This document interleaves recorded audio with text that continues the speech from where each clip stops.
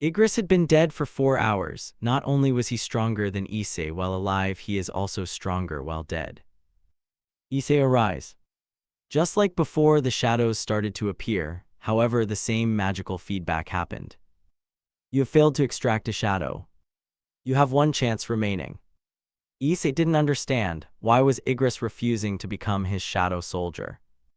What was the blood-red knight trying to protect even in death? He started to look around the room before his gaze landed on the throne. It was barren, empty. Issei, the throne.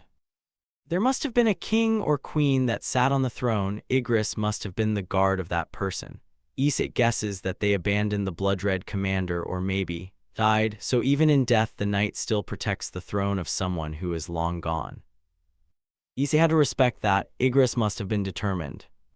Suddenly he got an idea that could get the knight on his side. It might be a stupid one, but it was the best shot he had. Issei, Igris, I know you can hear me. Stop protecting the seat of a man who's already left you here to rot away. Issei held his hand directly above the corpse and smiled at it. Issei, protect me and I will become your king. Arise. Nothing happened at first, making Issei frown because it looked like he has failed to get a powerful ally. However, a shadowy hand reached up and grabbed his. This surprised Issei at first, but he soon grinned and he pulled the shadow of blood-red commander out of his body. A tower of black energy engulfed the two of them as the knight, now a shadow, stood before him, cape and all. Igris LV7. Rank Knight. Shadow soldiers that rank Knight or higher can be named. This gained Issei's attention. He can name them whatever he wanted. He was starting to like his new job more and more with each passing second. Who knows what else he will obtain in the future? He was sure that he was gonna enjoy it. Issei, I'm glad you accepted my offer, Igris. You have successfully enhanced the shadow's power. The shadow will start at level 7. The knight commander stared down at his new master before he knelt down in fealty to Issei. The other knights soon joined as well, causing the brown-haired boy to laugh a little. Issei, I look forward to fighting alongside you all. Meanwhile, darkness. In an unknown location, there is nothing but pure darkness for miles and miles. The sound of silence would be all that someone could hear. The chilling feeling of nothing was all that one could possibly feel. What could live in this eternal blackness? Nothing. However, from the darkness came a pair of glowing green eyes that illuminated most of the darkness around it. A low yet thunderous growl came from whatever this creature was, a creature that was awakened by the power of someone very familiar to it. I arise to the monarch's command. End of chapter. Chapter 16, Judgment is upon you. Third-person POV. Issei, I look forward to fighting alongside you all. Issei felt very proud of himself. He didn't expect any of this to happen, but he wasn't complaining since this will only assist him in the future. Though Issei does hope that the system won't try and pull something like this ever again, the brown-haired boy didn't know if he was capable of handling it. He only survived the job change quest on pure luck. Issei can't simply be relying on luck anymore. He must get stronger than he already is. There will be even stronger threats down the line. Issei let out a small sigh. Issei, well, it's time to head back. Mom's probably worried about me. Suddenly, Issei felt a hand rest on his shoulder. He turned and saw that it was Igris who was doing it. This gained Issei's attention because he had a feeling that the knight wants to tell him something. Maybe there was some kind of secret within the throne room. Igris seemed to have been in the dungeon for a very long time, so he must know something. Issei, what is it, Igris? The former blood-red commander gestured to the empty throne, the place Igris's former master once sat before dying or leaving the night to rot away. Issei wondered what Igris wants him to do with the throne. Did the knight desire the brown-haired boy to sit on the throne? Issei, the throne. He looked at Igris. Issei, you want me to sit on the throne? Igris nodded his head. This caused Issei to raise an eyebrow. Why would he sit on an empty throne? Sure, he had promised the former blood-red commander that he would become his king if he served him, but Issei meant every word of that promise. He might as well do it for Igris. It's the least he can do for him. Issei approached the throne. The echoes of his footsteps were the only thing that filled the silent room. His shadow soldiers and Igris followed their master closely. The brown-haired boy sighed as he sat on the throne. Surprisingly, it felt really comfy to Issei. He watched as his soldiers bowed before their master, their king. They all were lined up, similar to how military soldiers do it, and in the front was Igris himself. Just then, a screen appeared before Issei, and what was on it shocked him. "You have completed Secret Quest, the new king." A secret quest. Issei didn't think he would find something like this, especially a secret one. He understood the urgent quest, but this was the first time that Issei had ever heard of a secret quest. This made him wonder if there were more like these in other dungeons. The brown-haired boy didn't really get the chance to really check because he nearly died in all of the dungeons he had been in. Maybe Issei will obtain items that aren't weapons, armor, or other variables like the Ring of Loki and the necklace he obtained from Cerberus. There could be a chance that this will unlock a craft feature that Issei can very well use to his advantage, well, if the system even has one to begin with. From his experience, not many RPG games have that kind of thing. The system could very well be one of those cases, though Issei guesses he has to wait and see what shall happen later on. For now, he has a bigger question. Igris told him to do this. Did this mean that the former Blood-Red commander knows about the system? How would he know that Issei was a player? Do other people or monsters know about the brown-haired boy's power, or was Igris the only one that knows about it? Issei, there's more to this night than meets the eye. Suddenly, a screen appeared in front of Issei, and when he looked at it, he saw something that made his eyes widen in both shock and excitement. Because you have completed Secret Quest, the new king, you may take one S-rank item from one of the gods of the world. Issei, I get another S-rank item. This will be like my third or fourth one. Issei was at a total loss for words. Another S-rank item. Why the hell was he getting so many of them? He wasn't complaining, but he couldn't help but wonder, why S and not something like A-rank, since he obtained one from Cerberus and he was an S-rank monster, so Issei figured that it would have been the same here. Or maybe the author was simply trying to make this chapter longer than his love life was. Yeah, that is definitely the answer. Meanwhile, with Dragon Necro King 132. So sad. I'm so alone. I hate my life. Back with Issei. Anyways, the system also said that he could take it from one of the gods of the world. Did that mean like the Norse, Greek, Dharmic, and the other gods that humanity knew of? If he were to take something from one of them, then this could put a major target on his back. He was already being watched by Hades after he killed Cerberus. The system didn't say that Hades was angry with him, though. It only said that the Greek god of the underworld would be watching him. Maybe the same thing will happen if he takes an item from one of the other gods, but to be on the safe side, Issei shouldn't take anything from the Greek gods. The last thing he needed was them coming after him. At his current level, there was no way the brown-haired boy could defeat a god. Would you like to choose, or have the item randomly selected? Issei couldn't help but deadpan at the system screen. Why the hell was it only now telling him that he could have randomly selected? Issei sighed. Issei, why the hell does the system keep holding out the most important information until the very end? The brown-haired boy decided not to get so worked up over it. For now, he'll just select an item and go home because he needs to take a shower. Issei, alright, let's see what we got. And so, Issei scrolled down the list and made sure to check until the very end, because normally people would simply go for the very first item that piques their interest. But Issei wasn't like that. He makes sure to check everything before making his choice, cause he never knows if he will find something better than what he selected. He scrolled, scrolled, scrolled, scrolled, scrolled, scrolled, scrolled, and scrolled some more for a few minutes, letting out a sigh of annoyance because he couldn't find one that suited him, and there was a very long list. He was pretty sure he was on like page 4 out of 100 or something. Why were there so many bloody gods? Issei, this is gonna take forever. He then remembered the random select option and decided to use that to speed things up. At this point, he didn't care what he obtained.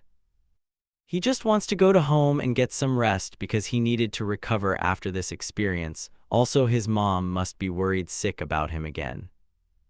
Issei, alright, system randomly select. The system dinged as it began going through all 100 pages of items in insane speed. It went so fast that Issei's eyes couldn't keep up with it. Maybe that was for the best, since he could give himself a headache or a migraine from staring at the fast-moving screen.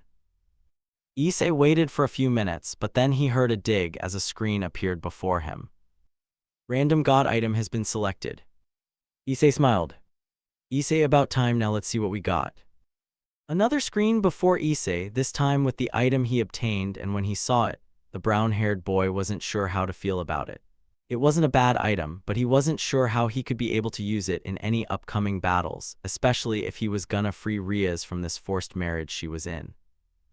Speaking of which, Issei made a mental note to ask Sona about the marriage the next time he sees her. Since she was Riaz's best friend, then she should know what the crimson red-haired devil girl was planning. After all, Sona and Issei can always rely on her for help with things. Issei smirked as he looked at his kneeling knights and Igris who waited for their master's command. Issei stood up, which caused them to look up at their new king. Issei, alright, let's get going. Time skip brought to you by me watching brand new animal. After a long and exhausting walk, Issei finally arrived back home. He grabbed the doorknob and headed inside the house, closing the door behind him. The brown-haired boy smiled, but as soon as he turned around, he was greeted by his mother, who had her arms crossed. Mickey, and where were you, mister? Issei sighed. He had a feeling that she would be back before him, though he hoped that they would discuss this in the morning since he was feeling quite tired at the moment. It appears that won't be the case now.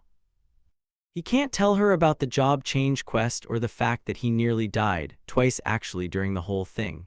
First, for obvious reasons, he can't have his mother know about the supernatural. The less she knows about that, the better chances her survival is, cause she won't be involved with any war or political type of things. Issei, I was hanging out with Motohoma and Matsuda. Mickey, those two, really? I thought you dumped them for new friends. Issei deadpan at his mother. Issei, I may not be doing perverted things, but people still don't like me. Can't really blame them. Issei has this handsome model anime protagonist vibe after defeating the first instant dungeon. Typical anime response that all the boys are jealous of him for taking the attention of all the girls. Though Issei wouldn't call it a gift, it felt more like a curse to the brown-haired boy because he now knows what it feels like to be Kiba of all people. Never in his entire life would Issei think that popularity was a terrible thing, but he is pretty sure it has always been a terrible thing. Mickey, you do have a point there. Issei hummed when suddenly his nose picked up a strange smell coming from his mother.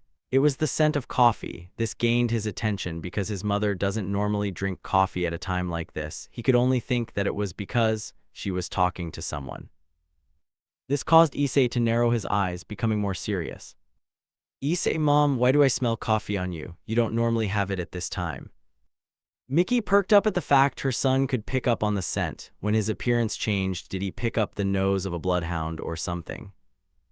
The brown-haired woman started to sweat a little because she wasn't sure how Issei would react if she tells him that she was hanging out with Azazel. After her husband left her, Issei has been a little protective of her since he hated seeing her cry. Mickey, I was hanging out with someone.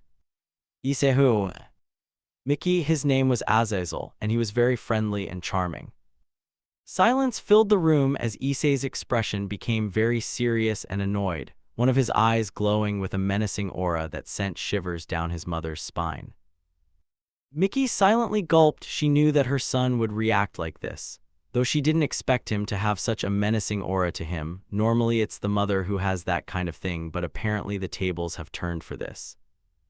She should probably calm Issei down before he goes off and tries to kill Azazel. Honestly, why does her son have to act like this? Mickey was a big girl, she was an adult and his mother, so she can handle herself without having any problems. Mickey, Issei, calm down, we're only friends, nothing more. Issei gritted his teeth a little. He did not like this, not one bit.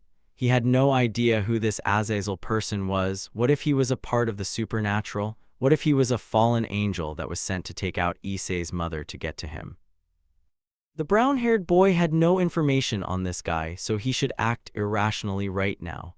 The best thing to do is simply forget about this and try and learn as much as he can about this Azazel figure. Maybe he could ask Sona and Riaz about him.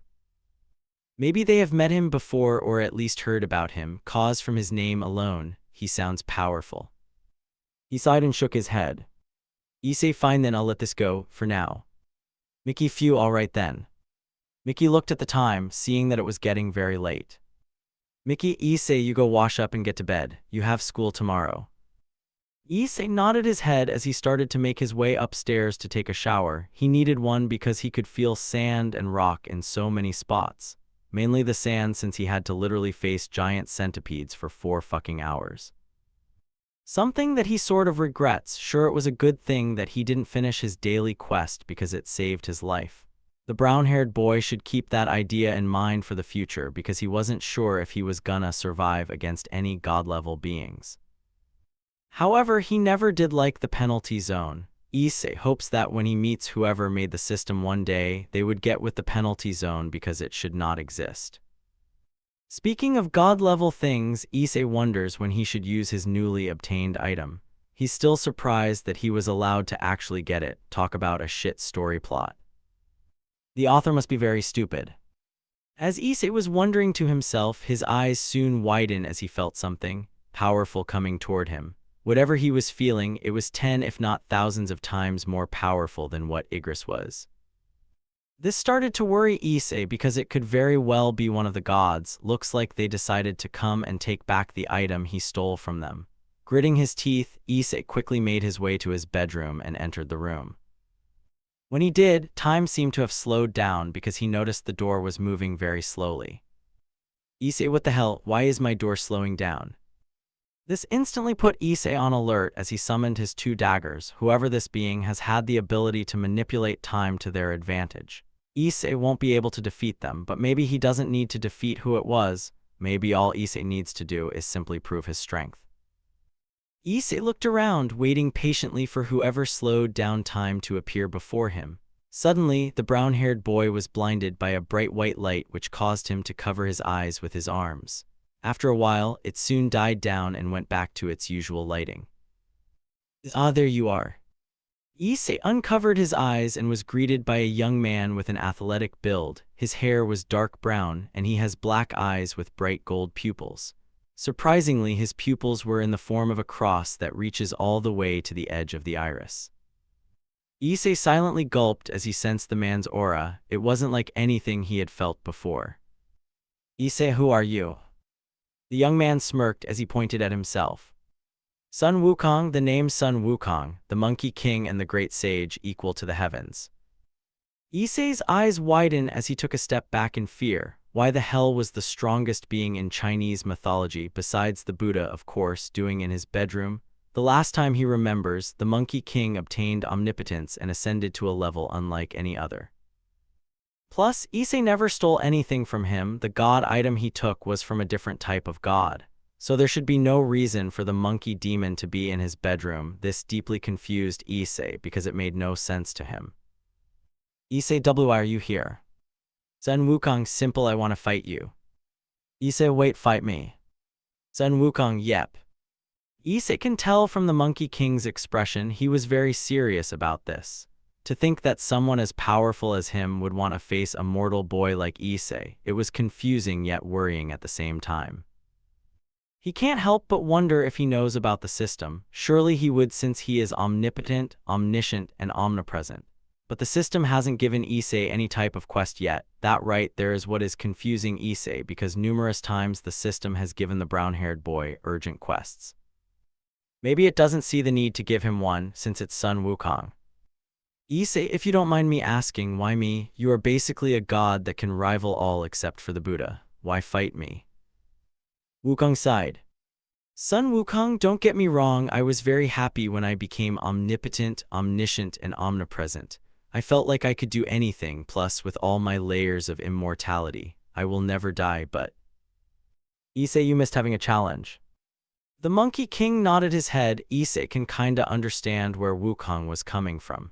If he had the same abilities as the monkey demon, then he would be dead bored in a heartbeat. Sun Wukong, so what do you say, Issei? Wukong smirked as he held out his hand. Wukong, wanna face the Great Sage, equal to the heavens. Issei thought about this carefully. He just got back from the job change dungeon and he is pretty exhausted. But he gets the feeling that Wukong might not leave him alone unless he accepts his duel. Why does the author have to make things harder for the brown-haired boy? Issei sighed. Issei, okay, I'll fight you, just not near my home. I don't want my mom to know I'm gone. Sun Wukong, don't worry, I only stopped time in the house. As far as she knows, you are heading to the bathroom. Issei nodded his head as he walked up to the Monkey King and held his hand, and in an instant they both vanished from the bedroom. Unknown to the two, a certain black cat had been watching them the entire time. Issei's pet cat, Yoruichi, did not seem to be bothered by the fact that time had been stopped within the house. The black feline leaped onto the bed, laying down on Issei's pillow, and grew a small smirk. Yoruichi, let's see if my master can handle a god. Back with Issei, he took a few steps away from Wukong, shocked at how fast the great sage basically teleported them. He checked his surroundings and saw that there was now standing in a completely barren location.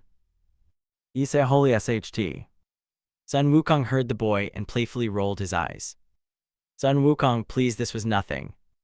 Issei chuckled nervously as can't help but feel a bit afraid, because if Wukong can do something like that whenever he desires and say that it was nothing, does that mean that more gods will start showing up in his home? He sure hopes not. It's already bad enough that Issei's normal high school life went out the window when he got killed by Rayaner. The last thing he needs is a bunch of gods staring at him while he sleeps and wakes up. Sun Wukong, well, shall we begin? Issei, I guess we call. Suddenly, Sun Wukong appeared in front of Issei and threw a kick at him. The brown-haired boy was barely able to dodge the attack in time, but when he did, he turned and saw the terrifying result of the Monkey King's attack. The attack was so powerful that it sliced the clouds and the ground in two, but Issei can't help but feel like that Wukong was holding back so much with that kick. Issei sweated at the sight of the destructive force. Looks like the legends of the Monkey King were all true. He learned when he was young that Wukong was someone that should not be messed with because he was so powerful. Issei can now see why people say that. Issei, all that from one single kick, I'm fucked. Wukong, come on Issei, show me what you got. Issei gritted his teeth as he charged toward the Monkey King, his two daggers in his hands. He started to unleash a barrage of slashes upon Wukong, who started to dodge the strikes effortlessly. The brown-haired boy can see why the gods who faced the demon in the past had such a hard time. His movements were so fast and unpredictable that not many could keep up with him. What are the chances that Issei, a mortal boy, could defeat someone who faced gods and beat them with no difficulty? This felt like suicide. Issei continued to attack Wukong, who had a grin on his face. Sun Wukong, come on, you gotta do better than that. Issei growled as he threw a slash with his Night Killer dagger. Wukong dodged the attack. However, he wasn't ready for Issei's knee, which struck him in the chest and sent him back a few feet. This surprised Issei. He didn't think he could be able to land a hit on the Monkey King. He hoped that this was actually because of his own doing and that the Monkey King not feeling bad for the boy. Sun Wukong, wow, you actually landed a hit on me. He chuckled. Sun Wukong, looks like that annoying Buddha was right about you. This gained Issei's attention. The Buddha told Wukong about him. Why the hell would someone like the Buddha be interested in an average teenage boy who just so happens to be trying to get stronger by killing monsters? Sun Wukong, well, my turn. The Monkey King charged at Issei and swung his staff, which was blocked by Issei's daggers. He may have been able to block the strike, but he still felt the force of the attack, and boy, it felt like his inside wanted to explode. Sun Wukong smirked. Sun Wukong, expand Yui. Issei's eyes widen. Issei shit. Issei was able to get out of the range before the staff grew in size, but now Issei had a problem. Since Wukong could simply increase and decrease the size of his weapon whenever he desired, facing him at close and far range is nearly impossible. Maybe Issei could use the Ring of Loki and create some illusions. He could try and distract the Monkey King for a little bit and try and do a sneak attack. But then again, Issei gets the feeling that the demon has faced opponents that have done similar things, so he must know what is real and what is in fact fake, so that idea is out of the question. Sun Wukong, trying to come up with an idea to defeat me. The monkey smirked as he grabbed his massive staff. Using his immense strength, he easily lifted the weapon up. He then started to charge toward Issei and leaped into the air. This worried the brown-haired boy because he had a feeling he knew what he was gonna do. Sun Wukong, let's hope you survive this. Issei's eyes widened as the demon slammed his weapon upon him, causing a massive explosion and a gigantic light that engulfed the whole in an instant, shaking the ground, the sky, the heavens, and even hell itself. Everyone throughout the entire world felt the ground shake. Every man, woman, child, and even supernatural being felt the force wash over them. They were very worried because the supernatural knew that this was the work of someone very powerful, while the humans believed that what they felt was because of an earthquake. Earthquakes aren't very frequent, but there have been a few throughout history. What causes them is the result of sudden movement along faults within the earth. The movement releases stored-up elastic strain energy in the form of seismic waves which propagate through the earth and cause the ground surface to shake. Sun Wukong kinda felt a little disappointed because Buddha told him that Issei would be a very strong opponent, but the Monkey King basically killed the brown-haired boy with one move and didn't even get a chance to use more of his strength. Wukong sighed. "Wukong, I guess I got my hopes up." Suddenly, the monkey demon heard a dark chuckle from within the smoke cloud. It was a chuckle that held a lot of authority and tons of pride. Sun Wukong has heard this chuckle before, a very long time ago before he became omnipotent, omniscient, and omnipresent. "You are just like I remember." Sun Wukong, no way, it can't be. The dust cloud faded away to reveal an enormous western dragon with black scales, slowing purple horns, glowing green eyes, a purple underbelly, and a long black whip-like tail. "Dragon, you're nothing but a mere monkey that pretends to be a god." The dragon had a savage smirk on its face as it was holding off Wukong's Yui with a single claw. There was no denying it, it was who the Monkey King believed it was. It was D-Drag. "Sun Wukong, the dragon of domination, you live again." The dragon named D-Drag let out a small chuckle. "D-Drag, indeed, I live again. I also did not like the fact that you nearly tried to kill my master." Hearing that gained Wukong's attention. Master. That was something he never thought he would hear coming from D-Drag of all beings. If Wukong remembers correctly, D-Drag and his arch-rival were two very powerful dragons known as the Heavenly Dragons.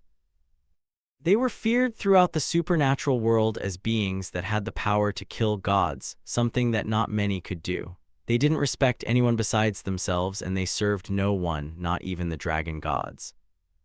This was something very new, and Wukong wasn't talking about D-Drag's new appearance either. "Sun Wukong, your master, who is your ma? The judgment is upon you."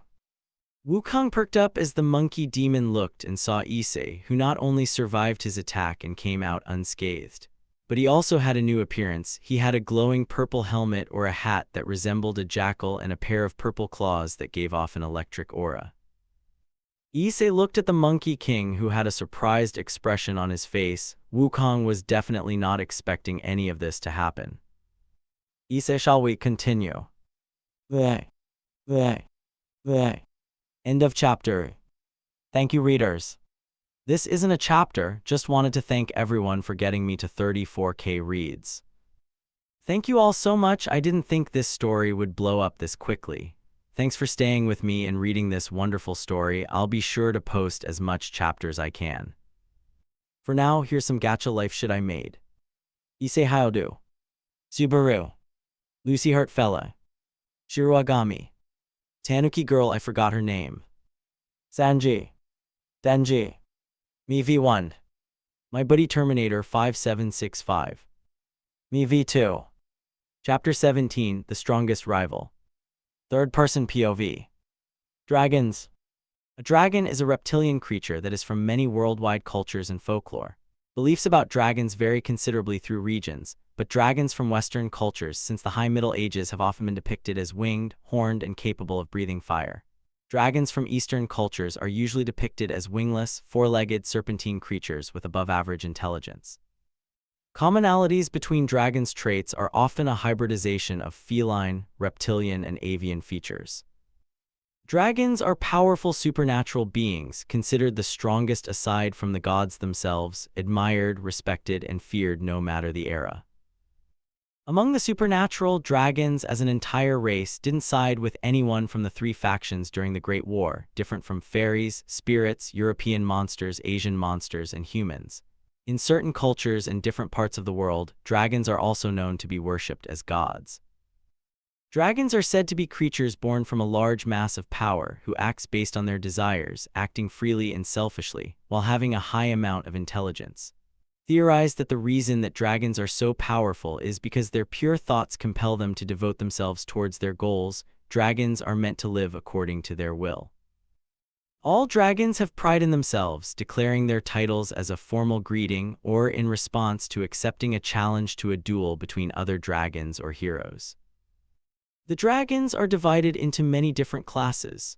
There are the normal dragons, the dragon kings, which are above the normal dragons, the heavenly dragons, which are above the dragon kings, and the true dragon and dragon god, the highest class of dragons. The true dragons are a class that solely belongs to a single dragon, though it is only a subclass that belongs to another one, the dragon god class. Dragon gods are basically dragons who have the power to rival gods, respected and feared by any supernatural being. The mere mention of their name can send shivers down even the strongest of beings, since even they wouldn't be able to face a dragon god. The 5 great dragon kings are a group of 5 previously 6 unique dragons recognized for their strength and nobility. Their highly destructive powers rival those of ultimate-class devils or even the 4 great Satans. Next was the high-level dragons, which was a dragon class that belongs to regular dragons who have great power, though still beneath the dragon kings. Low-level dragons were basically in the same league as the high-level ones. The only difference is that the high-level ones were stronger and more respected. Evil dragons were a special case. They were a group of dragons who are known for their particular vicious temperament, as the most vicious and brutal among all dragons. Most of them are dangerous battle maniacs who want to destroy everything including themselves, causing them to be referred to as broken dragons. As such, in the past, evil and malevolent gods were among the few beings who are able to control evil dragons. Outside of their vicious nature, evil dragons, more so legendary ones, are noted to be incredibly powerful, wielding power that exceeds the 5 great dragon kings. Evil dragons are difficult to handle, as a result of it being possible for them to revive themselves as long as a part of their soul remains. However, this often takes a large amount of time. The final and the most feared class of dragons, besides the dragon gods, were the 2 heavenly dragons. They were dragons with powers that can kill both gods and Satans, and are considered to be one of the highest class of dragons, superior to dragon kings but inferior to dragon gods. The 2 heavenly dragons were the white dragon emperor Albion, an enormous white western dragon described as having a beautiful pure white body. He has blue eyes, 2 golden horns, and unlike most western dragons, he had feathered wings. Albion was an invincible dragon and was notably feared for his venomous ability, which can even kill gods easily, and due to this fearful power he was always lonely and resented using it. Although overwhelmingly powerful, Albion was depressed due to having no equal to stand up against him until he met his soon-to-be arch-rival, a being who was immune to his venom.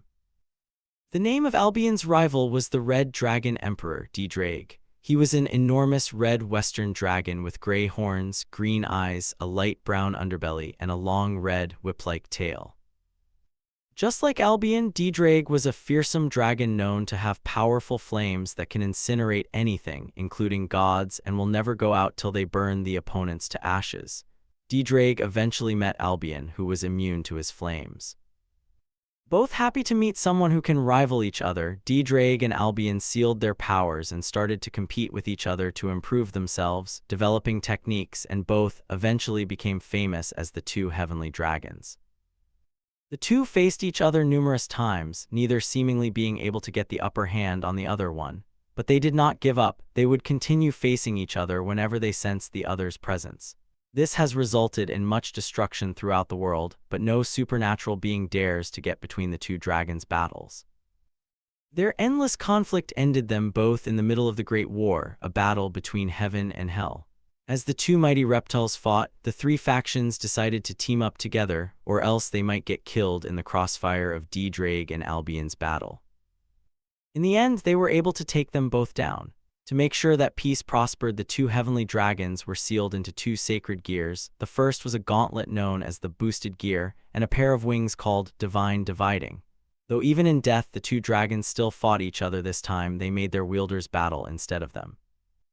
But now, the cycle has been broken. D-Drake is now back in the world of the living, but the Western Dragon was anything but alive. D-Drake started down at Sun Wukong, the Monkey King, before he let out a thunderous roar that shook the very ground he, Wukong, and Issei Hyoudou were standing on. Wukong still can't believe that D-Drake Gok, the Western Dragon of Domination, was back in the land of the living, sort of.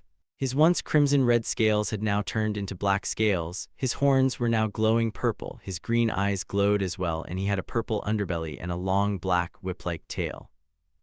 He was also acting differently than what he can remember. It was honestly a little freaky to the monkey demon. Wukong soon changed his gaze down to the one he came to face, Issei Hyoudou, who was a human that was meant to give him a challenge. Well, that is what the Buddha told him at least. Before D-Drake showed up, Wukong was a little disappointed since Issei couldn't keep up with him. But now that has changed since he had just unleashed some strange ability that changed his appearance. He had a glowing purple helmet or a hat that resembled a jackal and a pair of purple claws that gave off an electric aura. Issei looked at the Monkey King, who had a surprised expression on his face. Wukong was definitely not expecting any of this to happen. Issei, shall we continue? Wukong fell silent as he stared at the human before him. While he was surprised by the events that have just occurred, who wouldn't be since the person you were told about had one of the two heavenly dragons as some kind of shadow soldier?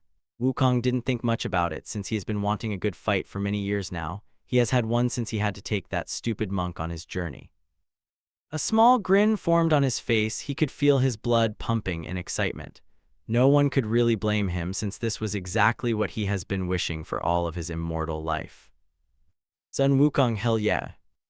Issei narrowed his eyes as he stared down his opponent. He was still trying to wrap his head around the things that have just happened.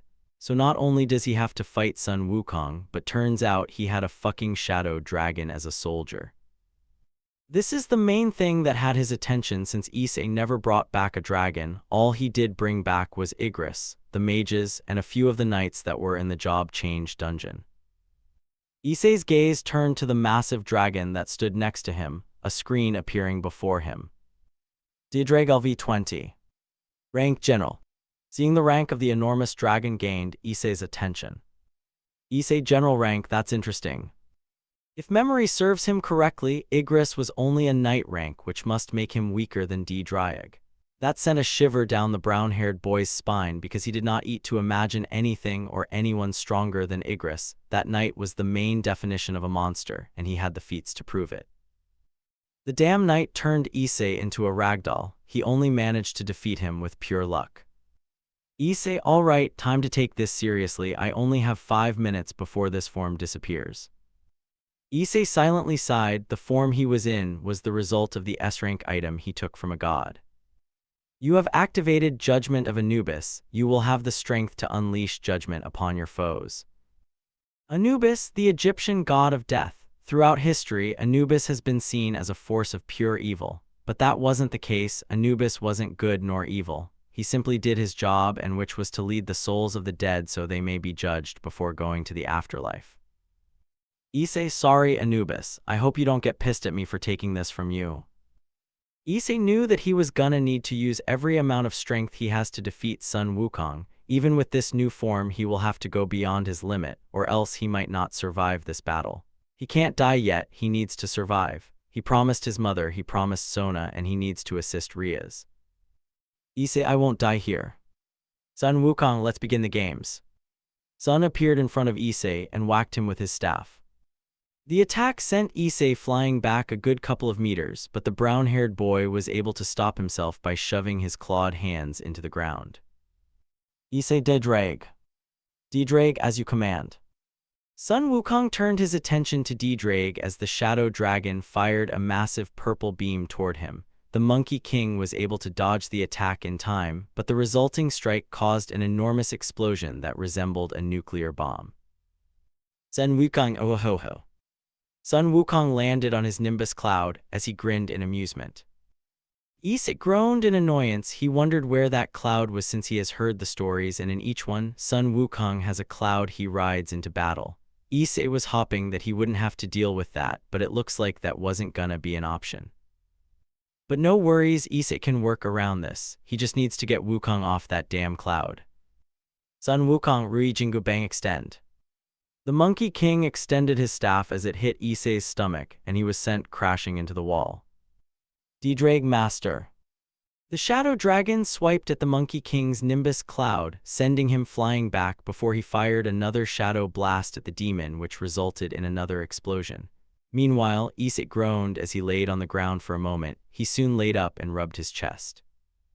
Issei, man, that hurt like a bitch. He stood up, and rather than standing around, he decided to finally do something in this battle. In an instant, Issei began charging towards Sun Wukong, leaving behind an electric trail. Sun Wukong saw Issei heading towards him, and he used his staff to whack him on the chin, sending him into the air high up, and plunged his staff into the ground before extending it, and he was high in the air, and he kicked Issei in the air. Issei growled as his eyes started to glow purple, and electricity began to cover him as he threw his arm forward.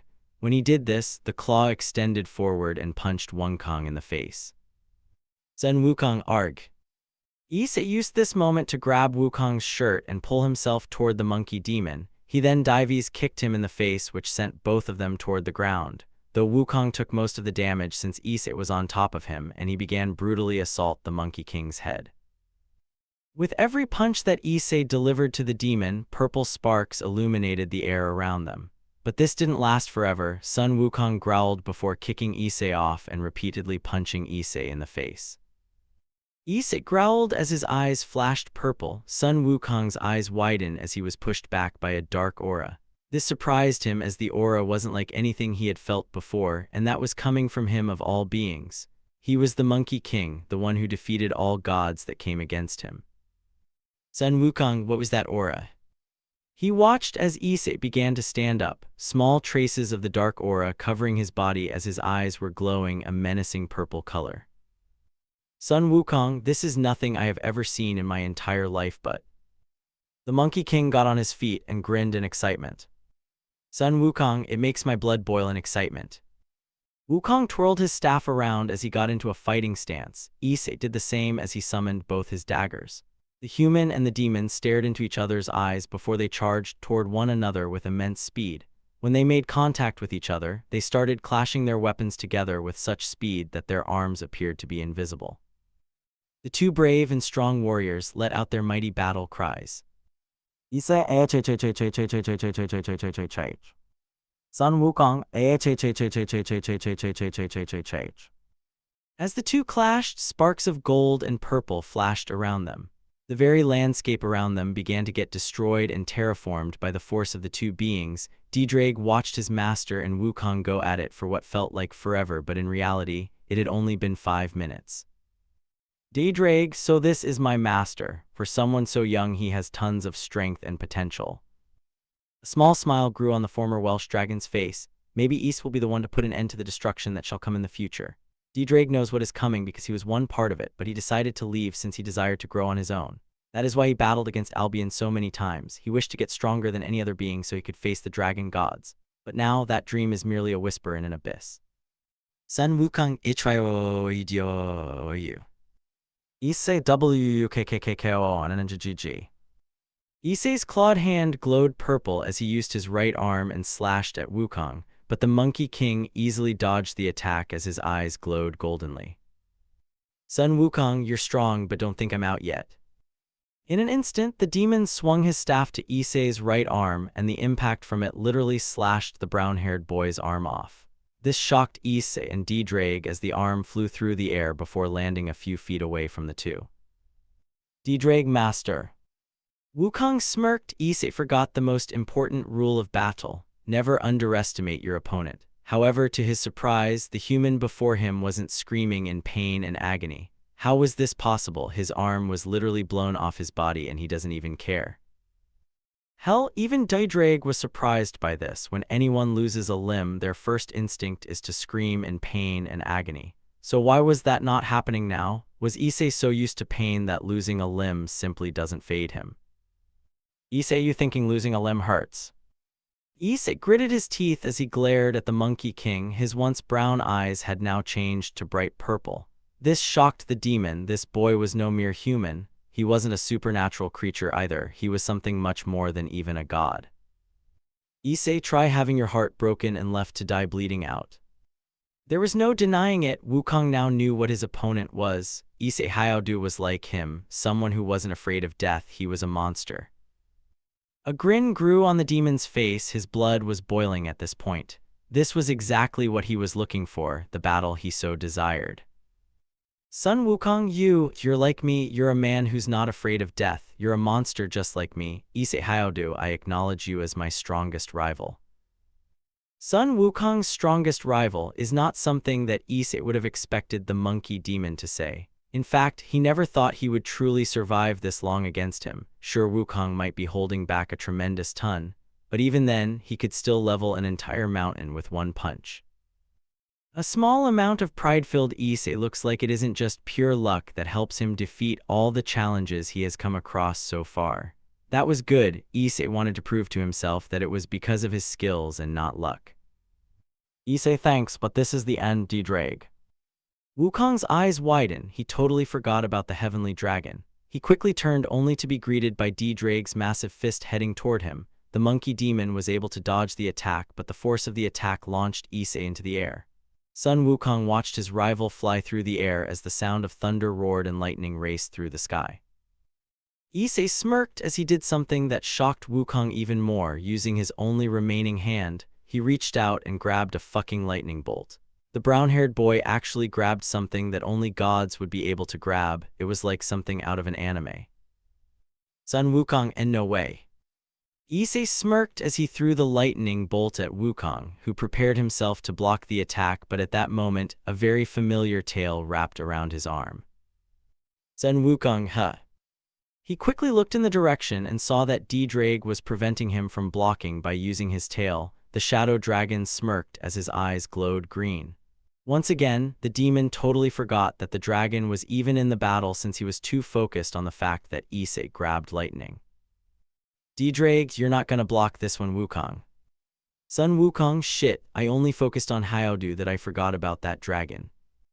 He tried to free himself, but in the end, it was too late because the lightning bolt made contact with Wukong and electricity began to engulf him. A bright blue light illuminated the air for a few moments before it went away. When it did, it revealed Sun Wukong, who was steaming and covered in bruises and marks. The Monkey King fell to one knee, which made D-Drag smirk. This was something that no one has ever done before. That was until Issei Hyoudou came around. Issei panted heavily as a small smirk grew on his face. Part of him can't believe it. He defeated Sun Wukong, the great sage, equal to heaven. Issei, you lose, Wukong. Issei began falling toward the ground at high speed, but D-Drag then caught his master before he got halfway. The brown-haired boy panted heavily as he looked at the shadow dragon. At this point, he has just accepted the fact that he brought back a dragon without his knowing. Issei, thanks, D-Drag. D-Drag, it's my pleasure, master. The former Welsh dragon placed his master on the ground as he approached Sun Wukong, who simply laid on the ground, his body covering his marks and bruises.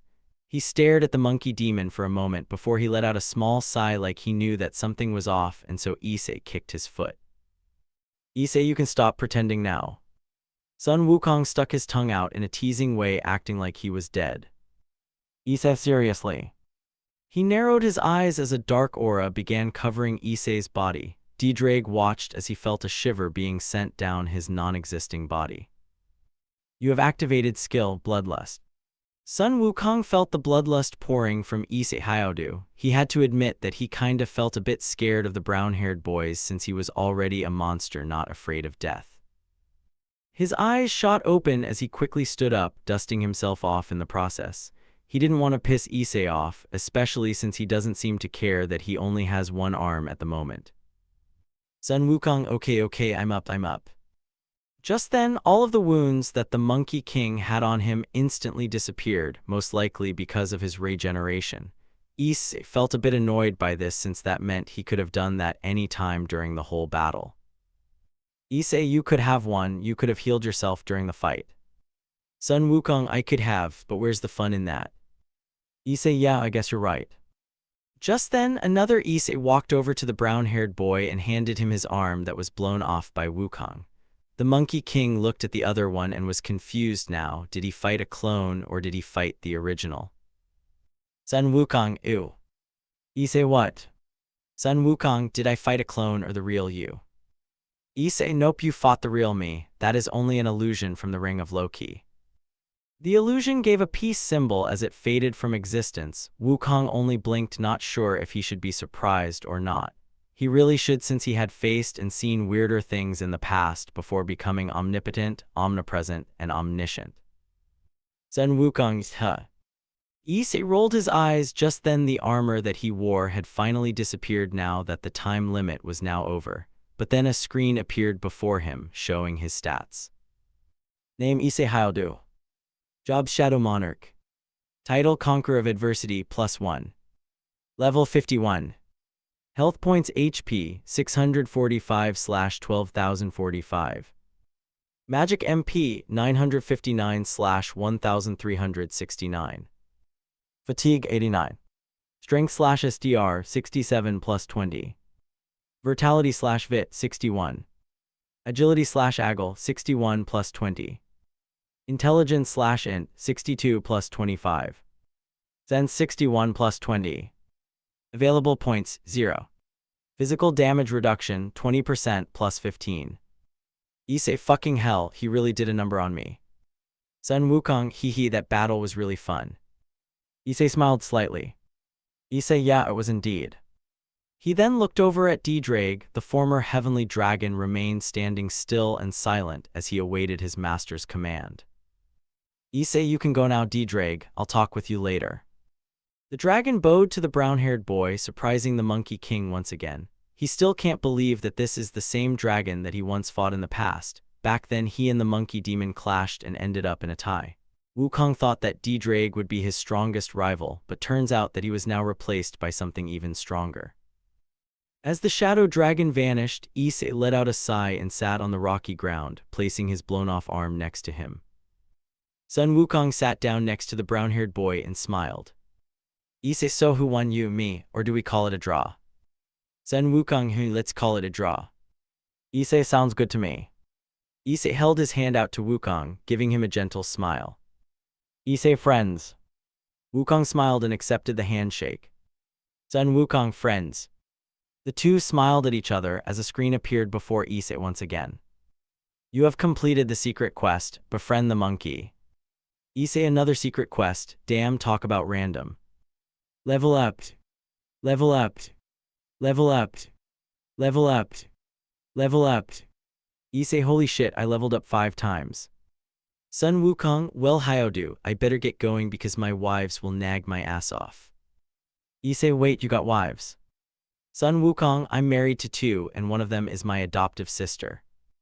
Issei raised an eyebrow. He never thought he would hear something like that coming from Sun Wukong of all people, but it's his life and Issei has no part in any of it. Issei whelped sigh around Wukong. The Monkey King smiled at the brown-haired boy. Sun Wukong, don't worry, I'm sure we'll see each other again soon. Issei chuckled as he watched the monkey demon take off with immense speed, causing a gust of wind to wash over Issei, who had to cover his face with his only good arm. When he uncovered Wukong was gone, Issei sighed as he looked at his arm. Issei, better get this reattached. He stood up and started to walk away, but as he soon came to a stop as he just realized something very important. This was the second time he just realized something very important, top-tier important. Issei, wait, how the fuck do I get back home? End of chapter. Huge shout out to Kaido 5,382,084 for assisting me with the chapter. Thanks, bro. Chapter 18, Surprise. Third-person POV. Man, that sure was a fun time. Currently, Azazel, the leader of the fallen angels, was at his quote-unquote home, which was residing within the small town of Kyoto. No one knows about the house besides Azazel himself. Hell, not even his second-in-command knows about it. The reason for the house in the first place is also unknown, but maybe he has it to keep an eye on the fallen angels that came to the town without telling him. It's very possible that is the case since Azazel had received rumors that a few fallen angels decided to head off somewhere without proper authorization. However, strange enough, Azazel has not seen any sign of the Rouge fallen angels within Q. Hell, he can't even sense them. This has led him to theorize two possible solutions on why that is. The first and probably most obvious one is that the two devil heirs that reside within the town must have killed them. He was in devil territory, which could start another great war between the three factions if he did anything out of line. And yet, he has not received anything from the four great Satans demanding to know why some of his fallens were in queue. So that idea goes out the window. He has another theory, but he sure hopes that he is wrong about it, since when he arrived he sensed something. Something very familiar, a presence that he has not felt since the Great War. An old friend. Azazel sat on his couch staring at his ceiling as he sighed to himself. He has had an eventful day, or rather night today. It was quite fun to hang out with Issei Hyoudou. She sure knew how to have a long conversation when he asked her questions. Oh boy, she wouldn't stop spilling the beans. For some reason, she looked like she was drunk, which was weird since they were only drinking coffee. Maybe she was simply full of too much energy. Any intelligent person knows that if you have too much energy, then it could lead to either crashing or lack of sleep. Azazel hopes that isn't the case for Mickey. She already has a lot on her plate, so the last thing she would want is to fix her sleep schedule. Azazel, man, what a woman. Indeed. Azazel jumped out of his seat as he quickly took a defensive stance and looked in the direction where the voice came from, but when he saw who it was, he simply sighed in annoyance. Azazel, will you stop that? Standing within Azazel's doorway, which led to his kitchen, chuckling, was a handsome and muscular middle-aged man with gray eyes, shaggy black hair, and slight facial hair. Sorry, you old crow, you know I couldn't help myself. Azazel deadpanned at the man. Who the hell was he calling old? He will have him know that he is in his prime right now, plus the man should take a look at himself for a change. He looked like a muscular hobo. Azazel, look who's talking, you muscular hobo. The man chuckled at the nickname. Okay, that was a good one. Azazel sighed. He knew who this man is, and in fact they were very close. Both are really good friends who have helped each other out for the last couple of years, but one day his buddy disappeared without a trace and no one knew where he went. Not even the man's own family knows.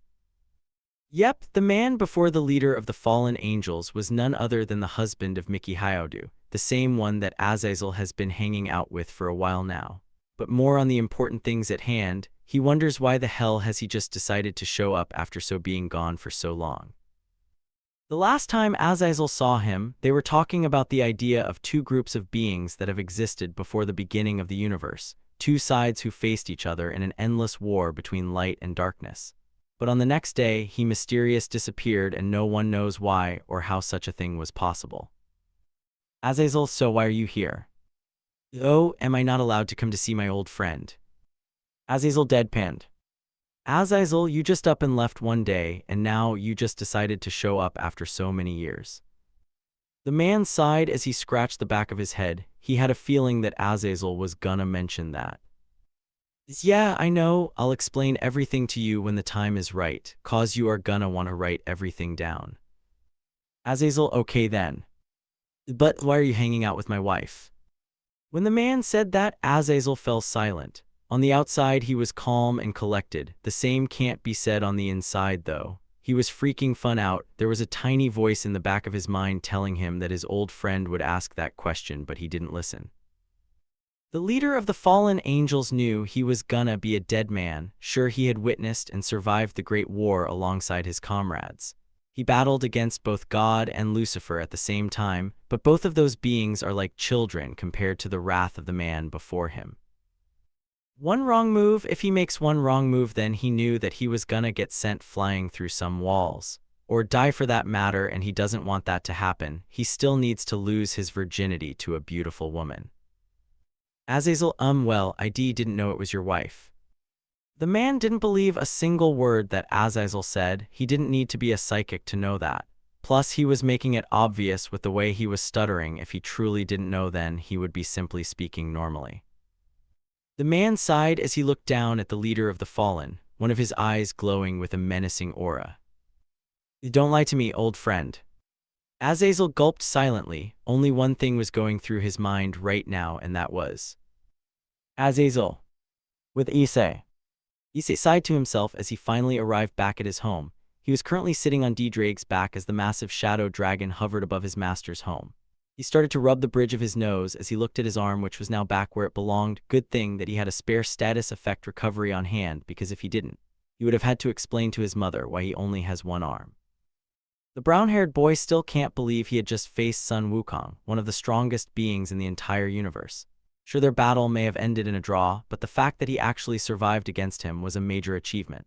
But no one will even know that he had actually faced the Monkey King, not even Ria's, well, since she and her peerage weren't there to see the fight. Speaking of which, Issei hopes that whatever she and the others were doing, he hoped that they were all right. He wasn't saying that they were weak or something, but he can't help but feel like that they weren't gonna be able to beat whatever opponent they were facing.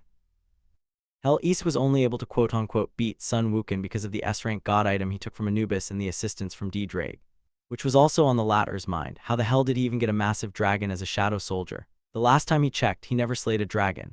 Sure, Issei had killed numerous things such as werewolves, giant spider, giant snake, knights, mages, and even giant centipedes.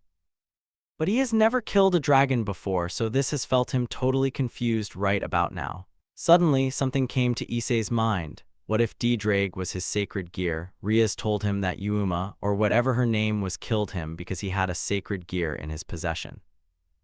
He'll have to ask the Shadow Dragon about it. He needs to know the answer to this mind-breaking question. D-Drake, my liege, we have arrived at your residence and we haven't wasted any time. Issei smiled. Issei, thank you, D-Drake.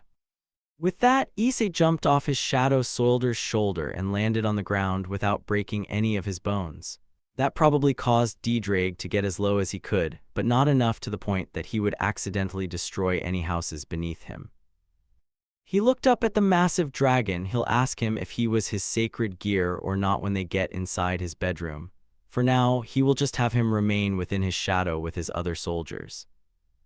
Issei, return to my shadow. I have some questions for you when we get to my bedroom. D-Drake nodded his head as he vanished from existence and returned to Issei's shadow. The brown-haired boy smiled as he turned toward the front door and approached it. He grabbed the doorknob and opened the door, walked inside his home, and closed the door behind him when he did. Issei sighed as he walked past the living room, but he soon stopped himself as he looked inside and noticed something laying on the couch, which was none other than Issei's own mother. Issei Hyoudou was sleeping soundly on the couch, snuggling her head into the pillows that were on the furniture. Issei couldn't help but facepalm at his mother's action. He left her a note telling them to get some sleep and not stay up too late like she always does. He feels like he should just wake her up and tell her that he's back from his time with his friends, though he wasn't going to for two reasons. The first one is that she has to be tired, so it would be best to wait until the morning to speak with her. The second reason was that he was also tired. Not only did he do the job change quest, but he also had to face none other than Sun fucking Wukong. Yes, he had some help, but Issei had to do most of the work since the monkey demon wanted to fight him. Also, if Issei recalled correctly, he was the only one who had their arm blown off by one of the strongest beings in the universe. Issei sighed as he smiled at his mother. Issei, have a good sleep, Mom. I'll see you in the morning. With that, Issei began to make his way toward his bedroom and leave his mother where she was. He was exhausted and knew that things were only getting started. He knows that there will be more stronger opponents in the future.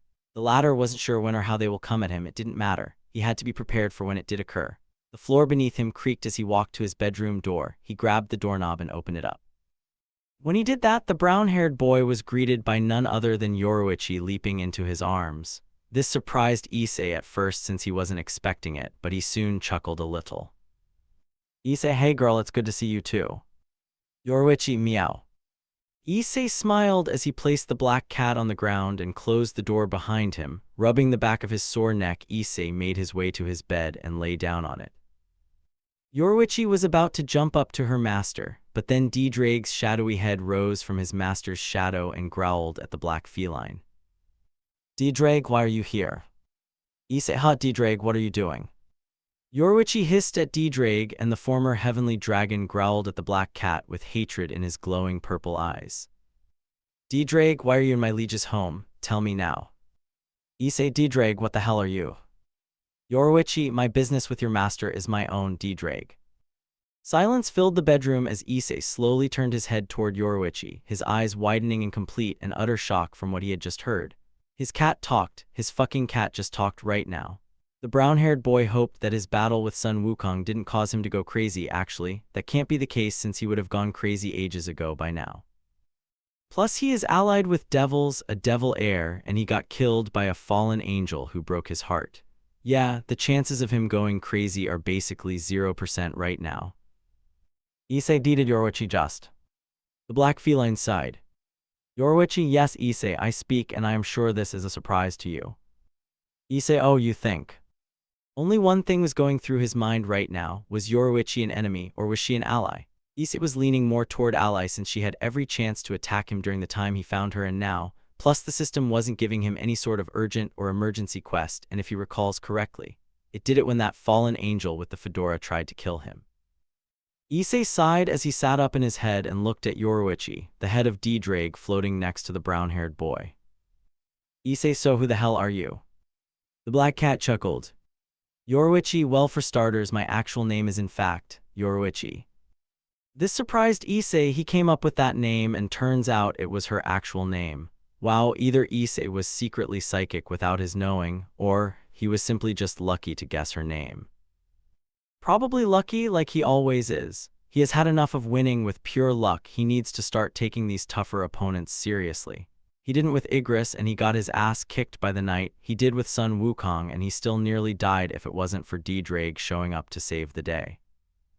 Issei, well, that was lucky, but anyways, whatever are you? Yoruichi smirked at the brown-haired boy. Yoruichi, you really want to know? You might be shocked. Issei couldn't help but deadpan at the black feline before him. With the amount of shit he had just been through, he was sure he could handle whatever it was. Issei, show me. Yoruichi, okay, you asked for this. And so, Issei watched as steam started to rise off Yoruichi. This confused the latter at first as he wondered what the hell she was doing. Was she using some sort of power? Was she transforming? Just what the hell was she doing? Though Issei didn't have to wait long since he soon saw Yoruichi change into something else, something that shocked him to the core. Because standing before him right now was a slender and well-endowed woman of average height. She had dark skin, golden irises, and black hair which was around waist length. But that wasn't the most shocking part. No, what that was is the fact that she was currently standing in front of Issei, completely naked. Yoruichi looked at Issei and smiled at him. Yoruichi, so what do you think? Issei fell silent as he simply stared with a crimson blush beginning to crawl onto his cheeks. He has seen many beautiful young and quote-unquote old women. Like his own mother was older than him, and she had the appearance of a teenager who wouldn't stare at her and blush. But back to the matter at hand, Issei just couldn't help but stare at the beautiful woman before him, only able to say two words. Issei, you're hot. Bleh. Bleh. Bleh. End of chapter. Chapter 19, The Talk, the Dream, and the Surprise. Third-person POV. Issei, you're hot.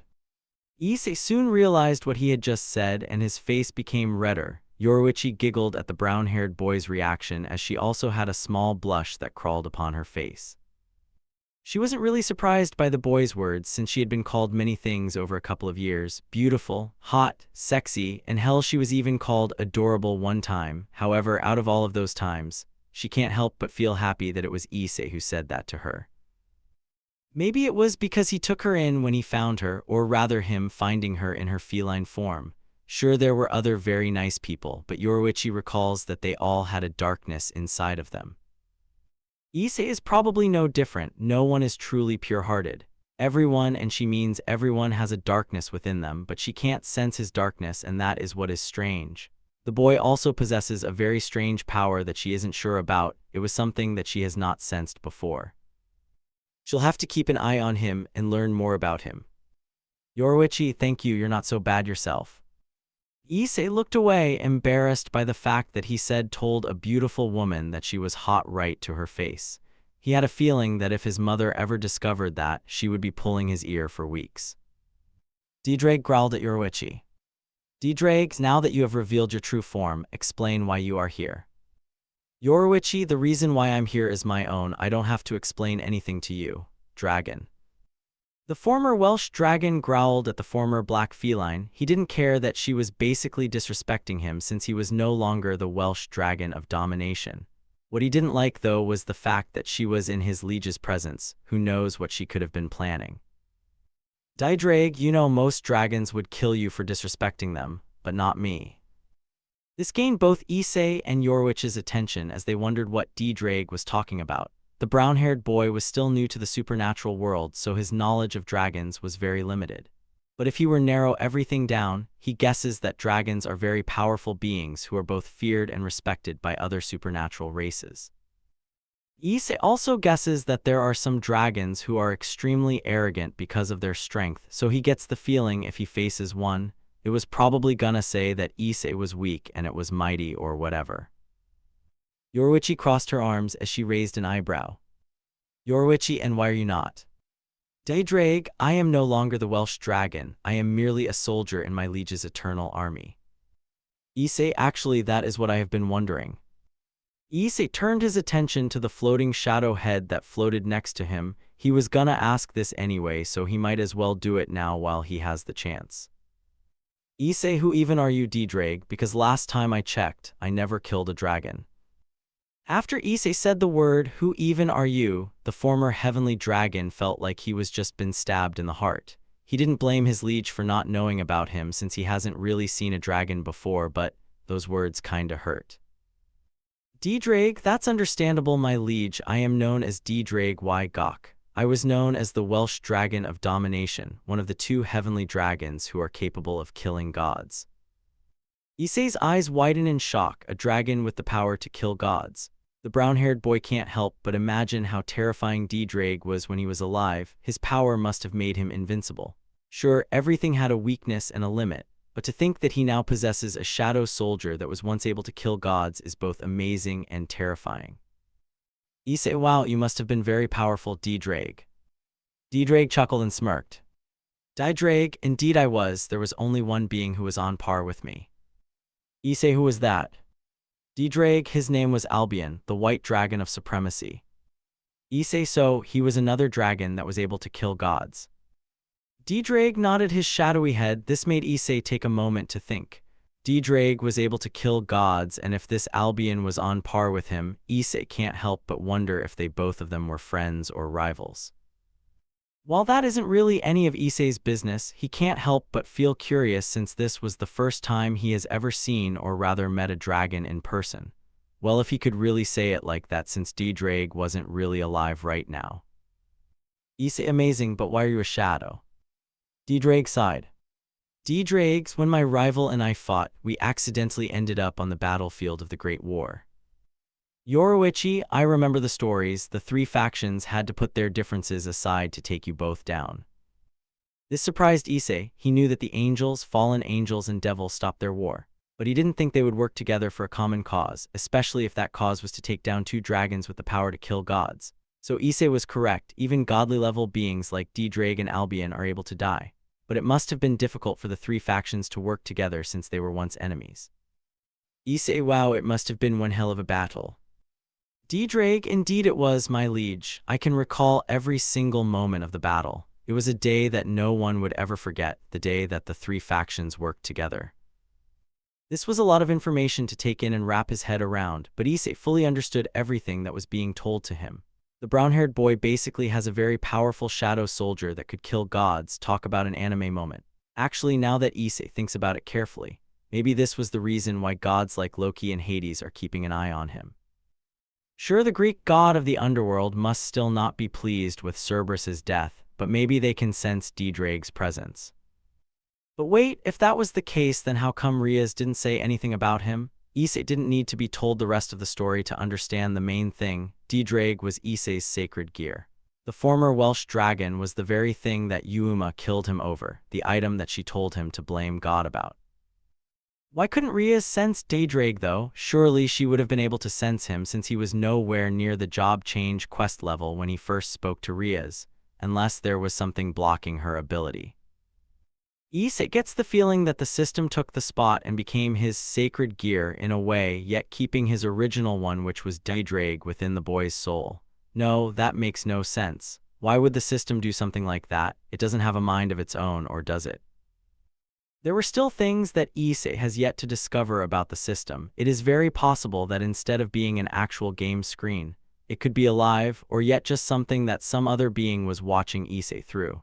So many questions were flooding his brain. Why the hell did this have to be so confusing? Yoruichi, while having Issei know more about the supernatural, there's a tiny problem. Issei looked at Yoruichi, completely used to the fact that she was now standing naked in front of him. Issei, and what's that? The former black feline deadpanned and gestured to herself, reminding Issei that he was staring at a naked woman and wasn't becoming a blushing and stuttering mess like she was expecting him to be. While she hasn't shown anyone else her transformation, she has wandered about in her human form, with clothes of course. But every single time a male hell or even a female sees her, they end up becoming a blushing mess at the sight of her. Sure, Issei did react how she expected at first, but after talking to D-Drag, he basically doesn't care anymore. Yoruichi, I'm naked and you're not giving a shit. Am I not pretty? The brown-haired boy blushed slightly as scratched his cheek. Yoruichi was pretty, probably more beautiful than any girl he would ever see, but he was not his old perverted self anymore. He has changed so much in the last couple of weeks. It probably caused of the system that he no longer feels any perverted thoughts, but the whole not reacting to Yoruichi's naked body was easy to answer. Issei, you are beautiful, Yoruichi, easily prettier than any girl from my school. The former black feline blushed slightly, surprised by Issei's words. This was something unexpected. She has been told that she was pretty and beautiful numerous times. Why is she reacting like this? Yoruichi, then why aren't you a blushing mess? Issei, that's simple. I'm already seen a woman's naked body. This surprised Yoruichi, making her wonder who the woman was. She knew that it wasn't anyone from his school. If that was the case, then he would have said girl, and Issei didn't say that. That just left the question, who was the woman? There was only one other woman in Issei's personal life, and that was none other than. Her eyes widened as the pieces came together. Yoruichi, it was your mother. Issei sighed and scratched the back of his head. This was gonna be one hell of a story. Issei, it's one hell of a story. Yoruichi, it can't be that bad. Issei rolled his eyes and shook his head at the former black feline. She was correct, it wasn't that bad, but it was a surprise to Issei. Issei, you see, a while back, before I got thrown into the supernatural world, I was just an ordinary human who lived with his mother.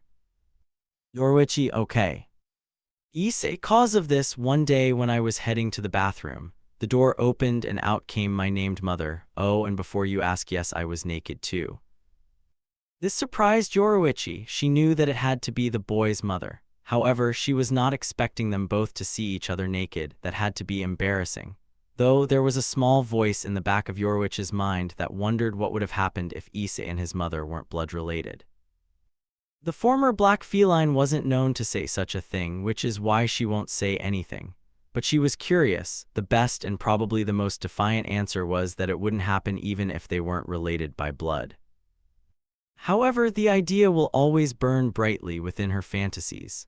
Actually, she could make a story out of that. Oh boy, she can already tell that so many girls are gonna feel hot and wet at the idea. Yoruichi, I see, and you both just decided not to speak about it. Issei nodded his head. Issei, yeah, we will never speak of it. Yoruichi, okay then, sounds good to me then. Turning his head to his alarm clock, Issei saw that it was nearly 1 o'clock in the morning, much to his annoyance. He was hoping that this talk with Yoruichi wouldn't take more than a few minutes at most, but looks like he was wrong about that.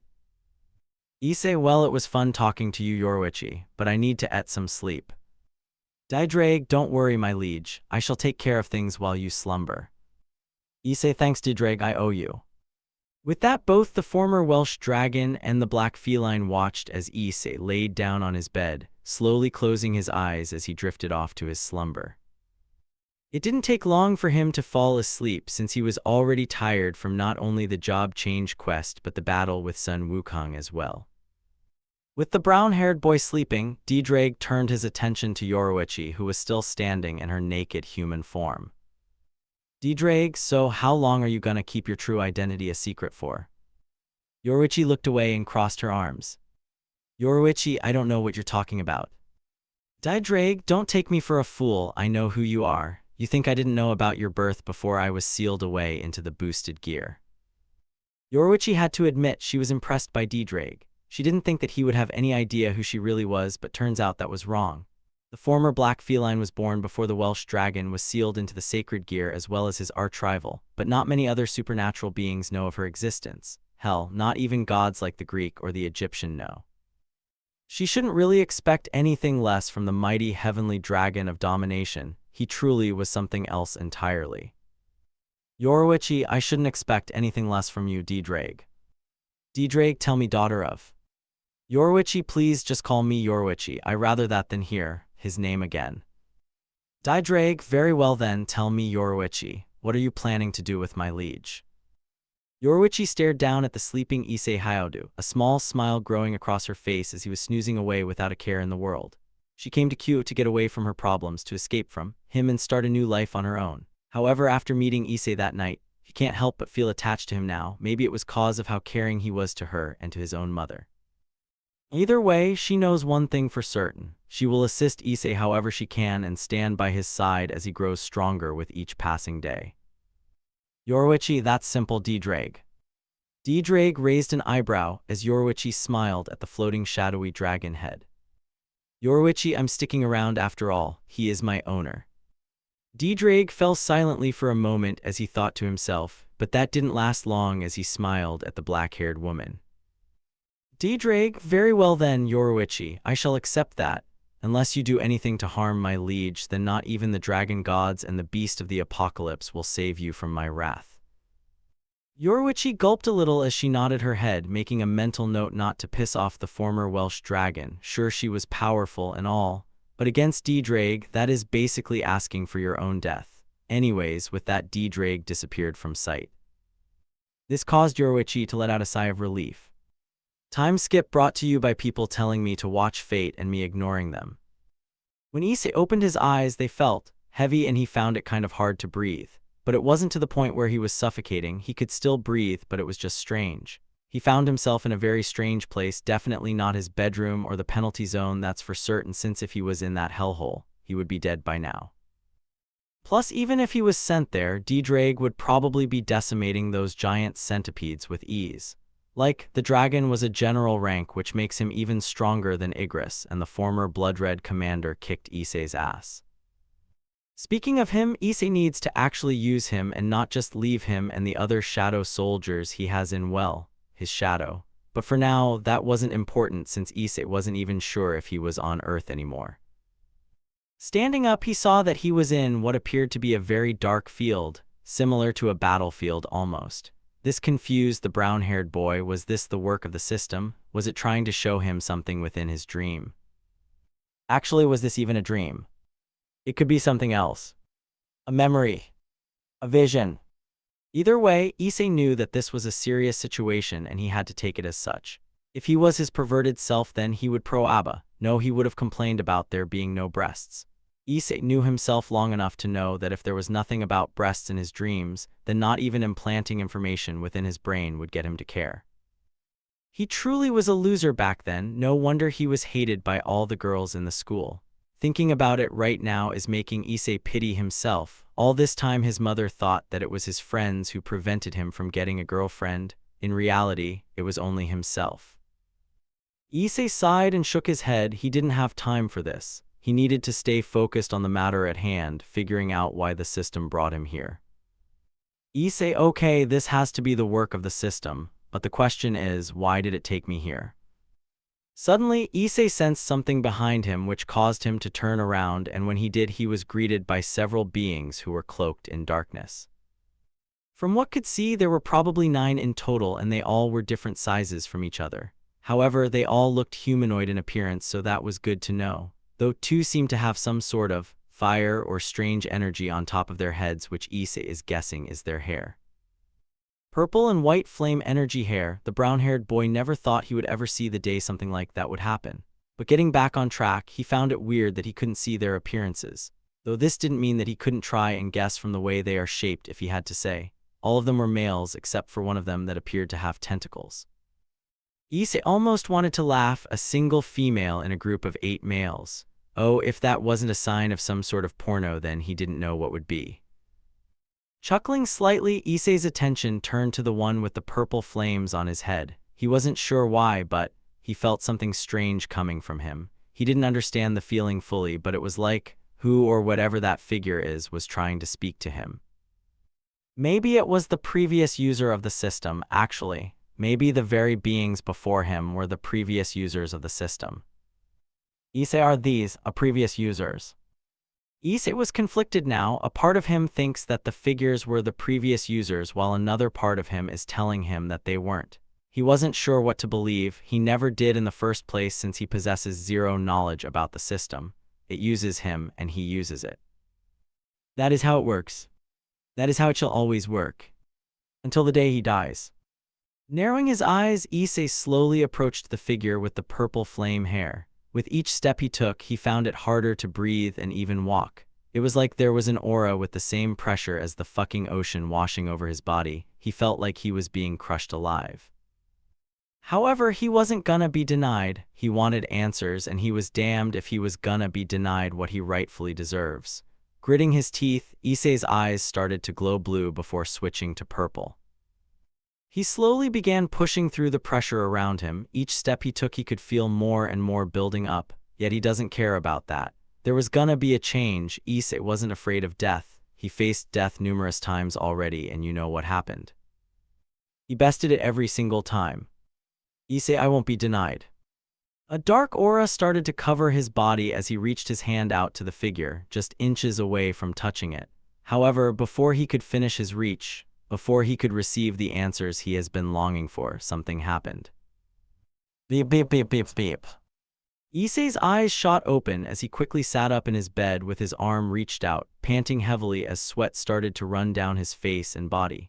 His gaze turned from in front of him to the very thing that prevented him from the answers he deserved, his fucking alarm clock. Issei, you. Gritting his teeth, Issei turned off his alarm clock before it made any more noise. His ears were already ringing. The last thing he wanted was a bloody headache. With that done, Issei wanted to break the alarm clock. He just wanted to summon either D-Drag or Igris and eliminate the fucking thing from the universe, but decided not to because it wasn't its fault. It was his own. Issei stared at his bedroom ground for a moment before moving to the hand, the one that nearly touched the figure. He was still weak, and that is why he missed his chance. He still needed to grow stronger than he already was. Just a little more than he should possess the answers that he has been seeking for so long now, the answers to why he has the system. Why did it choose him? Why he was special? Issei, I was close, so close to the answers, yet they were still out of my reach. A small smirk grew on Issei's face as one of his eyes started to glow purple. Within his shadow, his soldiers could feel their liege's determination, and it fueled them. They shall help their master achieve his goal, no matter what or how long it takes. They shall rise above any and all challenges. They were not afraid of death. They shall become it. Yoruichi, who turned back into her black cat form, sleeping on the end of the bed, secretly opened one of her eyes and stared at the brown-haired boy. Yoruichi, cat, what is this power? Just who are you, Issei Hyoudou? Issei stood up from his bed, and when he did, he felt something downstairs, a familiar presence. It was a strange one. He couldn't really understand the presence whatsoever, though it was one that he has sensed before, so this gives him a few ideas of who it could possibly be. But for starters, he can rule out Ria's, Sona, or either of their peerage, since it wasn't a demonic presence he was feeling. Actually, Issei hasn't met Sona's peerage yet, so that is something he was gonna need to do when he heads to Kyoto. Better make a mental note about that. He hoped it wasn't someone like Yuma. If it was, then he would need to find a way to get her out without his mother getting hurt. However, he should check things out first and actually see who the person really is. Issei, time to go.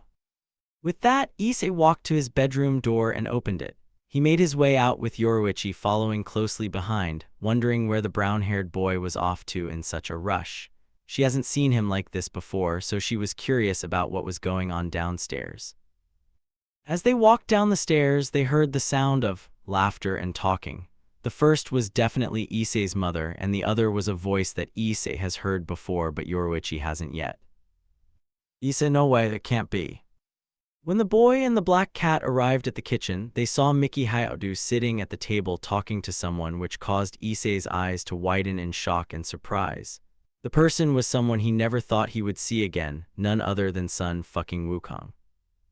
Issei, you have got to be kidding me.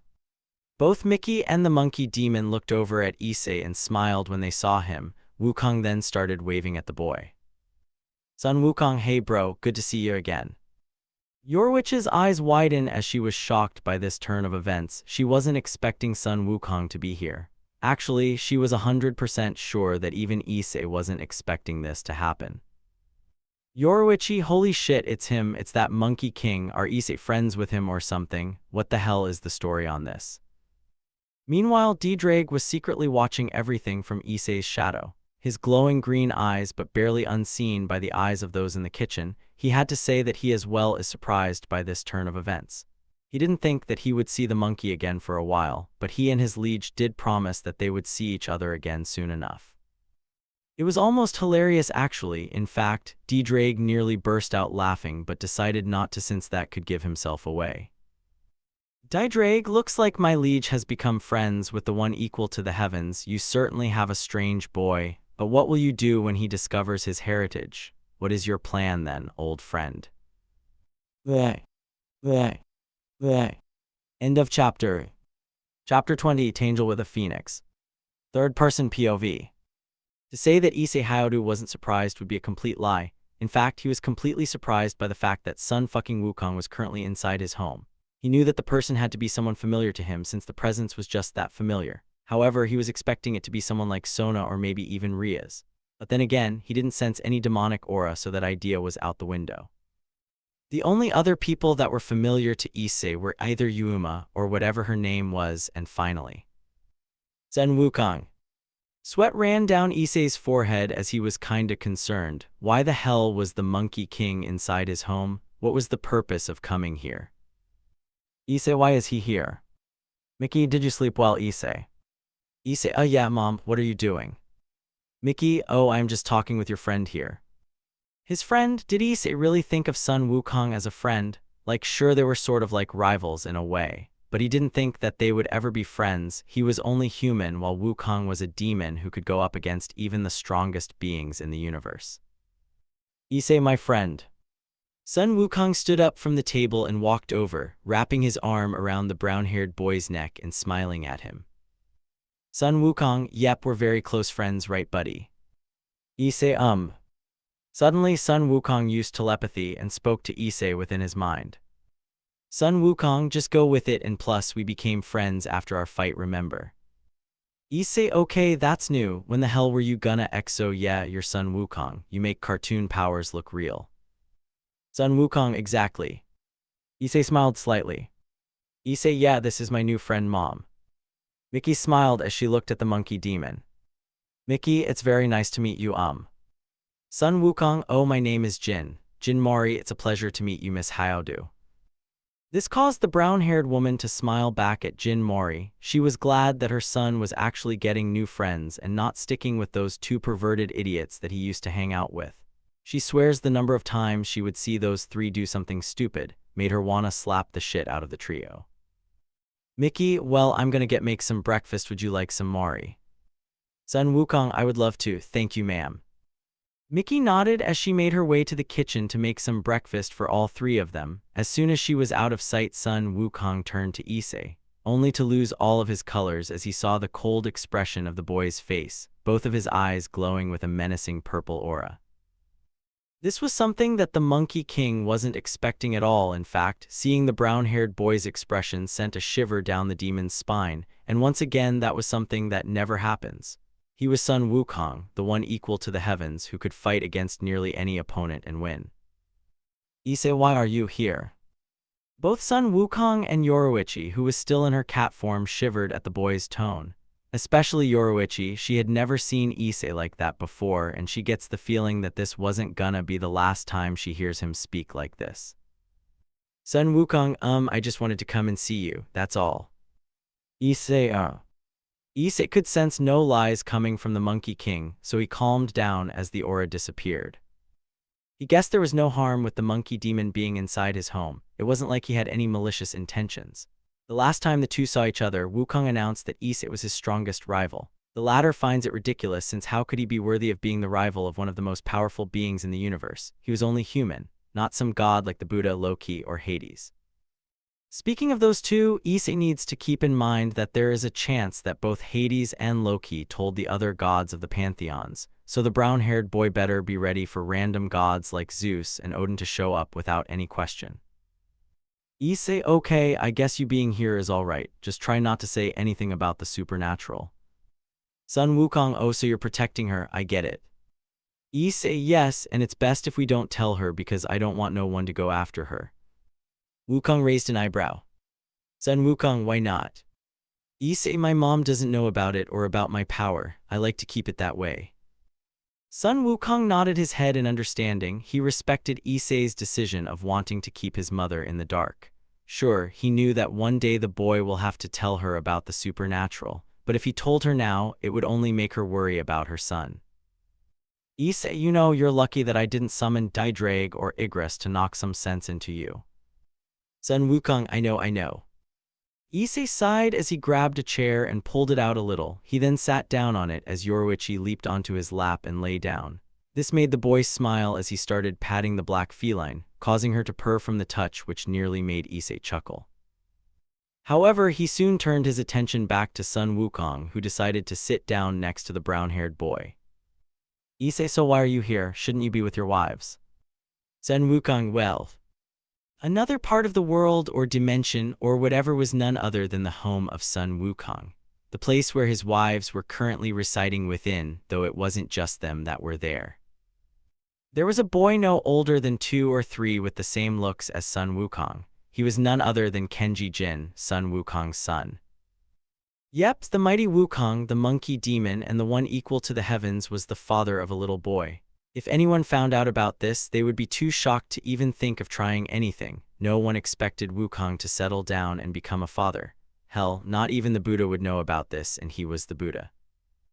And Kenji was heir to his father's throne, the next monkey king. Now some may be wondering, who is Wukong's wife? Who in their right mind would want to be the wife of Sun Wukong, the monkey king? His first wife was a woman named Tang Sanzang, and the other was Dan Ahan, his adoptive sister. Why do I hear a guitar playing? As the saying goes, if she's not related then she's safe to bang, and Sun Wukong knew that very well, which was strange when one thinks about it, since all of his life he has only been known to hang around monkeys, the 2 demons and the stupid monk that he traveled with to the west. Ahan was currently teaching Kenji. Ahan, Kenji, what's 3 plus 3? Kenji thought about it for a moment before he held out his fingers, giving his mother the answer. Ahan smiled at her son. Ahan, that's correct, that's a very good job. Ahan, so cute. Just then Tang Sanzang walked into the room, smiling as she also saw what Kenji had done and found it very adorable. When she did, she started to giggle at how cute the little boy was. She was a proud mother. Tang Sanzang, adorable. The two then began wondering something very important, something that was very high on the list above things like Kenji's school and whatnot, and that thing was, where the fuck was their husband? They woke up this morning and saw that he wasn't in the bed with them. They originally thought he was cooking for them, but he wasn't in the kitchen either, so that just left the question. Where on earth is Sun Wukong? Back to the main character and his rival. Issei, you didn't leave a note. Sun Wukong smiled. Sun Wukong, nope. Issei, dumbass. Yoruichi, who was listening to the story, sweat dropped from what she had just heard. Looks like the rumors she heard about Wukong were all wrong. They said he was an intelligent and crafty being who always had a plan for every situation before it even happened. Turns out he was just a complete idiot. Issei sighed and shook his head. Why did he agree to be the monkey demon's rival again? Oh yeah, probably cause if he didn't then Wukong would literally end the brown-haired boy's entire existence with one swing from his staff. Issei, I don't think I could take Wukong on again, even at my current level. Issei looked at Wukong. Issei, so you have a kid? Wukong smiled. Sun Wukong, yep, he's a cute little fella. Issei then crossed his arms and raised an eyebrow. Issei, how come you didn't mention him to me after our battle? He found that weird that the Monkey King never mentioned anything about a son. He did say that he had 2 wives, but nothing about any sort of hair. That is what Issei finds weird. How could he have a child in such a short amount of time? Like he knew Wukong was basically a god, but still. Sun Wukong, one word, protection. Issei, wait, so you literally had a child after you left me on that island? Sun Wukong, to be fair, you didn't ask for a ride back and I thought you knew how to get home. Issei sighed. Issei, you're lucky I had D-Drag, but for real, you had a child after you left me. It had only been a day. Suddenly, D-Drag's shadowy head appeared next to the brown-haired boy, which caught Wukong by surprise because he wasn't expecting the former Welsh dragon to appear out of nowhere. Sun Wukong, holy shit, don't do that, D-Drag. D-Drags, no. The dragon looked at his master. D-Drag, my liege, it is very possible that the time and the place Wukong is currently reciting within moves much differently than out here.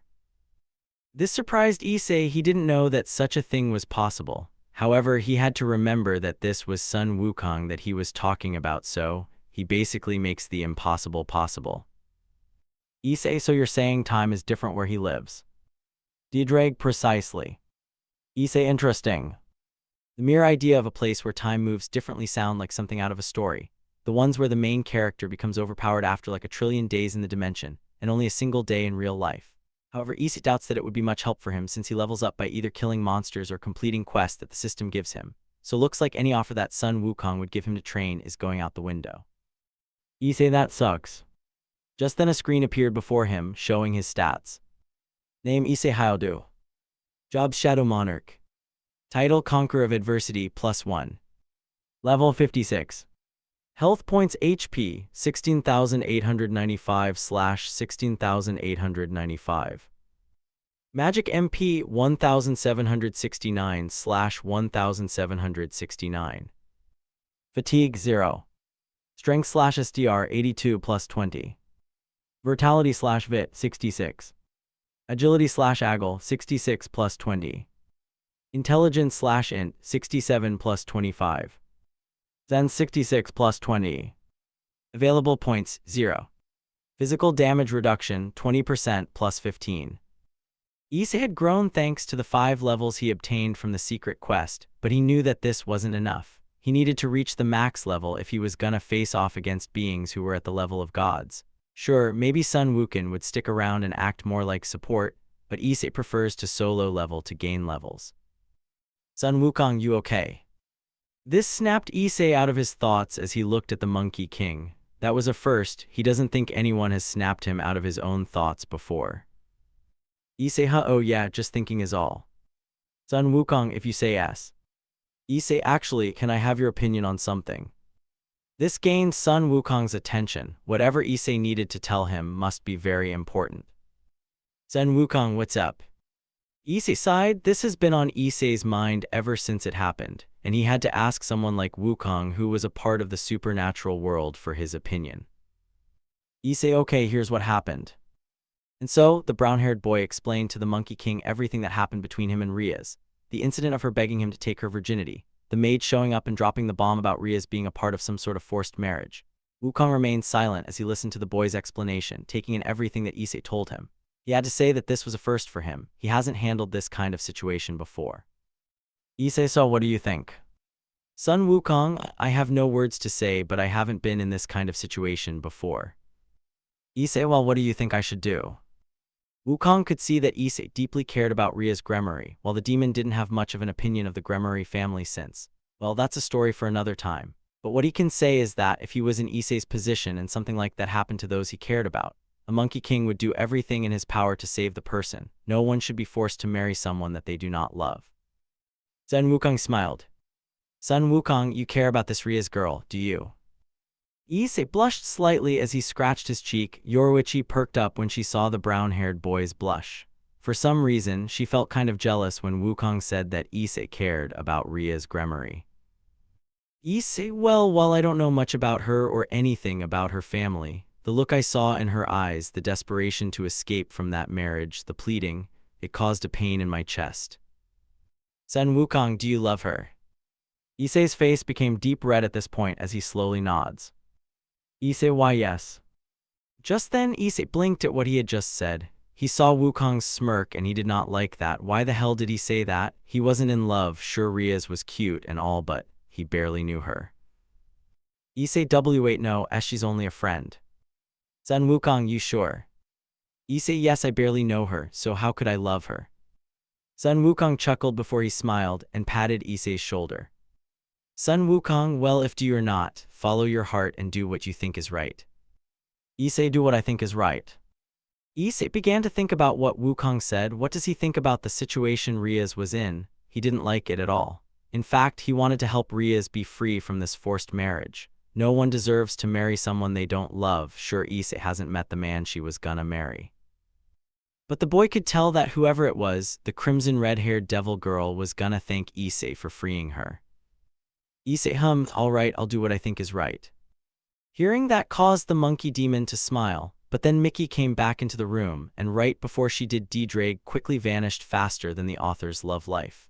Both Wukong and Issei were glad that they weren't doing anything out of the ordinary, though they were surprised by the sight of the food that the brown-haired woman was carrying. Sun Wukong, whoa. The monkey demon stared at the food with stars in his eyes as Issei chuckled. This was one of his mother's specials. She doesn't normally make such a thing since it takes a lot of ingredients to make, but she probably thinks that this was a special occasion. Mickey, I hope you two are hungry. Wukong nearly drooled at the sight of the food. He had never seen such beautiful food before in his entire immortal life. Sure, his wives made really good food as well, but Issei Hyoudou took the bloody cake and made it into a masterpiece. Sun Wukong, Issei, your mother is the best. Issei chuckled. Issei, thanks, Jin. Mickey smiled. She was glad that the two were really close. She placed the plates of food on the table. The scent filled the two noses and it nearly made their mouths turn into waterfalls. However, Issei was able to control himself since this wasn't anything out of the ordinary since he was born to this woman. The three began to eat, and when Wukong took his first bite, his eyes widened in surprise as this food was amazing like his wife's food. Mickey, Sojin, what do you think? Sun Wukong, this is amazing, Mrs. Hyoudou. Mickey, I'm glad you like it. Would you like more? Sun Wukong, yes, please. Mickey giggled as she stood up from the table. She then started to make her way toward the kitchen once again to make some more breakfast for the two. Issei rolled his eyes but soon noticed that something was off about his mother, and that got his attention. Maybe he was imagining things, but his mother looked a bit pale to Issei, and that kinda concerned the boy. He hoped that his mother was all right. She was perfectly fine the last time he saw her.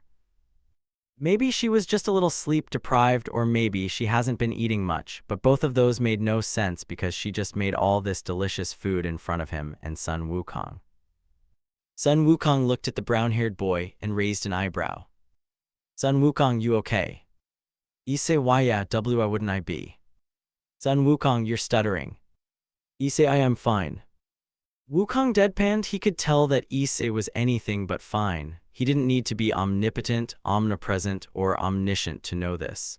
In fact, anyone could tell that something was up with the brown-haired boy. Sun Wukong, hey, you alright? Issei, ahem. He looked at the Monkey King. Issei, yeah, I'm fine. Sun Wukong, then why do you look concerned about something? Issei sighed. Issei, it's fine. Just then Mickey walked back and caused she heard the noise. Mickey, is everything alright, boys? Issei looked at his mother and gave her a reassuring smile. Issei, yeah, Mom, we're okay.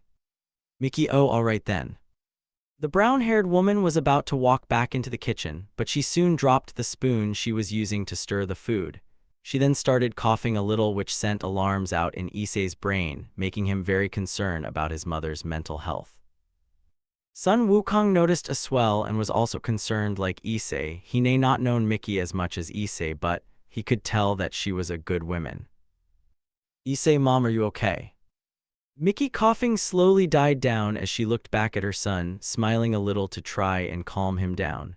The last thing she wanted as Issei freaking out over the small things like her coughing, plus it was only a cough. Nothing more. Issei shook his head. What the hell was wrong with him? That was his mother, for God's sake. Was there still a bit of his old perverted self within him? No, if that was the case, that the system would have said something since the last time. It told him not to go back to his old perverted ways or else he would be punished. Mickey, I'm okay, sweetie, nothing to worry about. Issei could tell that she was lying. His mother wasn't the best liar. In fact, he doubts that she could lie about anything, which is why Issei was even more concerned. He needs to know this stuff or else he can't help his mom. Whatever was happening to her may or may not be dangerous. Sure, there's a chance it's just a mere cough and nothing more.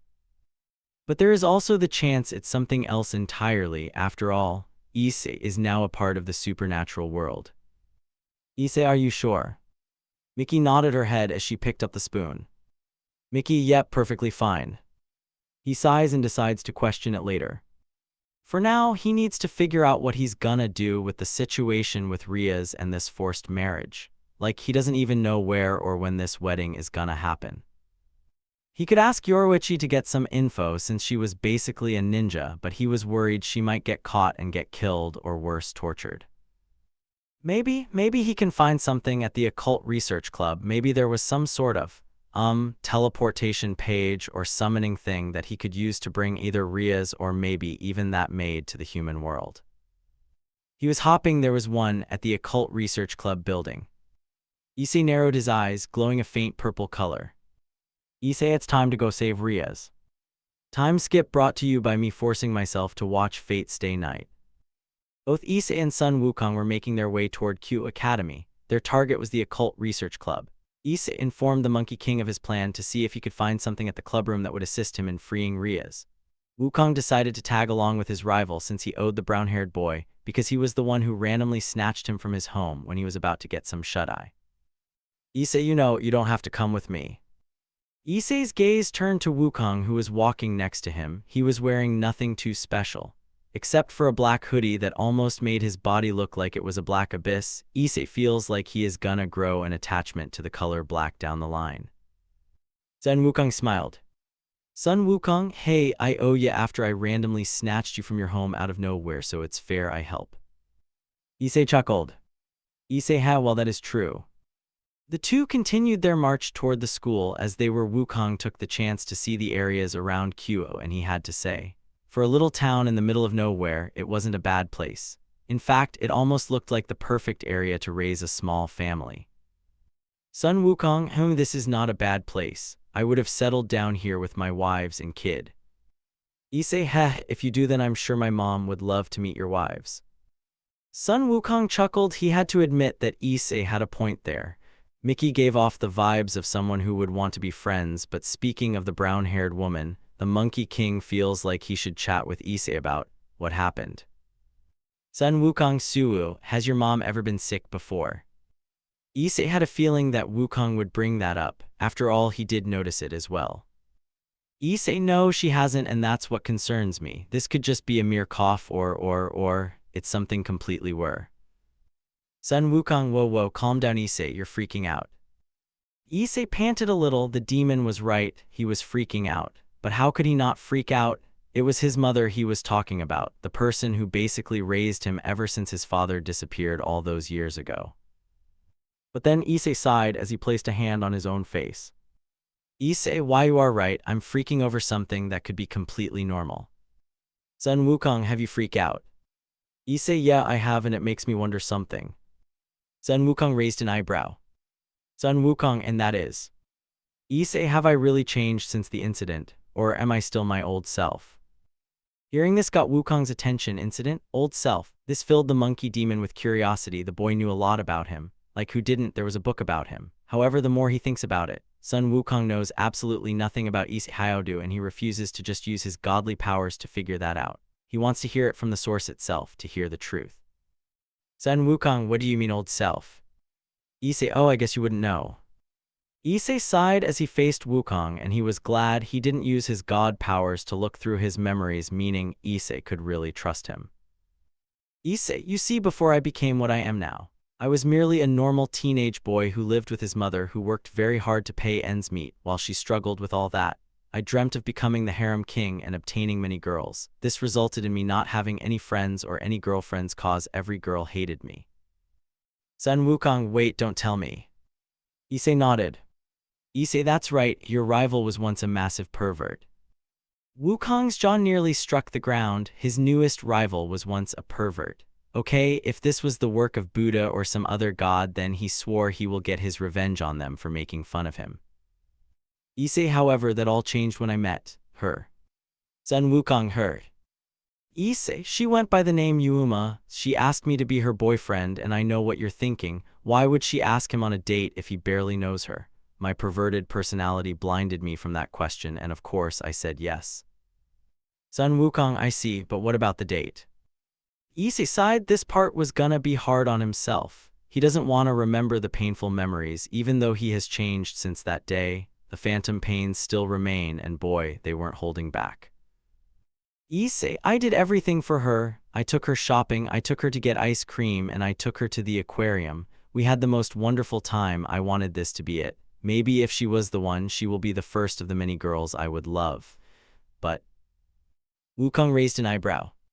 Sun Wukong, but Issei sighed.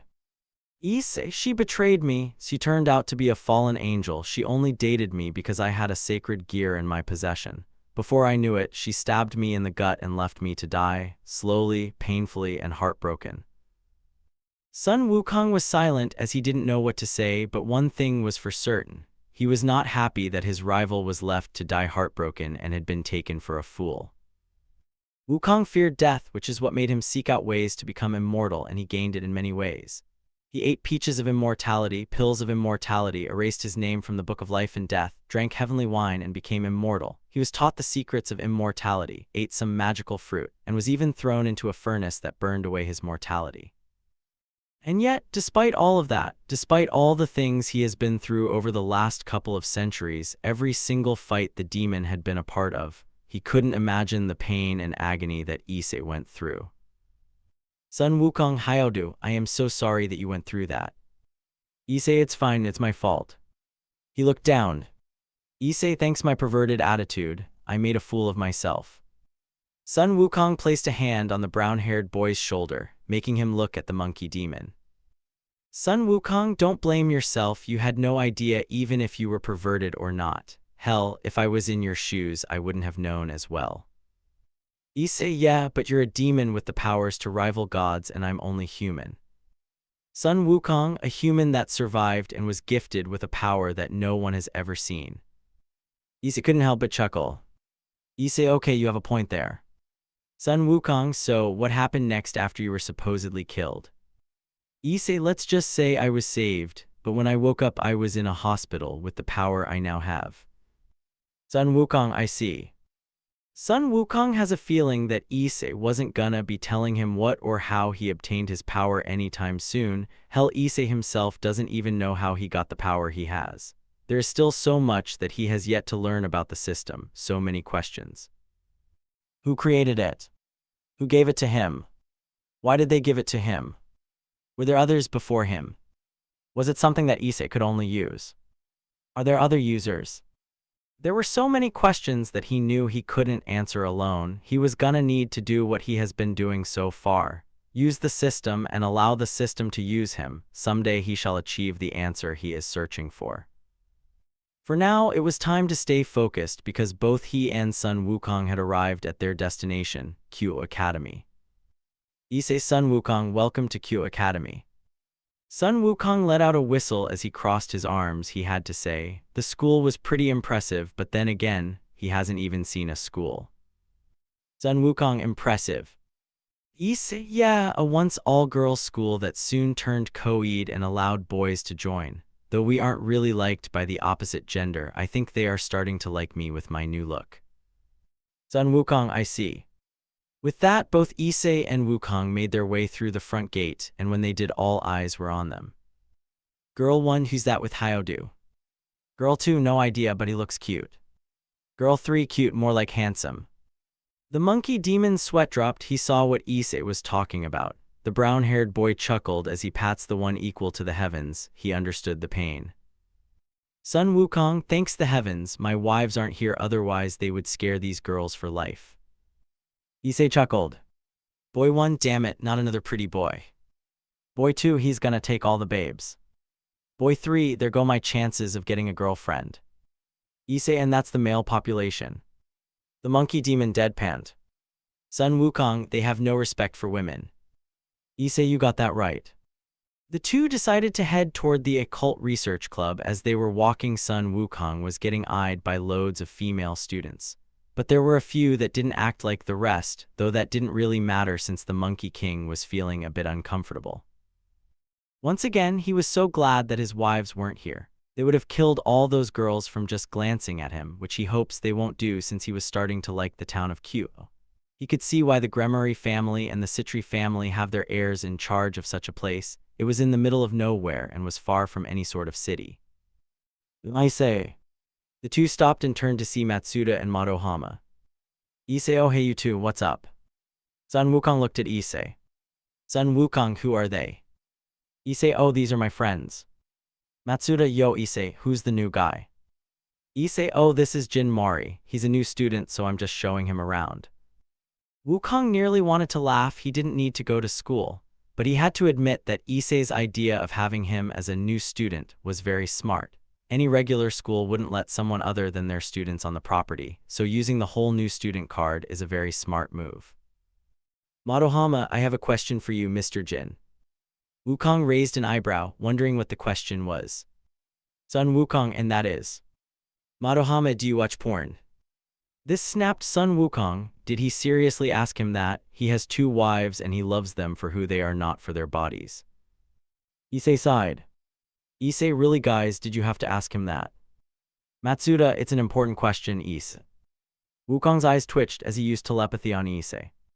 Sun Wukong, how are you still friends with these guys after you went through a change? Issei, don't ask, just tell them you haven't yet and we'll get going. Wukong sighed mentally as he hoped his son doesn't be a pervert, finds friends that are not perverts like these two, and find a good lover in the future. And boy, how right he was in the future that his son did find good friends and will have multiple lovers. Sun Wukong, no, I haven't watched it. Matsuda, oh that sucks. Madohama, maybe later we can help. Why? Issei, okay boys, that's enough. I gotta show Jin around the place before class starts. With that, both Issei and Sun Wukong turned and started to walk off. The Monkey King was glad that they weren't a part of that conversation anymore. If he had to spend any more time there, he would have broken something or rather someone. Issei could tell that Wukong was not happy, which was a surprise since the Monkey Demon wasn't known to care about such little things. But he guesses that having 2 wives and a child can change a person, or rather a being, in many different ways. Issei pat Wukong's shoulder. Issei, sorry you had to say that, Wukong. Sun Wukong, it's fine, I'm just surprised that I wasn't happy about it since I was known not to care about such little things. Issei, that's what I was thinking, your son Wukong. You've experienced so many things that could top that, but I guess having wives and a child can change anyone, even a demon with godly powers. The Monkey King chuckled. Sun Wukong, yeah, I guess you're right. And so, the 2 boys made their way toward the occult research club, which didn't take long since they were already heading to the building. When they arrived, Wukong was kinda surprised by the idea of the clubroom being inside an old school building. But he didn't get to think much cause they had to stay focused on the task at hand, finding something to help Ria's Gremory. They entered the building and made it to the main room. Issei, okay, let's check around. Wukong nodded as the 2 began to look around the room. Issei knew that there was something within the clubroom. There had to be something. He didn't care what T was, he just needed to find something that could assist him in his journey, or rather his quest in saving Ria's from this forced marriage. Sun Wukong, yo Hyoudou, I found something. This gained Issei's attention as he looked over at the monkey demon and saw him holding a piece of paper. This reminded Issei of the time he met a strange cosplay girl that gave him a piece of paper with a symbol on it. In fact, Issei wondered something. He stood up and walked over to his rival. When he did, the brown-haired boy took the piece of paper and looked at it. He was greeted by the same symbol that he saw on the other piece of paper before he went on his date with Yuma, but that just left the question. Was this a teleportation circle or something else? Issei, good work, but this still leaves us a question. Sun Wukong raised an eyebrow. Sun Wukong, and what is that? Issei, is this a teleportation circle or just a flyer? The Monkey King chuckled as he crossed his arms, grinning. Sun Wukong, that, my friend, is a teleportation circle to the underworld, and from what the writing says under the circle, it goes to the very place that Ria's Gremory is getting married. Issei, wait, you can read it. Sun Wukong, yeah, can you not? Issei shook his head. Issei, no. That was a surprise to Wukong. He thought that his rival was capable of reading the flyer. He doesn't really blame him since he was still human after all, and that was all right. Son Wukong, well, the flyer says this: you have been invited to the marriage between Ria's Gremory and Riser Fenix, where Riser shall make the beautiful Ria's his bride. Really? Saying his name twice. Issei, what a dick. Son Wukong, yep. Issei, who the hell talks in the third person? Wukong shrugged his shoulders. Issei looked at the flyer with a serious expression. He now had a way to get to Ria's location, and he also knows the name of the one she was being forced to marry, though that last name was leaving the brown-haired boy puzzled. Fenix. He wondered if it was a way to say something else. What other supernatural race that has something similar to Issei's eyes widened as he put the pieces together. This was not gonna be good, since he now has a feeling that the crimson red-haired devil girl soon-to-be husband had the powers of a phoenix. Issei, well shit, this isn't good. Zen Wukong, what's wrong? Issei, just hearing that name, looks like this Riser dude has the power of a phoenix. Sun Wukong, wait, does he have regeneration powers? Issei shrugged his shoulders. Issei, it's very possible. The only devils I know are Ria's, her peerage, and Sona. Sun Wukong, I see. Issei, this one is gonna be a tough opponent. Issei, what do you mean? Sun Wukong, I heard in some rumors that members of the Phoenix clan have the ability to regenerate instantly. Regeneration, a very powerful ability that is very overpowered. Issei knew that from all the anime and manga he had watched read growing up. Regeneration could basically make someone immortal, and fighting someone like that is the last thing that Issei wants to do without a plan. However, he knew that he wouldn't have any other choice. This was something that he had to do. He promised himself that he would save Ria's from this forced marriage, and he wasn't just gonna break that promise. That wasn't in his nature. Issei wasn't afraid of dying. He has faced death numerous times already. The brown-haired boy has made so many mistakes in the past. Sure, they seem minor, but that didn't matter. Although he will not be denied this once chance to save someone who is calling for help, Issei didn't care who he had to fight. Someone with the power of a phoenix. The devil. God. A dragon. It didn't matter, he will take on any and all challenges, face to face. Issei, I see. Well, I'm still going to fight him. I don't care if he has regeneration or immortality. I made a promise to Ria's and I intend to keep it. Wukong smiled at Issei's dignity, bravery, and determination. That was one of the many reasons why the Monkey King respected Issei and considered him his rival. Issei, I am not afraid. As Issei held the flyer, a purple aura started to cover his body, similar to the one that he had when both he and Wukong faced each other. Issei, my scars are my war paint. A shiver was sent down the Monkey King's spine as he could feel the ground beneath him shake a little. Within Issei's shadow, his soldiers could hear his call, his determination. They all were roaring with the same determination as their liege. They were gonna show this Riser Fenix. No, they were gonna show the entire supernatural world why they shall rise above anyone and become the king. Issei, I rather die on my feet than live on my knees. Sun Wukong chuckled as he smiled at the brown-haired boy. Sun Wukong, Issei, you are the bravest and most honorable warrior I have ever met in my entire life. Issei, thanks. Suddenly, the flyer started to glow a bright orange color which gained both Issei and Sun Wukong's attention.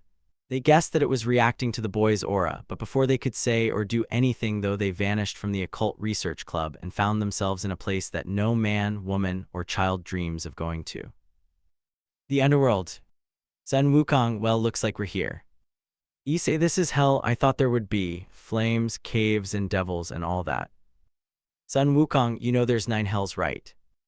Issei, really, what are the names? Sun Wukong, I believe it's limbo, lust, gluttony, greed, anger, heresy, violence, fraud, and finally treachery. Issei crossed his arms. Issei, and what layer are we in now? Wukong looked around and looked back at Issei. Issei deadpanned. Wukong basically had no idea what the layer was. Even though Issei himself didn't know, he was just gonna say that they were in the first layer and call it a day. The brown-haired boy let out a small sigh and shake his head. He soon noticed something not too far from the duo. It was a massive building that appeared to have a lot of fire. Hell, there were trees out the front with fire as leaves. Issei, trees with fire as the leaves.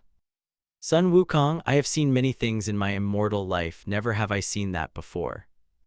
Issei and I feel like that won't be the end of it. They approached the gates, but the guard stood in the way. Guard #1, what business do you have here? Issei narrowed his eyes. Issei, my business isn't with you two, move or else. Guard #2, do you have an invitation to the wedding? If you don't, then you need to leave. Issei grew an annoyed look. A purple aura started to cover the boy's body as his eyes started to glow purple, sending shivers down the guard's spine, which was much to Sun Wukong's amusement. Issei Wukong. The Monkey King looked at his rival as he summoned his 2 daggers out of thin air. Issei, you want to help me clear the way? A small grin grew on the demon's face as he summoned his staff. He came with Issei to help him get Ria's back, and he was a demon of his word. Sure, he could be doing some other things like being at home with his wives and child. However, he could tell that this was gonna be very fun. Sun Wukong, with pleasure, my friend. Issei, let's go then. The two let out battle cries and charged at the devil guards. The guards charged toward Issei and Wukong, which was their biggest mistake because even though they were heavily trained guards, their level of combat was nothing compared to Issei and the Monkey Kings. Hell, they were weaker than the fallen angel that tried to kill Issei when he fought that giant arachnid that one time. With one swing of his dagger, Issei slashed one of the guards' heads off. Blood splattered everywhere as the body fell limp and collapsed to the ground. The second guard's eyes were filled with fear as he had no idea what to say or do at the very moment. Wukong took this chance and quickly uppercut the second into the air before grabbing his leg and throwing him into the ground very hard. This resulted in the guard being knocked out cold. Issei, nice one. Sun Wukong, thanks, now let's go and save Ria's. Issei nodded his head as both he and Wukong made their way into the Phoenix house. As they did, they were greeted by some more guards. Guard #1, halt. Issei deadpanned. Issei, you know what's funny? Sun Wukong, what? Issei, whenever a guard shouts halt, they fully expect the person to halt, but do they really? Sun Wukong chuckled and looked at his rival. Sun Wukong, nope. The two smirked as they charged toward the guards and began to take down every single one. No matter what they did, they fell like the cannon fodder they were. The Monkey King swung his staff and struck the guards in the face, chest, foot, head, ribs, and even in the balls. Issei wasn't better than his demon rival. He was doing the same amount of damage, and the only difference was, the ones that fought Issei were actually dying. Though the brown-haired boy was a bit upset that he wasn't gaining any levels from killing these guards, it looks like his theory really is correct. He only gains experience from the monsters that come from the dungeons. That was annoying, but it wasn't so bad if he thought about it, since it meant that he won't turn into someone like Kirito from Sword Art Online. As the two were attacking, they were advancing to the nearest room, which Issei hoped was the one where the wedding was taking place. He wanted to get out of hell quickly since he wasn't sure what would happen to him if he remained within hell. After all, he was only human while those around him weren't. A large, bulky guard drops through a punch at Issei. Sun Wukong was about to step in and block the attack for his friend. However, he didn't need to do much since he saw Issei step to the side and punches him across the jaw before grabbing the sides of his face and kicking him into a wall. Issei, the fuck was that meant to be? Wukong mentally facepalmed at himself and his stupidity because he forgot that Issei was so powerful that he could stand a chance against a god like the Monkey King, and no other low-life supernatural creature, no matter how strong they are, they can't even lay a scratch on his rival. After a while, all the guards that came at the duel were either knocked out or killed. Issei had to admit that those devils were very weak, but he knew that there were still stronger ones to see. They walked down the hallway until they came across a very large door that must have led to a very important room. Issei might not be able to do this, but Sun Wukong could sense multiple beings on the other side of the door. Issei, so chances of this being where the wedding is? Sun Wukong, I sense a lot of people in there, so yes. Issei, well then you want to do the honor. The demon smirked. Sun Wukong, yes. And so Issei smirked and he took a step back, allowing the Monkey King to walk forward. He had a feeling that he was gonna one-shot the door. He reeled in his foot. Issei, oh boy, here we go. Boom. Wukong kicked the door down. Issei blinked as he saw the massive door be sent flying. One again, Sun Wukong could have easily neg-diffed the brown-haired boy during their battle if he wanted to. He was glad that he was his friend now, but Issei is still gonna need some time to wrap his head around the fact that both he and the demon are friends. Issei, well, that was something. Wukong chuckled. Sun Wukong, thanks. With that, both Issei and Wukong made their way into the room. They stepped through the smoke, and when they did, they were greeted by the sight of many devils, some that Issei knew such as Sona, Kaneko, Kiba, Akino, Riaz, who was in a wedding dress, and a tall and handsome young man in his early 20s with short blonde hair and dark blue eyes. Issei narrowed his eyes at the sight of the man. He guessed that he is the one known as Riser Phoenix, the one that Riaz is being forced to marry. Riser, who dares interrupt Riser's great speech? Riaz, Issei, is that you? Issei chuckled and waved at Riaz. Issei, hey Riaz, I'm a bit heartbroken, why didn't you invite me to the party? Wukong chuckled as he rested his staff on his shoulders. He had a feeling that Issei could take things from here. For now, the Monkey King will watch things play out and step in if his rival needs any assistance. Riser, who are you, lowly peasant? Issei, awa, look, it's talking. You want a pumpkin chicken, you want a pumpkin. Riser, do you think I'm an actual chicken? Issei, have a pumpkin. Issei threw a large pumpkin at Riser's face. This shocked the devils, and Sun Wukong started laughing his ass off. Two devils who have yet to step into the fight were watching things play out, and one of them, a familiar silver-haired maid, was surprised by Issei showing up. Grafia, this lowborn actually came to save Riaz from the marriage. Riaz, Issei, why are you here? The brown-haired boy smiled at the crimson-red-haired devil girl. The sight of said smile caused her to blush slightly, since Issei's new look gave him a handsome appearance. Issei, isn't it obvious? I'm here to set you free. This snapped Riaz back into reality as she stared at Issei in shock. Riaz, set me free. Issei, yep, I promised myself that I would free you from this forced marriage. I intend to keep that promise. Hearing this made Riaz's heart skip a beat as she held it. Riaz, he's doing all of this for me. Riser, who rubbed his head after being hit by a pumpkin, heard what Issei said and gritted his teeth in anger. Riser, you think you can just walk into Riser's wedding and steal Riser's wife? Issei deadpanned at the blonde-haired man. Was he seriously talking in the third person? Issei, can you talk normally, or is that a personality disorder? Riser, silence, you lowly peasant. Who do you think you are? Issei glared at Riser. A purple aura slowly started to cover his body, which caused the entire room to fall silent, and shivers were sent down the spines of everyone. If there was one thing that Issei hated more than someone monologuing like a typical villain you see in anime, it would be someone calling anyone a lowly peasant. How dare they believe that since they got more money than everyone, they were superior to them? Well, they should just wake up to reality, because that is not how the world works, and Issei doesn't care if the people in the room were devils or even gods for that matter. Issei, the name's Issei Hyoudou. I'm the guy who's gonna kick your ass and save Riaz. Riser, oh, you think you can beat the great Riz? Another pumpkin was thrown at him by Issei, and the guests, the Gremory Peerage and Sona, were thinking, where is he getting these pumpkins from? While Wukong laughed his ass off again.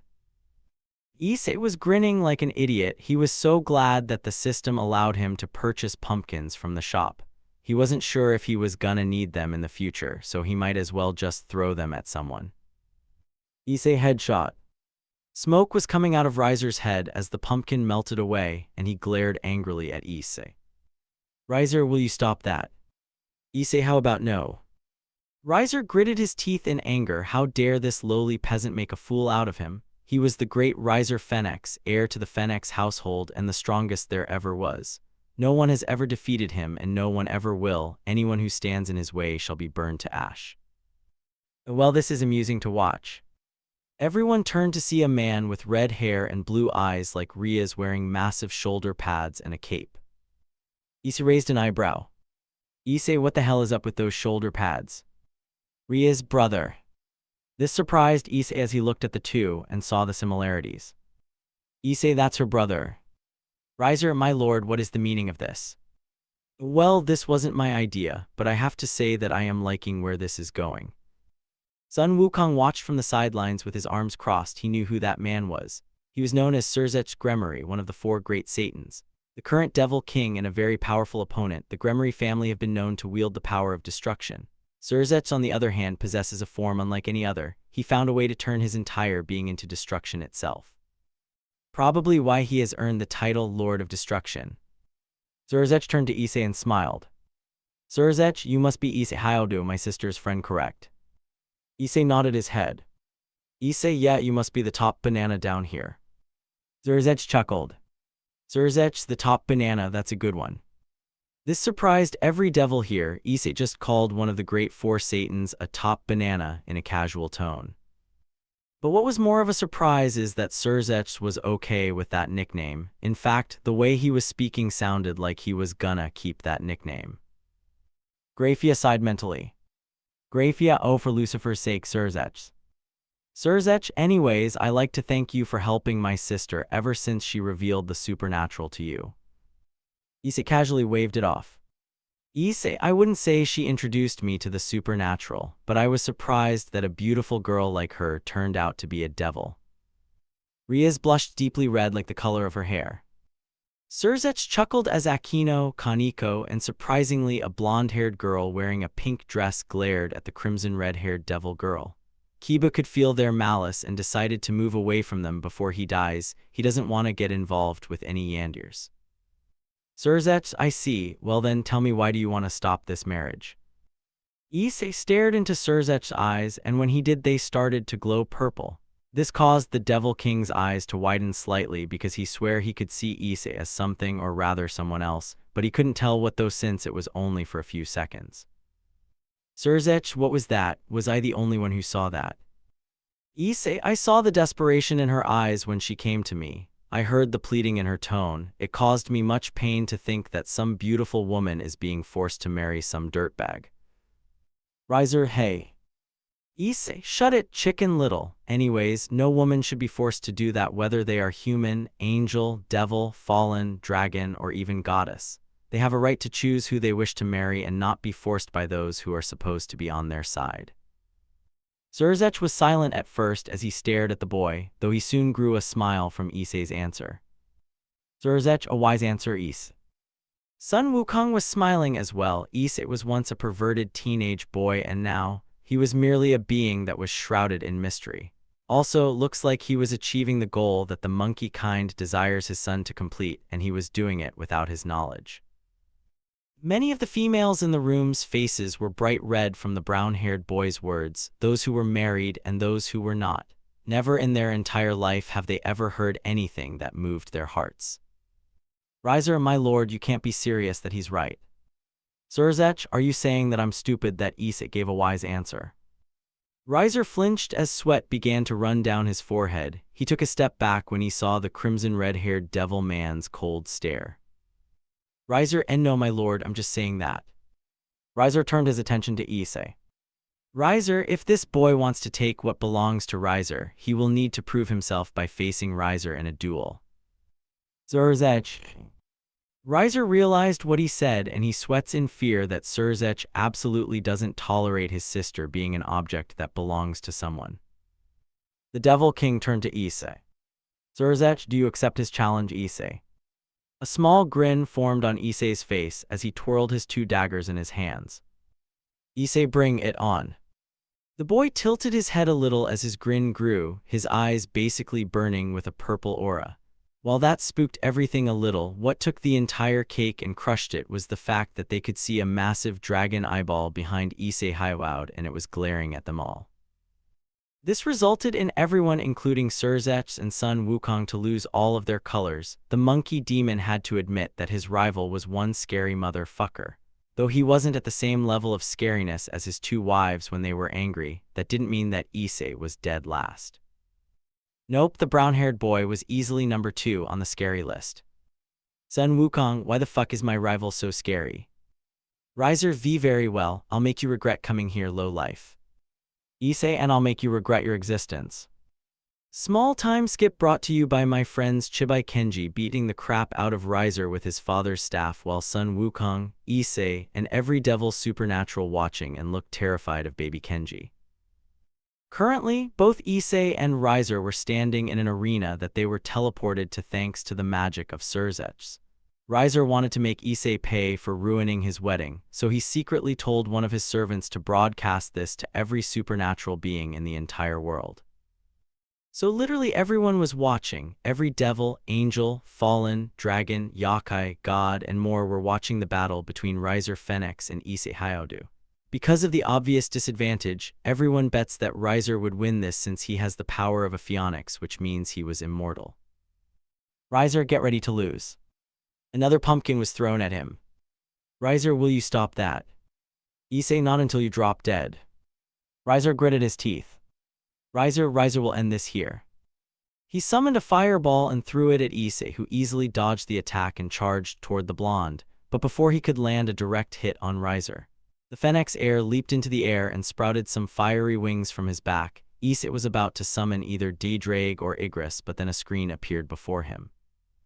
Urgent quest, tangle with a phoenix. You must defeat the fiery bird of immortality, prove yourself as a powerful being, and use your skills alone.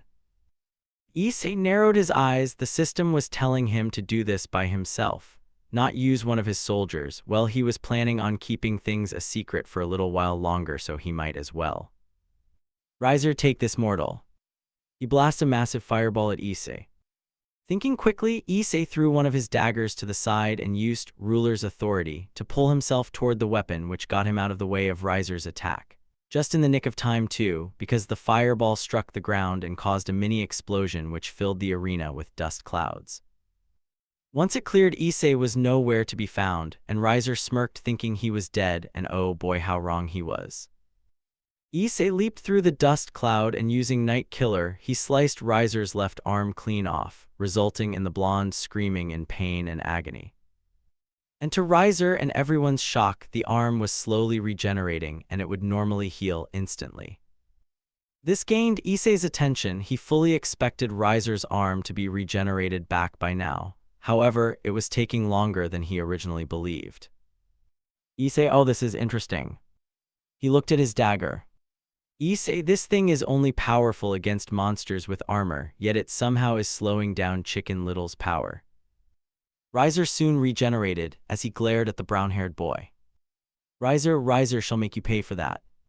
He summoned another fireball and threw it at the boy, though just like before, Issei easily dodged the attack, much to Riser's annoyance. Riser stopped moving. The blonde's arms started to be covered in flames as he unleashed a wave toward Issei, but Issei easily leaped over the wave of flames. Riser grows bored with this. Time for you to die, you low-class trash. Issei rolled his eyes as he looked up and saw Riser summon yet again another fireball, this one bigger than the last one.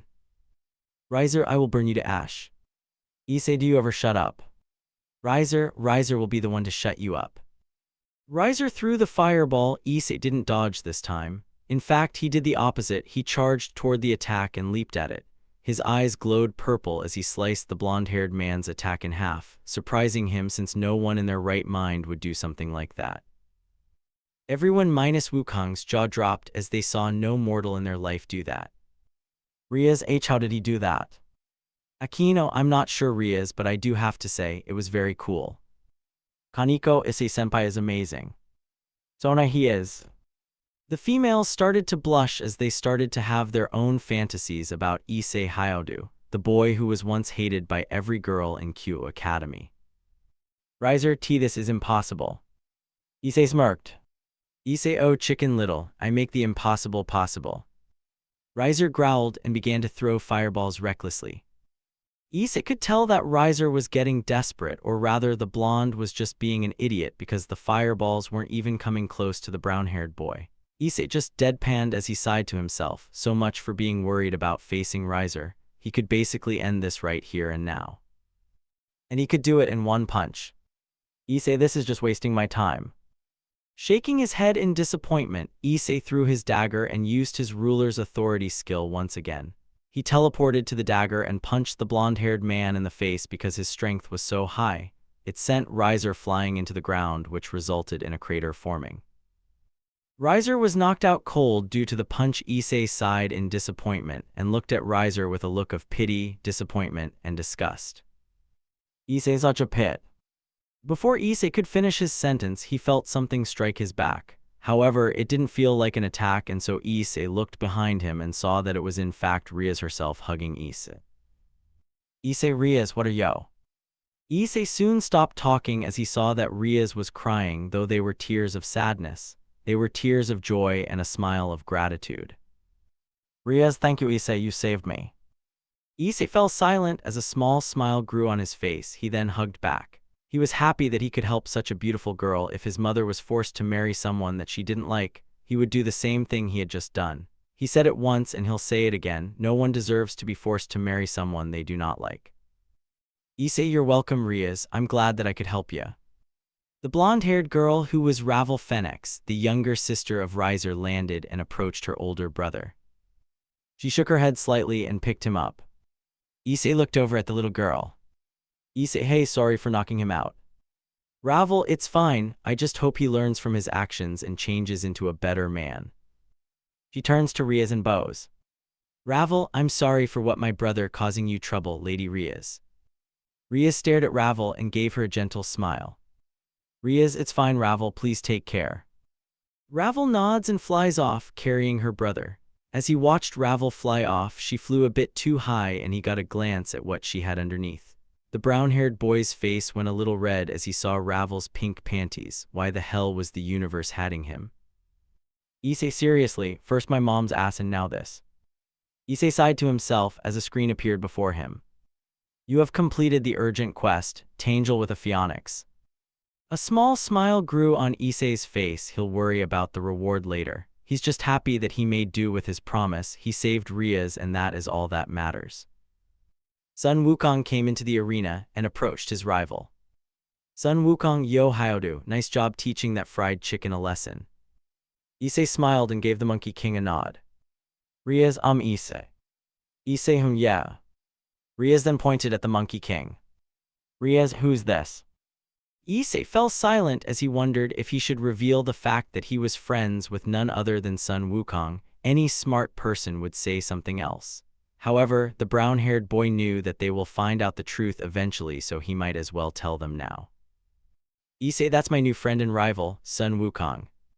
Silence, complete and total silence, filled the air. No one dared to utter a word. Hell, not even Surzech himself spoke after hearing what Issei Hyoudou had just said. However, that silence didn't last forever because everyone WHAT. Issei, ow my ears, I feel like I should have said oh no, then again, that could lead to a meme. End of chapter. I just want to give a massive thanks to Kaido 5,382,084 for helping me make this chapter. If it wasn't for him, this chapter would have taken forever. S2 Chapter 1 Familiar Forest. Third-person POV. In another part of the world, Nepal to be exact, stood one of its several mountains. Nepal was known to have some of the tallest mountains in the entire world, some that reach higher than the clouds. Sitting on the edge of one of the mountains was a powerful being, a cute young girl with long black hair down to her hips and gray eyes. Her ears differ from a normal human's as they have pointed tips, although her long black hair makes this feature difficult to notice. Her dark gray eyes have reptilian-slitted pupils. Her attire consisted of a black gothic Lolita fashion. This girl was none other than Apphais, the Ouroboros dragon and the infinite dragon god. She was one of the two most powerful beings in the universe. If she wanted to, she could easily wipe out all life on the planet with a single attack or destroy the planet itself. Apphais' appearance wasn't really her true appearance. This was only one of many she has taken over the countless years. One of the previous forms she has taken was an old man with a long white beard, something that would terrify a lot of people for obvious reasons. Who the hell would want to see something like that? It would only creep them out. Another form was a small purple snake with gray diamonds, another form that many people did not prefer since it was a snake, and that would only leave people, mainly humans, scared stiff. This gothic appearance was yet another one of her many forms. She has gone through so many that no one is sure if there is an exact number of them. Currently, Apphais was smiling, which was something that has not been observed by many eyes before. The reason for this is because she had just watched the battle between the human, Issei Hyoudou, and the heir to the Phoenix household, Rise Phoenix. At first, she didn't find it interesting, but when she saw Issei won the match, that caught her attention. She didn't think a human would be able to do something like that, especially since she knew that they could easily die to fire. Looks like she was proven wrong.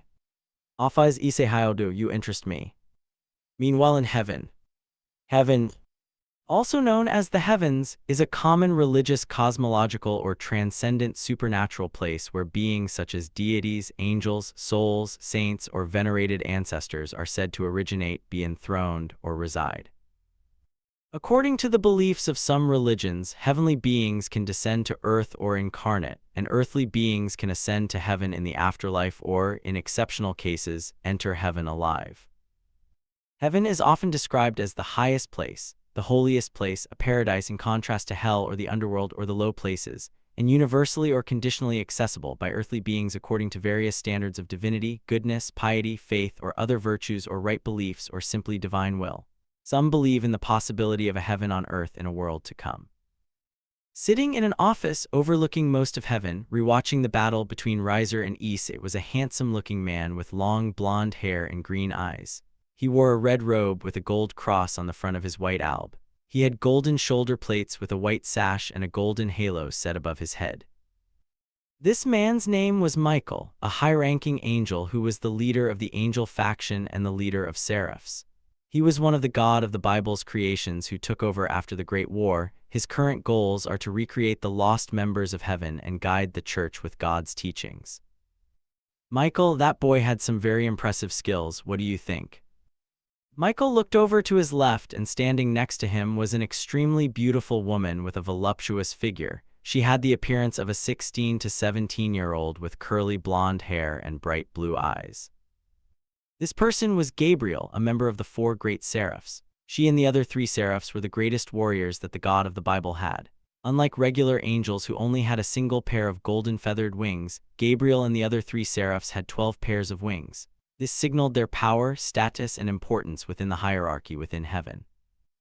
Gabriel, I do agree, brother, he certainly does have some skill. Gabriel smiled as she secretly looked away, a small blush crawling onto her face as she could feel her heart beating in her chest. Why was she feeling like this? The moment she saw Issei's face on the screen, she started acting all strange. Was this love? Angels have never experienced love before, so it was quite new to her, but she has heard so much about it that she wants to learn more. She never got the chance to learn much about the world that her father created since she was trained to be a warrior and protect her father from the forces of hell back in the day. So while she possesses no knowledge about love, she can say for certain that Issei Hyoudou was easily the most handsome human she had ever laid her eyes upon. Gabriel, I wonder, can I meet him? Meanwhile in Asgard. Asgard. In Nordic mythology, Asgard is a location associated with the Norse gods. It appears in a multitude of Old Norse sagas and mythological texts. It has been described as the fortified home of the Aesir gods, often associated with gold imagery. Very little is known about Asgard since not many have ever seen the place. Not even the other gods like Greek or Egyptians know much about the mystical place. Sitting within a throne room was a very powerful being, the leader of the Norse gods, the king if you will. The person was a well-built old man wearing formal robes. He had long black hair and a long black goatee. One of his eyes was yellow with black sclera and wore an eye patch over his left eye. This man was known as Odin, a Norse god that went by many titles and names. One of these titles is the All-Father, and many still question why he is called that. Odin is associated with wisdom, healing, death, royalty, the gallows, knowledge, war, battle, victory, sorcery, poetry, frenzy, and the runic alphabet. Odin is a prominently mentioned god throughout the recorded history of the Germanic peoples, from the Roman occupation of regions of Germany through the tribal expansions of the Migration period and the Viking Age. Even in the modern age, the All-Father is still appearing within folklore, though not as much as his sons since they are more liked by mortals. Odin had just finished watching the fight between that foolish and arrogant Riser Phoenix and the mysterious human known as Issei Hyoudou. The Norse god almost wanted to crack up laughing because the boy reminded him of his son, Thor, when he was very young. Sure, being a god and all, Thor was still older than Issei, but that didn't mean that Odin couldn't compare the two together. Odin, you're very mysterious, Issei Hyoudou. Throughout the battle, Odin could feel the boy's raw power through the screen. Odin had never felt such a powerful aura before, which is a surprise since he has been around other gods a few times like his son Thor, and hell, even gods like Zeus and Ra. This aura felt different though. It didn't belong to any supernatural being that he knows of. It belonged to something that existed far beyond the 9 realms, something full of death. Odin, Issei Hyoudou, I wonder. A small smile grew on Odin's face. Odin, will you give my son Thor the challenge he seeks? Meanwhile with Issei groaned as he slowly opened his eyes. His body was feeling very strange. His eyes felt heavy, there was a strong painful sensation within his chest, and something just felt very off to him. Issei, what the he? It took a few seconds, but Issei finally took notice of his surroundings. When he closed his eyes, he fully expected to find himself somewhere because he was dreaming. He knew that this was a dream, but this wasn't the type of dream he imagined. In fact, the place Issei found himself was unusual. He found himself floating within an endless void of nothingness, and all around him was constant darkness for miles and miles. Issei, where am I? What is this? He didn't panic. He couldn't start panicking right now. Issei had to remain calm and try to figure out his situation, well, if he could at all. There were many questions were flowing through the brown-haired boy's mind. Was this because of the system? The location almost felt similar to what he felt when he saw those figures, the pressure that washed over his body. It wasn't anything that he felt before, but now he knows the feeling this time. What was the system doing to him? Was it trying to show him something? Issei wouldn't put it past the system. It has done some very strange things to him when he first got it. However, it doesn't do them frequently though. He wasn't sure himself, but it was almost like what an anime would do at the end of an arc. It would give small sneak peeks of something yet to come. Issei, just what is your plan, system? What are you doing to me this time? Suddenly, Issei's eyes widen as he felt a surge flow throughout his body. This resulted in his body shaking a little as sweat began to run down his forehead. What he had just felt was beyond that the pressure that occurred when he saw those figures in that dream of his. This one, however, was far beyond that. It was so much stronger, unimaginably one could say. So much so that it reignited the fear that Issei felt when Yuma revealed herself to him on their date, the fear and the terror. It was just like that. But when things couldn't get any worse for the brown-haired boy, there was a massive explosion not too far from him which sent out a shockwave throughout the endless black abyss. Issei gritted his teeth as he used his arms to block the wind from the shockwave. He was also glad that the place he was in was devoid of any life entirely, or else things would have been bad. Issei, what the hell was that? Issei uncovered his eyes and looked toward where the explosion took place. He couldn't see much because there were dark gray clouds that had formed after the blast. Narrowing his eyes, Issei watched as the gray clouds started to slowly fade away from the area. When they did, though, he gasped as he frightfully gazed upon two colossal beings that appeared to be in a standoff with each other. One glowed a dark purple while the other glowed a scarlet-red color. Their mere aura warped the fabric of reality around them. The two glared at each other, hatred filling their eyes as they were completely oblivious to Issei's existence. It then struck Issei this was no mere dream. No, this had to be a vision of some kind, something that shall occur in the far future, something that he will have to go up against and hopefully defeat. But there was only one thing going through Issei's mind when he thought that. Could he really take on such beings as those before him? Whoever these colossal beings were, Issei could tell that they radiated pure and unmatched power. Issei, who are they? The two beings continued their little standoff with each other, but it soon came to a complete halt when both of them charged and rammed into their opponent, resulting in a loud crash. As gray clouds and dark matter swirled around them, bolts of scarlet red and purple lightning flashed and thunder boomed resonantly. The collision forced Issei away from the two beings, who flew back and separated. Issei was left shocked. A simple collision with each other's bodies did all that. He kinda didn't want to know what their attack was. It was now clear to the boy, the two monsters before him were on a completely other level than he was. There was no way in either heaven or hell he would be able to take on them both and defeat them. He wouldn't be able to defeat even one of them. They were just too powerful. Issei, those two. Issei, they are true monsters. The being covered in scarlet aura opened its mouth and fired a beam of flames toward the other one, who easily dodged the attack. It then held its hand out and summoned a massive sword which was covered in purple flames. Issei remained where he was as he watched the first being leap into the air and slash the air, launching a purple crescent of purple energy. Seeing no way of escape, the colossal being simply took the attack head-on, which resulted in a massive explosion. The being growled through the smoke as its crimson-red eyes burned through the gray clouds, glaring at the being who had just assaulted it. Issei had to admit that these two beings were not only just powerful but also durable at the same time. Maybe he was just overthinking this, but he felt like the attack from the purple being could easily slice through buildings like they were butter. Holding his sword in front of him, the being shrouded in purple narrowed its eyes at the enemy, who roared in anger. It then started to charge up an attack. Issei's eyes widened as he knew that it wasn't gonna be good. He looked at the purple being. Issei, hey, you better dodge this. Once again, the brown-haired boy was ignored as the two didn't even acknowledge his existence.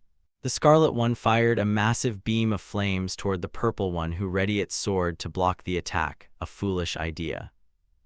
Issei was blown back as the attack was fired. He watched as the beam slowly approached the purple being, who swung its sword toward the beam. However, beep beep beep beep beep. Issei's eyes shot open as he was greeted by the sight of his bedroom ceiling. He quickly turned off his alarm clock as his ears were ringing. The brown-haired boy panted slightly as he could feel sweat rolling down his forehead, which made sense since he had just seen something that was completely hellish. He had no idea what he had just seen, but he gets the feeling that whoever those two beings will force their way into his life and he'll have to deal with it. Issei, fucking hell, that was some Nightmare on Elm Street type of shit. He soon felt some weight on his body, which confused him. Why the hell would there be a weight on his body? Issei knew that it could have been Yoruichi, since she has tended to sleep on his chest from time to time, which wasn't really much of a surprise. Though he can't help but feel like it wasn't just Yoruichi. Issei turned his head, and to his surprise, he was greeted by the sight of a naked Ria's Gremory, who was sleeping soundly next to him. Two things were going through his mind as he stared at the slumbering Gremory. The first and obvious one was that she was sleeping naked next to him. Any regular person would be freaking the hell out, but that isn't the case for Issei because of the system. He was still surprised by this. Sure, there are probably males and females that sleep naked in their bed. Maybe some married couples do it as well. The ones without any kids, that is. But neither Riaz nor Ist were like that at all. In fact, Riaz is the only one who does this, even though this is his first time seeing her naked in his bed. Second of all, how and why the hell was she in his bed? More importantly, how did she even get into his house, for fuck's sake? Issei, how the hell?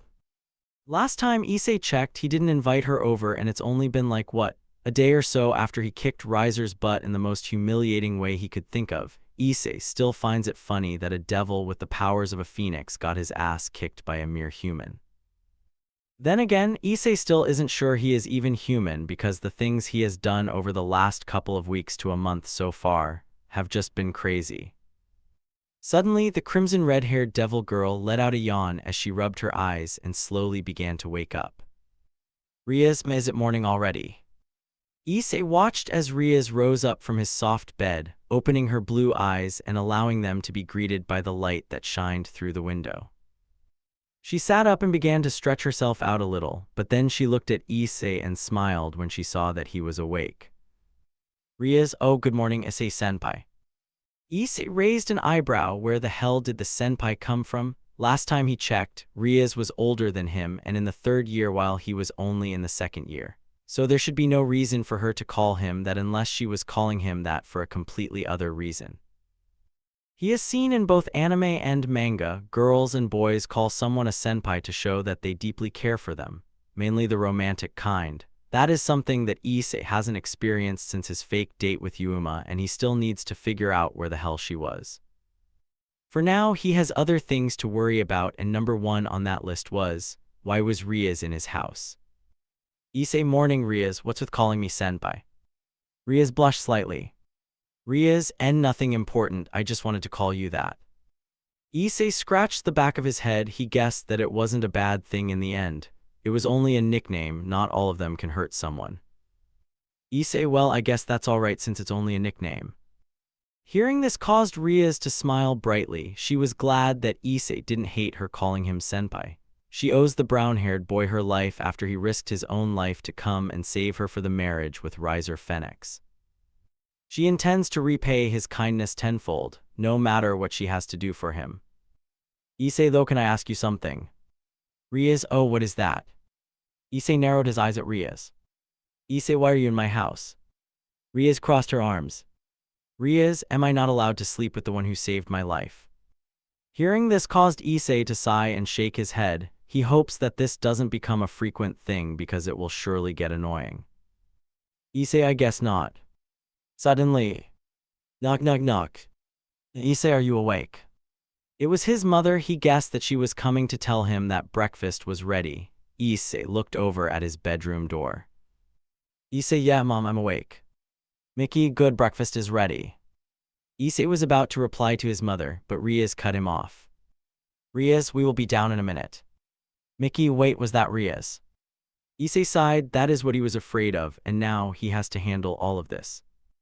Issei, yeah, Mom, it's her. Riaz, morning, Miss Hyoudou.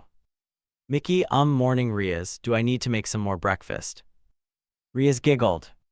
Riaz, you might have to. Mickey, well, I better get to work then. With that, both Riaz and Issei heard the brown-haired woman walk away from the bedroom door. Issei shook his head as he got out of his bed, leaving Riaz on the bed, and started to grab his school uniform. Riaz, hey, Issei. Issei looked over at Riaz as he put on his pants.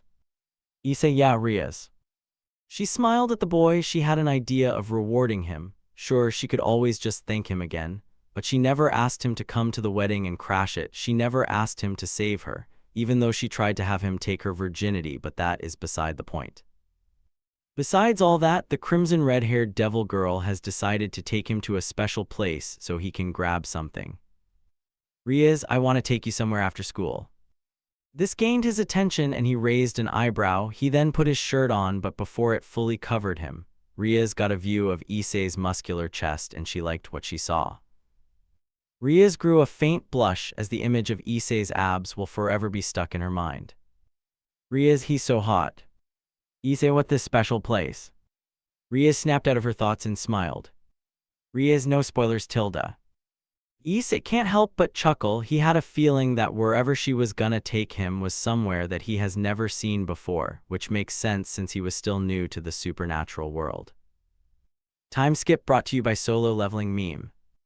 After Riaz, Issei, his mother, and somehow Sun Wukong, who managed to get into the brown-haired boy's home, had some breakfast together.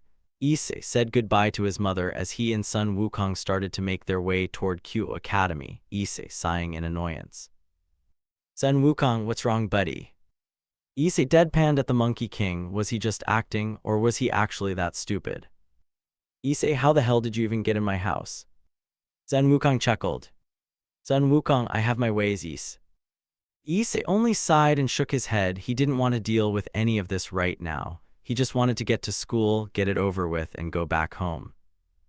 As the trio walked, Riaz decided that now would be the best time to tell Issei what her reward for him was. She knew that she said she would take him after school, but they got plenty of time before class started, and the very place that she was gonna take him may not be opened up later. So it was a case of one or nothing, and she wasn't gonna leave Issei empty-handed. Riaz, hey, Issei. Issei, Both he and Sun Wukong looked over at the heiress of the Gremory household. Riaz, remember I said I was gonna take you somewhere after school? Issei nodded his head. He was still wondering what the place was since there weren't many that he could know. He has already seen what the underworld or hell and what it looks like, but he doubts it's gonna be somewhere like heaven or where the fallen angels are. That last one wouldn't be so bad actually. He could use that to learn the whereabouts of a certain someone he hasn't been able to forget for the longest time. Issei, yeah, but I thought you were gonna take me after school. Riaz, well, we left early, and to be honest with you, I'm not sure if it will be open later, so we might as well go now.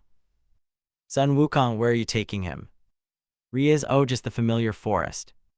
Hearing this gained Issei's attention. What the hell was a familiar? Was it some kind of pet? Issei, familiar, what's a familiar? Sun Wukong looked at the brown-haired boy. Sun Wukong, a familiar is basically a companion for devils. They do various tasks that are pretty simple while their master do more important ones. Issei was surprised when he heard this. It was basically like having a pet dog or cat. Issei, so it's like having a pet? Riaz, in a way, yes it is. Issei, well, that's pretty cool. Riaz smiled. Riaz, well, do you want one? Issei thought about it for a moment. It sounds like something that could be helpful. But does he really need a familiar? He technically already has one, and that was Yoruichi. Well, if someone would count her as his pet. She was her own person, she didn't belong to Issei at all, and she could come and go whenever she pleased. But he doesn't want to be rude to Riaz, so maybe he'll just take a look at the familiars. Issei, sure, I'll have a look. This caused Riaz to smile happily. She was glad that Issei accepted her proposal. Riaz, well, shall we get go? Sun Wukong, I'll take us there. At that moment, Sun Wukong placed his hand on both Issei and Riaz's shoulders, and before they knew it, they were gone and appeared in a place that looked like it was out of a horror movie. There were tons of trees, a few had left and some were dead. The sky was a crimson-red color, and there didn't appear to be any sort of sun or moon in the sky. Issei blinked as he looked at his surroundings. He wasn't sure how to react to the new location. It wasn't like the other locations that he has been to, but then again, the ones that he did go to were made by the system. The subway, the Spider Cave, the Demon King's Castle, the Crystal Cave, the Job Change Quest location. All 5 of those locations were designed by the system, or rather the creator made the damn thing. Issei wonders if they are actual places that are known to the supernatural world, except the subway one. If that is the case, then maybe Riaz, her brother, Sona, or maybe someone else could tell him about their history. However, that is only a tiny voice in the back of Issei's mind, a theory that he already knew would be incorrect even if he did ask people from the supernatural. Issei, well, this is a surprise. Sun Wukong chuckled. Sun Wukong, Issei Hyoudou, welcome to the familiar forest. Issei, familiar forest. Sun Wukong, yeah, or the FF as some like to call it. Issei raised an eyebrow as he looked at Riaz, seeing if it was actually true that people call the familiar forest the FF. The crimson red-haired devil girl shook his head as she stared at the monkey demon with a deadpanned expression. Riaz, no one calls it that. Wukong crossed his arms with a huff. Sun Wukong, I do, and I'll stick with that. Issei, well, you do that then. Riaz, well, let's take a look around. Issei nodded as he and Sun Wukong started to walk into the dark forest. Totally something that teenagers should do, especially if they were in a horror movie. Issei swore that if they ran into Jason, Michael Myers, or even fucking Pennywise the dancing clown, then he was gonna throw a fit. He wasn't in the mood to fight 3 immortal killers like the brown-haired boy. Had to be out of his fucking mind if he were to do something like that. How the hell did those 3 even get beaten in their movies? Sure, Jason was afraid of water in his crossover movie, but Issei has seen him go into water numerous times in the other movies. For Michael Myers, his knowledge may be limited on him, but wasn't his entire bloodline or family meant to be cursed by a demon or something? He might be wrong. The author hasn't even seen the movies because he is super lazy. For Pennywise / it, the dead lights, don't they possess power that basically makes him or her a fucking god? Sure, he understood that Pennywise loved the taste of fear since that was its favorite food. However, if it wanted to put fear in people, would it be better to just scare them in public so that they know she exists and would always be worried? Speaking of the clown, what was Pennywise's gender? Was it just genderless? Issei didn't know, and he didn't want to find out. He didn't come to the familiar forest for that anyway. He came to the place to take a look around. He still won't need a familiar since he already has his shadow soldiers and Yoruichi, who was back home. As he, Riaz, and Sun Wukong were walking through the dark forest, unknown to the brown-haired boy, one of his shadow soldiers left and traveled in a completely different direction than his liege. The one in question was none other than the former blood-red commander Igris. The knight sensed something close by and decided to investigate the matter, though it was strange that his liege didn't sense what Igris had picked up on. However, this was a good thing since it meant that Igris and himself alone will be checking it out. He wasn't betraying his liege. He would never do something horrible like that in his entire living or dead life. He serves his liege with nothing more than his undying loyalty, but he has been feeling off for the last couple of days. Igris can recall the battle he had with Issei. He nearly killed the boy when he was alive. When he accepted to serve under him, he made a vow to himself that he would protect him from any and all threats and be there to help him in situations. Yet where was he during the battle with Sun Wukong or even Riser Phoenix? He should have been there for him. He should just show up and protected him. But he didn't. He just stayed on the sidelines and watched as D-Drake did all the work. Sure, the former Welsh dragon was a higher rank than him. Igris was only a knight, while the Dragon of Domination was at a general rank, the very first one. Though that didn't matter, Igris vowed to be the sword and shield for his new liege. He intends to keep that promise. To do that, he needs to get stronger than he currently was. Igris traveled through the dark forest until he came across a clearing. This was the location he needed to go. Whatever he was sensing was close by. He could feel it right on top of him. Perked up, why was he hearing music, and the kind that sounded like one would be like in a meme? The former blood-red commander continued to look around for a few seconds, but then something very massive came crashing into the ground, which caused a shockwave throughout the area that Igris was currently in. He used his armored gloves to blunt the gust of wind that was rushing over his shadowy form, finding it difficult to keep himself on his own bloody feet. However, he wasn't just gonna let some wind get the best of him. He faced many more terrible things when he was alive, and even then he was able to bear through them all. When the winds calmed themselves, Igris was greeted by a massive dust cloud that slowly began to fade away by the second. As the cloud fully vanished from the knight's view, his eyes widened as he saw a massive crater right before him, and it was unlike anything he had ever seen before in his time while alive. The expression on Igris's face said it all, clearly plastered on his very being, which said, "What the hell?" If anyone was with him, they would have the same reaction as Igris caused, who would expect to see such a thing in their entire life. As Igris stared at the massive hole before him, something soon rose from the darkness, and that was a massive hand that slapped the ground and caused the earth beneath it to shatter. The former blood-red commander watched in shock and awe as something, or rather someone very big, rose from the darkness of the crater. That someone was a middle-aged man who cuts an imposing figure due to his extreme height, which Igris believed around to be 710 cm, and the bulk of his muscles, making him dwarf a normal human. Overly top-heavy in build, he has a well-muscled torso with wide-set shoulders, thick arms, and somewhat out-of-proportion legs. Far less heavily built than his arms, yet about the same length, with his feet much tinier than his hands. On top the man's head was a massive pair of gray-white, sharp-pointed horns coming out of its sides, curving slightly to the front, then upward. He had a longish face with a heavy, hairless brow ridge topping sharp, often bloodshot eyes parent to small yellow irises, plus a hooked nose and a large, full-lipped mouth. He had black hair which consisted of an unruly, mostly swept-back mane down to his mid-back, which forms distinctly flat, rectangular locks of which some fall down near the front over his ears or jet upward. His facial hair was done in a wavy, waist-length Fu Manchu mustache that pairs with a spiked goatee across his chin.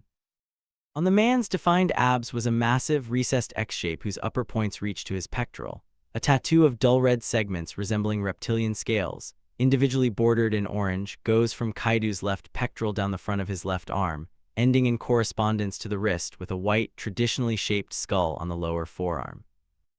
The man groaned as he placed a hand on his head, shaking it in annoyance. "Man, damn it, looks like I survived again." Igris stared at the man, who took out something from his waist. It appeared to be a container, and he started to drink from it. The knight narrowed his eyes as he could feel the sheer aura coming from him, and it was definitely stronger than his liege. Maybe he was the one that can help him grow stronger. As the man finished drinking, he sighed. "Man, I know you're there." This surprised Igris. How the hell did he sense him? The former blood-red commander was being as silent as possible. He watched as the man looked over at him, glaring at the knight. "Man, what the hell do you want?" Igris narrowed his eyes as he took out his sword and got into a fighting position. The man shook his head in annoyance as he stood up from where he was sitting. "Man, all right, let's get this over with." Oh yeah. End of chapter. S2 Chapter 2, King of the Beast. Third-person POV. To summarize his entire life, he was a man who was desperately looking for a place to die. He had an eventful life. He tasted defeat around 7 times, and on 18 separate occasions he had been captured by enemies. He spent quite some time as a prisoner, suffering through torture again and again. However, much to his own annoyance, nothing so far has been able to kill him, and that is what he doesn't like. No matter what he tried, he just wouldn't die because he was so powerful. His own skin was so tough that not even the sharpest of weapons like swords, spears, or even axes could reel a dent in him. Sure, there were other kinds of ways that he could die, but not even those would work because of how strong he was. Name it and he would have surely experienced it at some point in his life. Being burned alive, he's experienced that, and unfortunately, he was immune to high temperatures. Drowning, unfortunately, due to his large size, his body developed into giving him large lungs so he could survive. So he basically sat at the bottom of an ocean for hours. Why an ocean? Well, because of his massive size, there was no lake, river, or pond that could fit him. Being electrocuted, well, because of his tough skin, he's immune to things such as electricity or being paralyzed. There was nothing on the planet that could kill him. Hell, he couldn't even kill himself by falling from a height of 30,000 feet in the air. Now some may be wondering who in their right mind would do all of this and try to kill themselves. Well, that would be none other than the strongest creature in the entire world. King of the Beast Kaido. Kaido had made a name for himself, feared as one of the strongest creatures to ever live within the supernatural world, only being topped by those such as the heavenly dragons, D-Drake and Albion, plus the two dragon gods, Off-Eyes and Great Red. Besides those four beings, Kaido was the strongest creature in the entire world. Sure, there were also the many gods that resided in other places, but no one had ever seen them or Kaido face off with each other, so it is unknown if he is stronger or weaker than the gods. What species he was is quite unknown. Some believe that he is a member of an ancient race that was long extinct, or he was simply using a quote-unquote human form, and he was something that the supernatural already knew about. He was a monster and a tyrant that has conquered many factions and defeated an army of 1,000 in one attack. He was also a father, but he wasn't really the best when it came to that. Maybe that is another reason why he desires to end his own life, to either free himself or his child from the burden of existing. Kaido narrowed his eyes at Igris, who held his massive sword in front of him. In the King of the Beast's hand was a massive black spiked club, the weapon that he has had for ages now. Kaido, who are you, creature of the shadows? Igris didn't reply as he narrowed his eyes at Kaido. The former blood-red commander knew that the chances of him defeating such a monster would be impossible. However, he had to do this for his liege. He had to become stronger, and he failed to defend him during his battle with Sun Wukong despite giving his own master a hard time when he was still alive. Kaido sighed in annoyance. Kaido, what a pain, I'll just end this quickly then. The two stared off at each other for a good couple of minutes, neither making a single move as silence filled the air around the two. While it looked like nothing was happening, in reality, they both were actually fighting, but in their own minds. It was a way that warriors to determine what their opponent would do. It was basically an entire battle happening within their heads while their bodies did nothing. Kaido placed his weapon in his other hand as it sparked lighting. Kaido, alright then, it's time. In a split second, both Kaido and Igris charged toward each other. The massive monster swung first, but the knight was able to dodge the attack in time. The attack did cause some destruction to the landscape, which shocked Igris. The only other beings who were able to cause such destruction were Sun Wukong and D-Drake. Just how many beings had the power to level cities? Like seriously, just how many beings were there that could cause such destruction? This was not normal. There was absolutely no way that this was a normal thing in the supernatural world. Igris swung his sword at Kaido's leg, but to his shock, it simply bounced off when it made contact with his skin. The King of the Beast chuckled as a small grin grew on his face. Kaido, did you really think that would work against me? He raised his weapon and brought it down on Igris, who barely blocked it as the ground shattered. Igris was now in a very terrible situation, and the fight had only just begun. Why the hell did he decide to challenge who could possibly be the most powerful creature in the entire familiar forest? Like seriously, of all the things he had to go and pick a fight with, it just had to be this dude of all things. Kaido, oh, you blocked it. Kaido raised his weapon to bring down another strike. Igris took this chance to quickly move out of the way before Kaido did his own attack. The knight then threw his weapon at the king foe, the beast, who simply moved his head to the left, causing the massive blade to miss his head and land in the ground. Letting out a small chuckle, Kaido had to admit that if he were any other being, that something like that would have taken him by surprise. However, he wasn't like any other being because he possessed something that was supposed to be lost to time itself, something that not even Lucifer, God, the four great Satans, or even beings such as the dragon gods had. An ability that was invisible to the naked eye, something that he and only he could see. That power was none other than Haki. Haki was a mysterious power that allows the user to utilize their own spiritual energy for various purposes. It can be used to sense people's spiritual energy and predict their actions, give the user a protective coating of spiritual energy, and, for a certain group of chosen ones, overpower the willpower of others. All living beings in the world are capable of learning Haki. However, most people do not notice it or fail to awaken it. The first was Busoshoku Haki or armament haki. It allowed the user to use their own spiritual energy as armor to defend against attacks, as well as make their own attacks more potent. An advanced level of Busoshoku allows the user to emit the armament a short distance without a medium. And finally, a higher grade of advanced Busoshoku allows the user to make the emitted armament flow into a target's body and destroy it from the inside out. The next was Kenbenshoku or observation haki. This gave the user a sixth sense of the world around them, allowing them to sense the presence, strength, and emotions of other people. It also grants limited precognitive abilities, allowing the user to sense their opponent's intentions and predict their actions and attacks before they happen. If trained well enough, an advanced level of Kenbenshoku allows the user to actually foresee a short period into the future. The final and most powerful of all the haki was none other than Heishoku or Conqueror's haki. This type of haki allowed the user to unleash their own willpower to overpower the will of others. This results in victims being mentally overwhelmed by the user, with particularly weak-willed foes instantly losing consciousness. Heishoku is a very rare form of haki that only 1 in several million people are born with the ability to use. Most people who can use haki tend to have one type that they are better at and, as a result, focus on training and fighting with that type primarily. However, a person can improve their abilities with all the types of haki. It just requires more work. Kaido can recall a few battles he had where his opponents either had 1 or 2 haki, mainly the ones that allowed the user to create a protective coating and allowed them to predict their enemy's next move. But only a select few possess the one that has been called by numerous names such as Color of the Supreme King, Conqueror's Spirit, King's Will, and such. He could recall the ones he fought against, the ones that possessed all 3. During those battles, Kaido felt something that he didn't think he would ever feel in a battle: excitement. He fully believed that emotion was lost to him cause he had grown so powerful, so strong, and feared that nothing could faze him anymore. And there was one man that gave him a rough time and made him feel the excitement in their battle. He was none other than Monkey D. Luffy. He didn't think much of him. Kaido thought that he was just another weakling that was trying to take him on.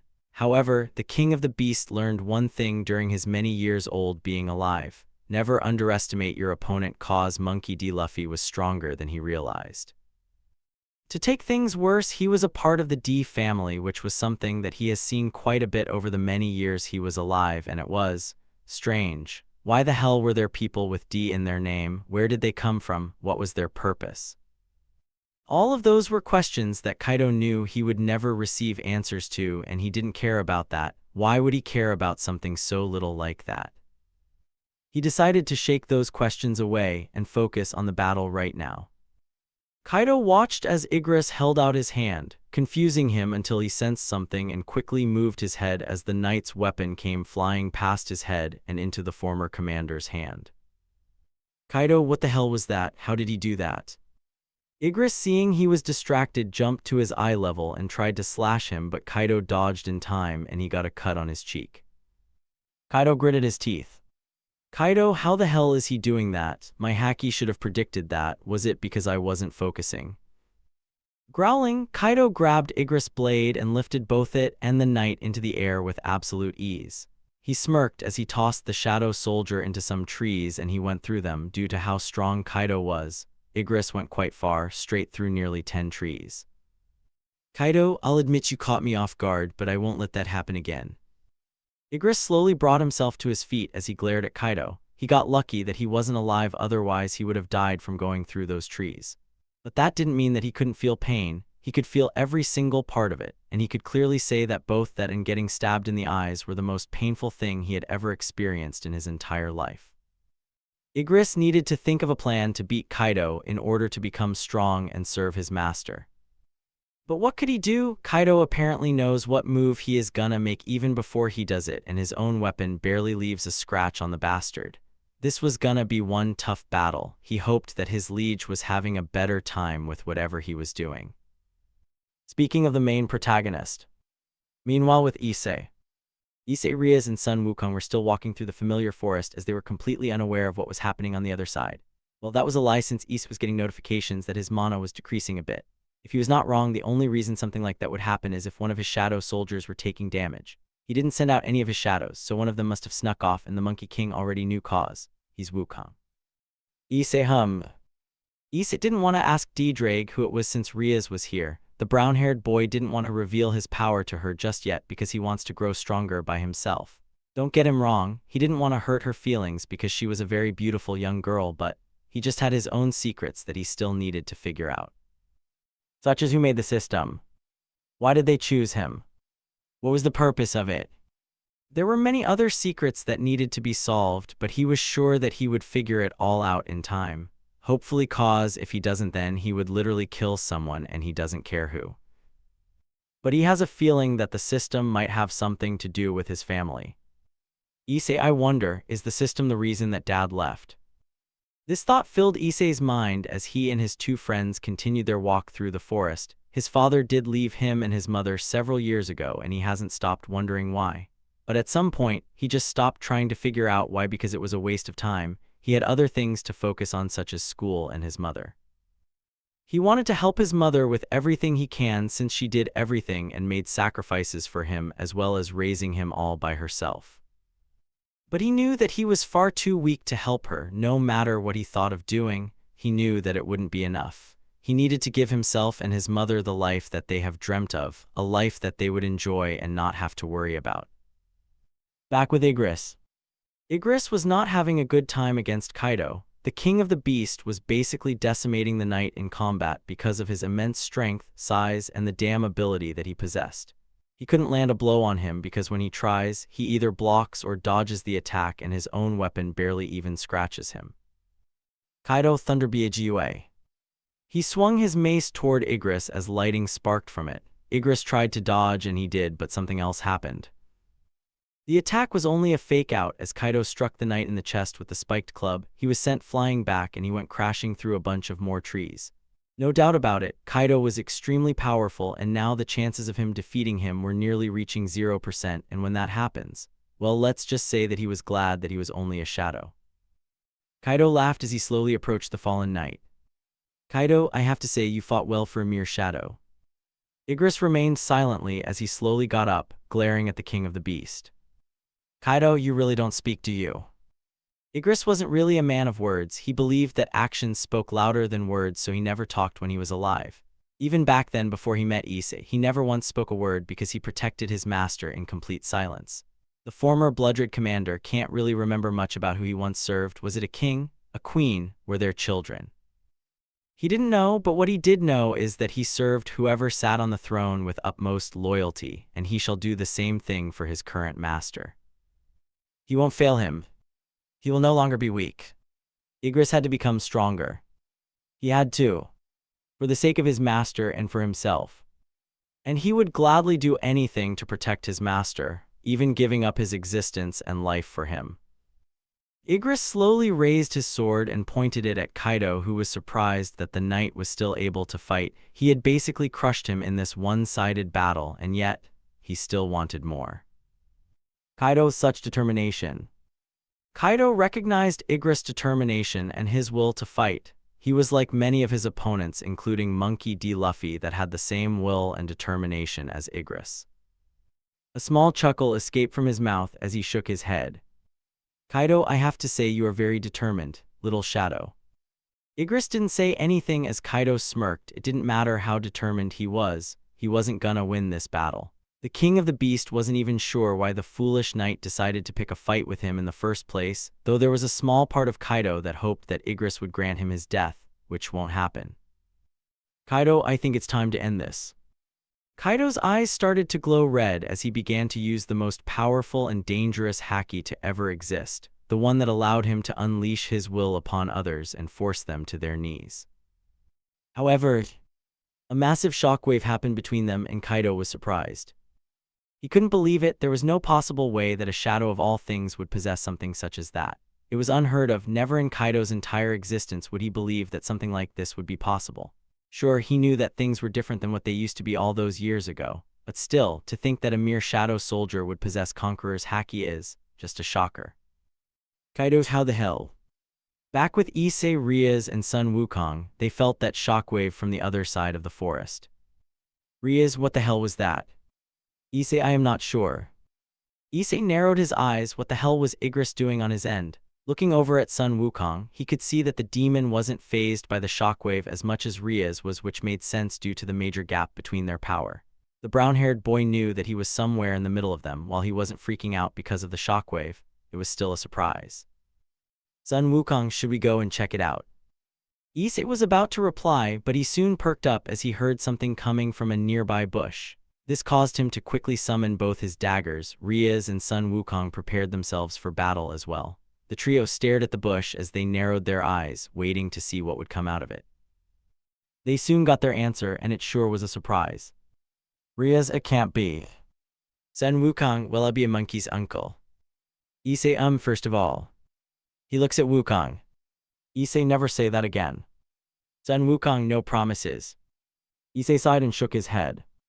Issei, anyways, why are you two freaking out? It's a fox wolf. Ria's, that's Amaterasu. Issei perked up as he looked at the crimson red-haired devil girl. Issei, wait, isn't that one of the many Japanese legends? Ria's nodded her head. Issei was surprised to find Amaterasu of all being in a place like this, though for some reason, Issei can't help but feel like it isn't that because of the pink and white thing and the horns on it. Last time he checked, Amaterasu wasn't known to have either of those on him or her, or rather it. Issei, The boy watched as Amaterasu approached him and looked up at him. Issei remained calm and stared down at the white fur wolf. The two looked each other in the eyes as Issei held out his hand towards the legendary mythical beasts. Ria's and Sun Wukong waited to see what would happen, but to their surprise, the mythical beast allowed Issei to pet it on the head. This was something that has never happened before, well, not before their own eyes. Wukong has heard rumors of the mythical creature and knew that he could easily defeat it in battle. Hell, he could do it before he became all-powerful. Although the only reason he probably hasn't fought it is cause he had to defend a stupid monk who was super blind, he can recall the countless times the monkey demon had to save his life and no one else helped. Talk about annoying, but what's done is done. Issei, hey Ria's, Wukong. Ria's, why ya, Issei? Sun Wukong, He looked at them both as he continued to pet the Amaterasu. Issei, you know why something like this would be in this place? Ria's, I honestly don't know. Issei, really? Ria's, yeah, I didn't even think an Amaterasu would be in this place. Sun Wukong, she might have come here for a reason. Issei raised an eyebrow. Issei, for what reasons? Sun Wukong shrugged his shoulders. Sun Wukong, not sure. The Amaterasu started nuzzling Issei's leg, causing the brown-haired boy to chuckle a little as Ria's smiles at the cute sight before her. She had to admit that this was very adorable, and she thought that her own familiar was cute, well, in both her human form and her small bat form. Ria's, Awa, looks like she likes you. Issei let out a small chuckle. Issei, I guess she does. Sun Wukong, looks like you found your familiar, Issei. Issei wasn't sure how to react to this. He came to this place just wanting to look around and see some other supernatural creatures and beings. He didn't expect to actually get a familiar like he already has Yoruichi and she's, well, herself. Speaking of her, Issei really needs to figure her out because he knows that she is keeping some sort of secret from him, but he wasn't sure what it was though. But back to the point at hand, Issei didn't want this. However, he gets the feeling that the little fella before him won't leave him alone unless he takes her with him. Issei hums, hey Ama, would you like to come with me? Issei watched as Amaterasu wagged her tail, making Ria's giggle. Ria's, I think she said yes. Issei playfully rolled his eyes as a small smile grew on his face. Issei, well then, I guess you're my familiar. Sun Wukong, so what you gonna name her? Ria's looked at the monkey demon, raising an eyebrow. Ria's, what's wrong with Amaterasu? Sun Wukong, nothing is, but I think this girl would want a different name. Issei fell silent as he stared at the mythical creature. What should he call her? He could tell that it was a girl because both Ria's and Sun Wukong was saying that it was a female. It shouldn't be too hard since he already named Yoruichi, but then again that just so happened to be her actual name.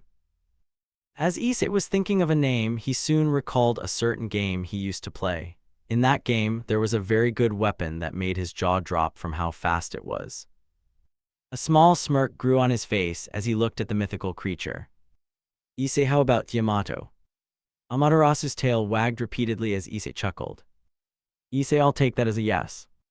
Ria's, Yamato, that sounds like a very nice name. Sun Wukong, MHM. Issei looked at Yamato and smiled. Issei, well, it's official, you're my familiar now. Yamato's tail wagged as she nuzzled Issei's leg. Issei chuckled and pats her head.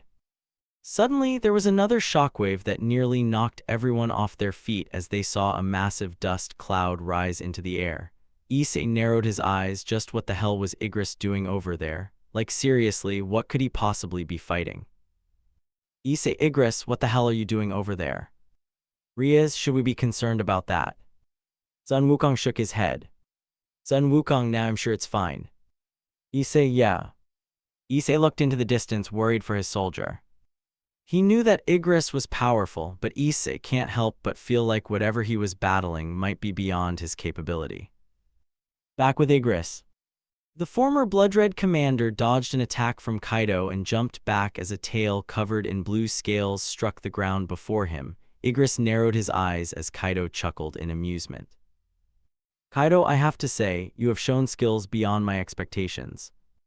Before Igris was Kaido, but his appearance was now completely different. He looked like a hybrid between a man and a blue or azure dragon. His arms and body were covered in scales. His face appeared to be more dragon-like, and he had a long dragon tail with a black flame-like spike on the tip. Kaido, I never expected for you to make me use my hybrid form.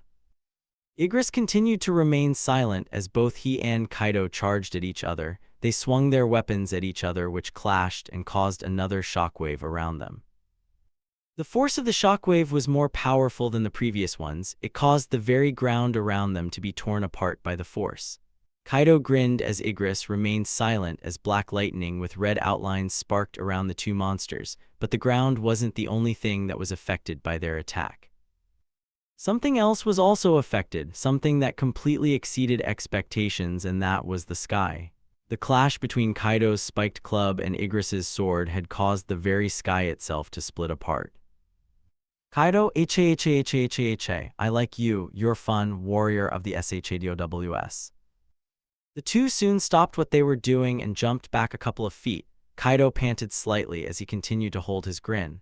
Never in his entire life would he believe that another being would make him do this much. In any one-on-one battle, everyone bets on Kaido because he was the king of the beast, the most powerful creature in the entire world.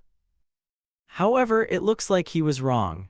It appears that he has once again met someone who has given him a challenge to make things better. Igris also possessed the same haki that he, the most powerful of them all. Kaido let out a chuckle before it turned into a hearty laugh. This is the most fun I've ever had. He soon pointed at Igris. Kaido, warrior of Issei Hyoudou, I acknowledge as one of the greatest foes I have ever fought. This surprised Igris. He didn't think that he would ever be acknowledged for something like this. The knight watched as Kaido stabbed his head into the ground before sitting down. He then took out his flask and started to drink from it. Kaido, that's good booze. He then looked over at Igris, who was confused. Weren't they just battling a minute ago? Kaido, listen well, warrior of shadows. This caused Igris to perk up. Kaido, that ability you unknowingly used is called Conqueror's Haki. It allows you to force your will upon others, and if they are weaker, then they shall fall to your feet. This surprised Igris. That power he just used earlier was Conqueror's Haki. Kaido, if you are to master that power, you must train very hard and win no matter what. Igris knew he was right, and he knew mastering this new power he was given won't be easy, but he won't give up that easily for the sake of his master and himself. The former blood-red commander narrowed his eyes as he placed his weapon on his back. He then gave Kaido a nod of acknowledgement, and the hybrid dragon gave the same to the knight. The two may have been enemies during their entire fight, but right now they don't see each other like that. They now see each other as something better, something more than mere opponents. Rivals. No, it was something else, and Kaido knew exactly what that was. Kaido, one legend to another. Kaido stood up and looked down at Igris, who remained where he stood, staring up at the massive king of the beast. Kaido, I hope that one day we will meet each other again. Igris nodded his head. This made Kaido chuckle as he turned and started to walk off. The former blood-red commander watched the hybrid walk off into the forest. Due to his immense size, he was sticking above the trees, but that didn't matter to Igris since both he and Kaido now respected each other and their abilities. Igris turned to see Issei approaching him with Sun Wukong as Riaz was talking to the familiar master. The knight quickly bowed to his liege. He didn't think that he would be watching the battle. Issei, it's good to see you too, but you might want to hide now before Rhea see you. Igris nodded his head and returned to his liege's shadow. Sun Wukong looked at the brown-haired boy with a raised eyebrow. Sun Wukong, you still not planning on showing Rhea's or any other devils your abilities? Issei, no, not yet at least. Sun Wukong shrugged his shoulders. Sun Wukong, alright then, whatever you say. Issei Wukong, do you by any chance have a familiar? Sun Wukong fell silent as he began to think about that one. Did he have a familiar? He doesn't think so, since when he became all-powerful he never got the chance to do that. Plus, why would he need one? He could literally take on gods and defeat them. Sun Wukong, I don't think so.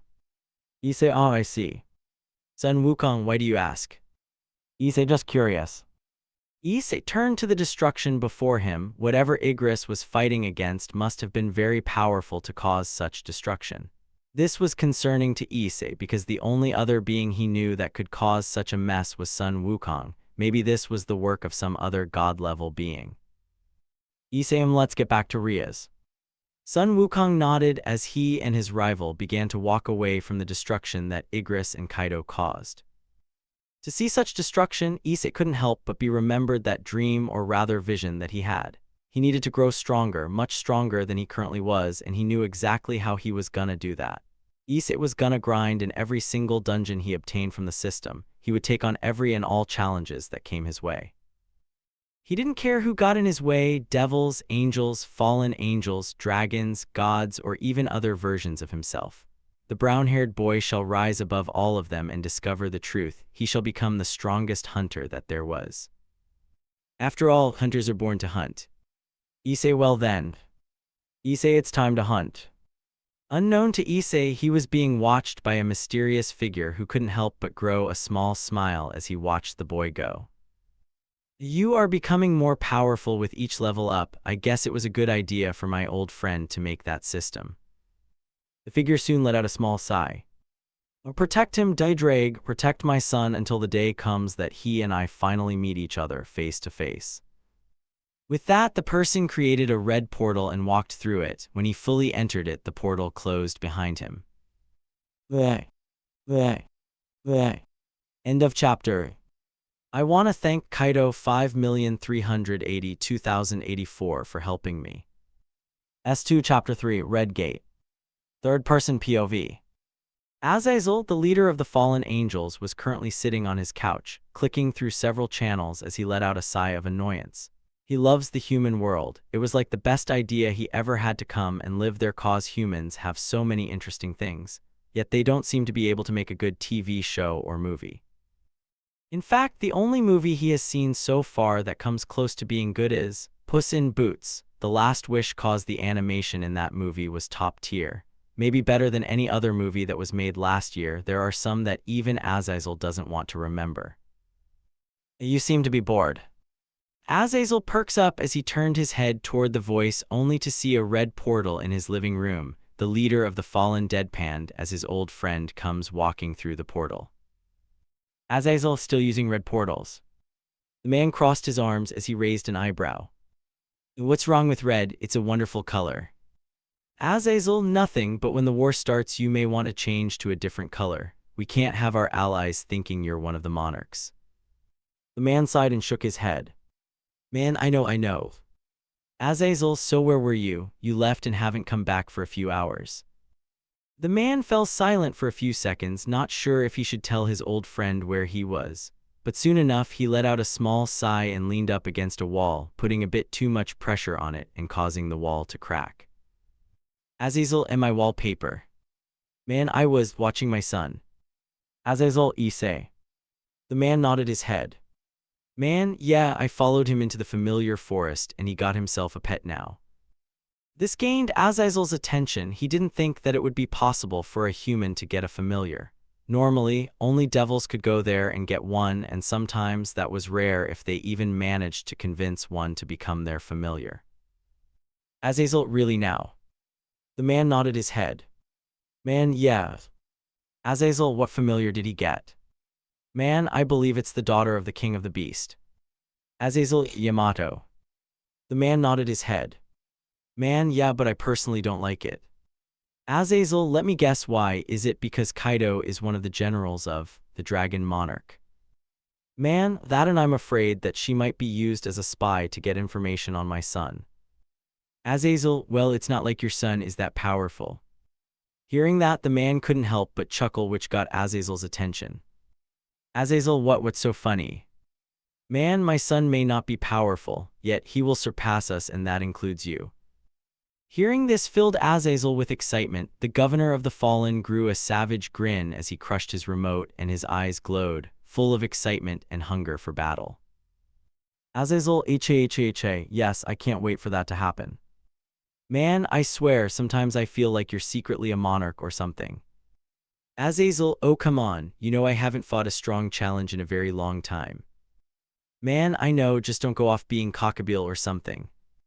Azazel gritted his teeth when he heard that name. Cockabeel was the name of a fellow fallen angel, and one that Azazel doesn't like because he is nothing but a complete psychopath who wants to destroy everything for a simple fight. The difference between him and Azazel is that Cockabeel actively tries to start things while Azazel lets the opponent challenge him instead. Azazel, please don't compare me to that idiot.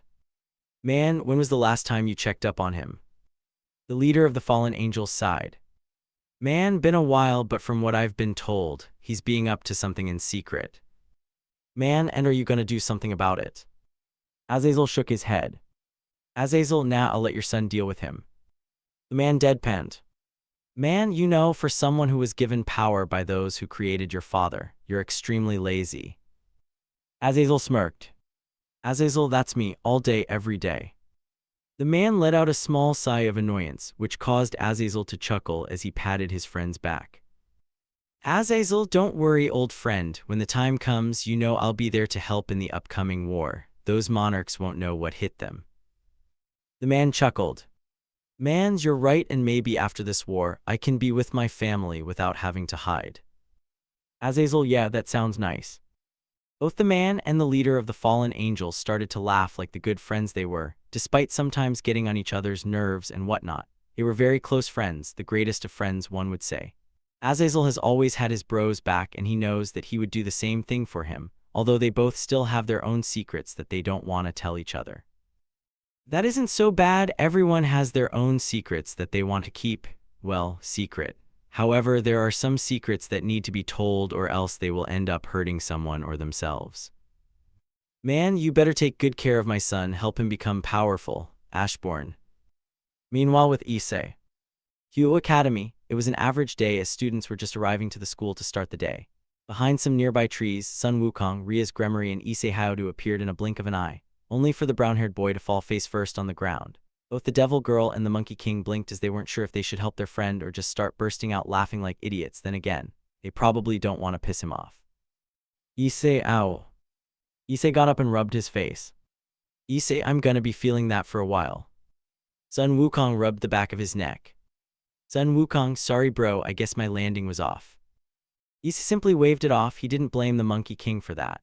In fact, if it was anyone's fault, it was his own, because he should have been used to getting teleported by now. After all, he has gone through so many portals that are made from the system. Then again, those are portals and not actual teleportation, so maybe there is a difference between the two that Issei doesn't know about. Ria's, well, that was something. Issei, yeah, I guess it was. Sun Wukong got a phone call and he paled because it was his wife Dan Ahan. Sun Wukong, oh no. He then answered it and held it to his ear. Sun Wukong, hello. Ahan, where the fuck are you? Both Issei and Rias perked up from the sudden shout as they looked at Sun Wukong. Surprisingly, he looked as pale as ghost. Rias' jaw nearly dropped to the ground because it was Sun Wukong, the Monkey King and one of the most powerful beings in the entire universe. Issei was surprised, but he wasn't as shocked as Rias was because he had been told by Wukong that he had some wives, so the boy guessed that the person on the phone was one of his wives. Sun Wukong, honey, I told you, I'm with my friend, you know, one I told you about last night. Issei deadpanned. Issei, the one whose house you broke into. Sun Wukong, hey, your mom let me in. Issei sighed and shook his head. Issei, of course she did. Ahan, you better get your ass here until tomorrow night or I will personally strap you on the bed and you won't leave it for months. Sun Wukong, Dan, not in front of my friends. And not in front of Kenji. They heard another female voice, and it was Sun Wukong's adoptive daughter, Tijin Park, who was the daughter of the hated man, Mujin Park. Sun Wukong, oh hey Tijin, how are you doing, my little princess? Issei, you have a daughter. Sun Wukong rubbed the back of his head and chuckled, nodding his head. Sun Wukong, yeah, I have one, but she isn't my biological daughter, she's actually adopted. Riaz, you adopted a child. The Monkey King nodded his head, surprising the heiress of the Gremory household beaux. She has heard the stories of the monkey demon, he who gained immortality through several means. Yet, she has never heard that he has a family or children. Riaz, wow, just wow. Sun Wukong, is it that much of a shocker? Issei, yes, cause it's you. Sun Wukong, what's that meant to mean? Issei facepalmed. Issei, dumbass, you're Sun Wukong. You've never been known to have family other than some group of monkeys who took you as their king. Sun Wukong, oh. Issei sighed as he looked to his left, and a screen appeared before him, showing the brown-haired boy his stats. Name Issei Hyoudou. Job Shadow Monarch. Title Conqueror of Adversity +1. Level 56. Health points HP 16,895/16,895. Magic MP 1,769/1,769. Fatigue 0. Strength/SDR 82 +20. Vitality/Vit 66. Agility/Agile 66 +20. Intelligence/Int 67 +25. Zen 66 +20. Available points 0. Physical damage reduction 20% +15. Issei, after so much, I still know that I'm very weak and powerless if any god or stronger supernatural being comes after me. Riaz, you okay, Issei? Issei, huh? He snapped out of his thoughts as he looked at Riaz. He guessed he was too focused on his stats that he started to act strange around Wukong and Riaz.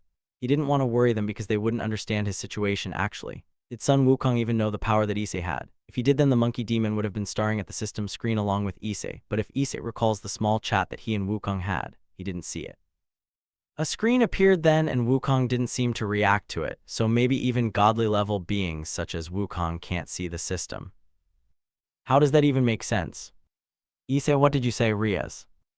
Riaz, I asked if you were okay. Issei, oh yeah, I'm doing alright. Tijin, Mom, Kenji is gone. Sun Wukong and Ahin, what? Issei felt something tug his pants, and he looked down to see a kid that looks exactly like Sun Wukong. Issei blinked in surprise. How the hell did this kid just show up so fast? Issei, I think I found him. Sun Wukong looked and saw his son standing beside Issei's leg. Sun Wukong, Kenji. The Monkey King picked up the small boy and held him in his hands. Sun Wukong, why are you out here? You're scaring your mother. The boy just touched his father's nose in response, making Sun Wukong deadpan. Sun Wukong, you're so lucky that you're cute, otherwise I would do something to do. Riaz, KWAI. Issei sighed and facepalmed. Why the hell was he doing here? He should really get to class, but he still has a few minutes before class actually starts, plus there are still students and teachers showing up, so he has time, hopefully. Issei, anyways, Wukong, me and Riaz have class in a few minutes. Sun Wukong, I understand. Riaz walked up to Kenji and started to tickle him under his chin. Riaz, awa, you're so cute. Kenji giggled in response as many of the girls gushed out how cute Kenji is and complimented that Sun Wukong was a great big brother. Issei rolled his eyes playfully as he turned and started to walk off. He didn't mind the small child, but he has more important things to do at the moment, like get to class, or else he was gonna be in huge trouble from not only his teacher but his mother as well. Sun Wukong, later, Issei. Sun Wukong walked away with Kenji as Riaz followed after Issei. Riaz, that was such a cute child. Issei nodded his head. Issei, yeah, it actually was a cute kid. As both Issei and Riaz made their way through the gate, all eyes were instantly on them, and this resulted in some whispers among the students, with some being good and some being bad. Girl 1 is Riaz-senpai with Hyoudou. Girl 2, whoa, they look good together. Girl 3, so awesome. Girl 4, I so wanna fuck Riaz-senpai tilde. Suddenly, Riaz felt a shiver run down her spine, which confused her. Why the hell would she feel something like that when she was at school? Sure, the students were looking at her and Issei, but none of them ever have any negative emotions toward her. In fact, they basically treat her like she was a goddess, which was ironic since he was actually a devil. Riaz, why do I feel that perv said they wanna fuck me? That was only the female side, the male side was much different. Boy 1, damn it, Hyoudou got to her first. Boy 2, Hyoudou, you bastard. Boy 3, I'm gay. Both, we know Bob and we're proud of you. Boy 4, come on babe, we got class. Bob, okay San. Both, that was so adorable. Issei's sweat dropped from what he had just overheard. What the fuck? Like literally, what the fuck did he just hear right now? It was really a place full of weirdness. He swears that it may turn out to be Gravity Falls or something. Riaz, well, I better go to my class. See you later, Issei. She kissed his cheek before walking away. Issei watched as Riaz walked away. The sudden kiss shocked everyone in the area because they weren't expecting something like that to happen. Issei, huh? Issei turned his head to the familiar voices, only to be greeted by a drop kick from none other than Matsuda and Madohama. This sudden attack caught Issei off guard as he was sent back a few feet from it, causing the boy to groan. Issei, ow, what the, ow. Matsuda, you traitor. Issei, what? Madohama, how did you do it? Issei raised an eyebrow. What the hell were they talking about? How did he do what? More importantly, when the hell did the two idiots learn to dropkick someone like that? Issei, what the fuck are you two talking about? Matsuda, you betrayed your comrades of the Loser Alliance. Issei was confused until he figured it out. Issei, was it about Riaz kissing my cheek? Both, yes, how did you do it? Issei sighed as he stood up and started to dust himself off. Issei, don't ask me, I'm just as surprised as you two are. Madohama, liar, are you two dadding? Issei deadpanned as he gestured to himself and the direction Riaz went, then back to himself. Issei, do you really think that me of all people is capable of dadding Riaz Gremory? Matsuda, yes, look at you, you're cool, handsome, no homo, and look like a bad boy. Girls dig those types of men. Issei, then why don't I see the other girls in the school drooling over my looks? Also, you do realize that Kiba is still a thing, right? Matsuda, yeah. Issei just shook his head as he turned and started to walk away from his two idiotic friends who started chasing after him, trying to get their comrade to spill the beans about his relationship with Riaz Gremory. He liked the two boys, no homo, but they are very annoying at times to the point that Issei just wants to punch them in the face. However, he didn't have time for them. Issei had more important things to worry about, such as trying to find a way to become even stronger than he currently was, since he knew that he was gonna be facing more powerful things in the future. Issei, I wonder how Yoruichi is doing. He figures that the woman should be alright, like all she has to do is not transform in front of his mother and that's it. That shouldn't be too hard for Yoruichi to handle. Then again, if memory serves Issei correctly.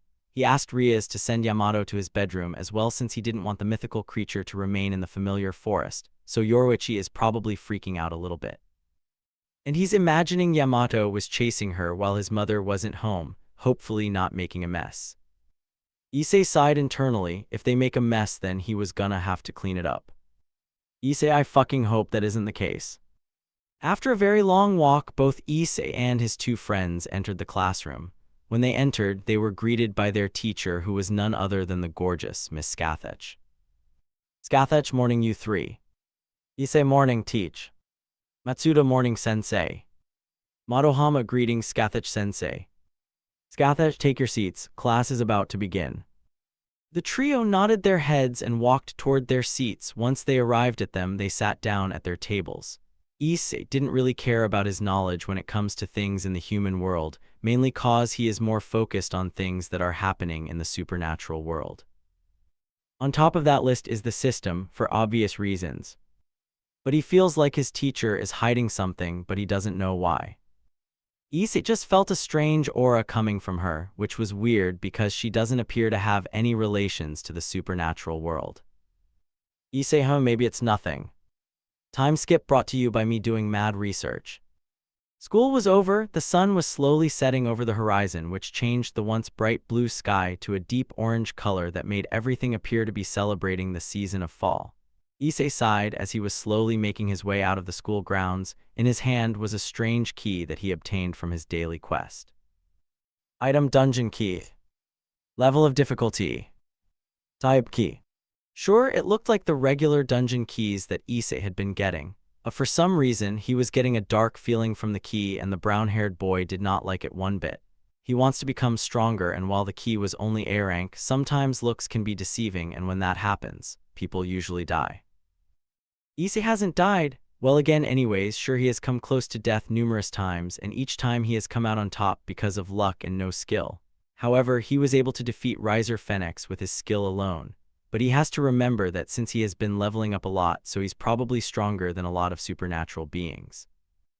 Although he knows that there are still more powerful beings out there, he needs to become stronger if he has to take a huge risk. Then he guessed that is something he is willing to take. But he needs to make sure that he can't bring others into his problems. They won't understand anything that is happening. Issei, this is something I need to do myself. I gotta solo leave. Hey, Issei. Issei's eyes widened those voices, Matsuda and Madohama. Issei, you too. Matsuda, you think we were gonna forget about the fact you and Rias shared a kiss? Issei deadpanned. Was he really still going on about that? Like seriously, why the fuck was he still going on about the fact that Rias kissed his cheek? Issei, seriously, you're still complaining? Matsuda, yes. Madohama adjusted his glasses as he noticed the key in Issei's hand, confused cause he had never seen Issei with a key before. Madohama, hey, what's that key? Issei, it's nothing. Oh wow, you three seem to be very good friends. Hearing the new voice caused the trio to perk up as they turned their heads in that direction. Both Madohama and Matsuda eyes widen as the owner of the voice was Skathach. The woman held her bag in her hand, seemingly ready to head home as well, like the students as well. Issei, you gotta be kidding me. Skathach raised an eyebrow. Skathach, so what with all this yelling and complaining? Issei, Suddenly, a screen appeared before Issei's view, and this one didn't have a good message for the boy. In fact, out of all the messages he has been given by the system, this one was easily the worst of them all. Warning, error, an error has occurred. Issei was confused what was happening to the system. It has never done this before the past. Sure, it may have given him a quest out of nowhere, like the time it told him to not go back to his perverted ways to become a devil, but this was the very first time that something like an error occurred. This didn't fill Issei with good emotions. If something was happening to the system, then this had to be connected to the strange dream or vision he had this morning. Issei, what the hell is happening? Warning, red gate shall now appear. Repeat, red gate shall now appear. Issei, wait, what? Just then, black and red electricity appeared from the key, which caused Issei to drop the object and hold his hand in pain. This shocked Matsuda, Madohama, and Skathach as they saw that the key had just done. Issei gritted his teeth in pain and annoyance. What the hell just happened? Why the fuck did the key just hurt him? Was it because of the message? What was a red gate? Madohama, Issei, are you okay? Warning, red gate appearing. Issei's eyes widen in shock and horror. The red gate was now appearing. This wasn't good since 3 people were looking at him. Issei, you 3 get back now. However, before the 3 could respond to the brown-haired boy's words, the key that was on the ground sparked with the same electricity just like before, and from it came a blue portal that Issei was familiar with. But that all soon changed as a crimson-red color slowly started to take over the portal, slowly sucking the 4 like a vacuum. Matsuda, what's going on? Madohama, I don't know. Skathach's eyes widen as she tried to force herself from being sucked into the portal. She then looked over at Issei. Skathach, Mr. Hyoudou, what is going on? Issei gritted his teeth as he stared at the portal before him. This wasn't anything like the ones he has experienced before. It was moving wildly, like the waves in a raging storm out in the ocean. The pressure. The feeling. This shouldn't be happening. Something is wrong. Either this was the work of the system trying to do something to the brown-haired boy, or the creator of the system is trying to test him once again. Issei, so this is. Issei, on a red gate. Skathach heard what he said and she was confused. What was happening? Why was there a portal before them, and how did Issei have knowledge of this? The woman can't help but wonder if he is the reason for this happening. Skathach, a red WH. Before the woman could finish her sentence, she and her students were sucked into the portal due to its immense pull. Both Matsuda and Madohama screamed like girls as Issei gritted his teeth in anger, but they didn't have to wait long because the portal soon spat the 4 out somewhere else. Somewhere in the middle of a forest area that was covered in snow and in the middle of what could be described as the first stage of a blizzard. Issei quickly got up and charged toward the red gate, but before he could reach it, the portal suddenly closed on the brown-haired boy. Issei, no. Issei growled and stomped on the ground. Issei, damn it. Matsuda, W, what the hell, where are we? Madohama, I want to go home. Scathach remained silent as she looked at the enraged Issei, who was gritting his teeth in anger, silently curring both the system and the creator for putting him and innocent people in this situation. He would have understood if it was only him. That was something the system liked to do to him. But this was something different. Issei, great, just fucking great. Suddenly, a screen appeared before the already pissed-off brown-haired boy. You have entered a red gate. Due to the conditions of the red gate, you are not allowed to leave until the boss is slain or the player is eliminated. Issei, can't my luck get any worse? A day within the red gate is equivalent to 1 hour in the normal world. Issei's eyes widen in shock. A day within the gate is only an hour in real life. Does this mean that if Issei doesn't kill the boss and he and the other 3 remain within the red gate for like 24 hours, it would actually be 24 days within the red gate? The boy can't help but wonder if this is meant to be something like that time chamber from Dragon Ball. What was its name again? He knew it had the words time chamber within it. Issei, so depending on how long it takes to kill the boss, there is a chance we are here for a single day or several months. Issei Hyoudou. He saw his teacher Scathach walking over. Issei, yeah, what is it?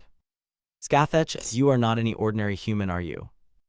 Hearing this caused both Matsuda and Madohama to look at their friend with expressions of shock and confusion. Issei, what makes you think that? Scathach, because I know when I see one, and I should know because I am no ordinary human either. This caught Issei's attention as he narrowed his eyes at the woman, both of them glowing with a menacing purple aura. Issei, what are you then? Scathach, do you know someone else with my name? Issei, yeah, the legendary Scathach in the Ulster cycle of Irish mythology. She is a legendary Scottish warrior woman and martial arts teacher who trains the legendary Ulster hero Ku Chulainn in the arts of combat. Wait, you can't be. Scathach nodded her head as she glowed with a bright aura, causing the boys to cover their eyes for a moment before they uncovered them again and saw their teacher in a completely different outfit. The 2 pervs had perverted grins at the sight, but it turned to fear when Scathach glared at them and she turned to Issei, who was stunned and speechless. Scathach shocked. Issei nodded his head. He's not gonna lie, this was a huge surprise to him. However, if he really thought about it deeply enough, he really shouldn't be shocked about this. Issei, a little but not much, like I am friends with Sun Wukong. Scathach, you met that monkey. Issei crossed his arms. Issei, more as he challenged me to a duel, my best guess. The Buddha told him about me. The brown-haired boy sighed and shook his head. Issei, first Loki, then Hades, now the Buddha. Won't be long before Ra starts watching me. Scathach, I see. Just then, Matsuda walked over to the 2 with Madohama following. Matsuda, sorry to interrupt, but what the fuck is happening? Where the hell are we? Issei sighed as he didn't want to drag his 2 friends into this. However, he knew that he had no other choice since he had no idea who or what was the boss of this dungeon. For all he knows, it could be a fucking ice dragon. Issei, I hope you 2 love long stories. Matsuda, how the hell is this gonna be a long stow? Issei cut his friend off by summoning his dagger and tossing it toward him, but it was never to harm him. In fact, the dagger was meant to protect Matsuda from an incoming ice arrow that nearly pierced the boy's body. Matsuda, what the? Madohama, we're under attack. Scathach, in ambush. Scathach summoned her weapon and got into a stance, searching around the area for any signs of their enemies. Issei held his hand out as his dagger, Night Killer, came back to his hand. Issei, you 2 go hide, while me and Scathach take care of them. Madohama, wait in the trees. Madohama pointed toward some trees. Both Issei and Scathach looked over and saw 2 figures standing on some branches. The brown-haired boy narrowed his eyes as he saw that what just attacked them right now was ice elves. Issei, ice elves. Elves, or elves as they are sometimes called, are a humanoid supernatural being told Germanic mythology and folklore, although they are known to appear in other kinds of folklore. Elves generally seem to have been thought of as beings with magical powers and supernatural beauty, ambivalent towards everyday people, and capable of either helping or hindering them. However, these elves weren't anything like that. In fact, these ones had faces that a psychopath would love to see, and that was a face of pure insanity. Issei, well, those are faces only mothers could love. Issei and Scathach got in a stance. The elves smirked as they soon leaped further into the forest, making Issei groan in annoyance. Issei, great, that is obviously a trap. Scathach, no kidding. Matsuda, what should we do? What if they come back for us? Madohama, we can't stand here. Scathach looked at the two boys. Scathach, calm down you two, I am sure Issei and I will think of Soam. Issei, they're right. Scathach, huh. Issei, this is a red gate, and here we can't leave until the boss is dead. A day within here is an hour out in the real world. Matsuda, well, where is it? Issei, that's the thing, I don't know where the boss is. This is the first time I've ever experienced a red gate. Scathach's eyes widened in shock. Scathach, are you serious? Issei nodded his head and crossed his arms. Issei, yeah, for now, we need to set up a camp somewhere away from the ice elves. Scathach fell silent as she sighed. Scathach, fine. Issei looked at Matsuda and Madohama, seeing that both of them are freezing. Issei, inventory. A screen appeared next to Issei as he reached inside it, pulling out some winter clothes which shocked the others. Name, warm fur coat. Level of difficulty, none. Type, miscellaneous. Wearing this item will make you very warm. Issei turned and throws them to his friends and Scathach, who catches them. Issei, put those on, I can't have you lot getting cold. Issei then took one and started to put it on himself, zipping it up as he placed the hoodie over his head. The others put on the winter clothes. Issei, let's go. They soon started to make their way toward the forest, in the complete opposite direction the ice elves went. Scathach was confused about why they were heading into the forest, noticing claw marks on a few of the tree trunks. Scathach, odd. Matsuda, Issei, why are we going into the forest? Madohama, yeah, wouldn't those ice elves come after us? Issei shook his head as he gestured to a tree that had claw marks across its trunk.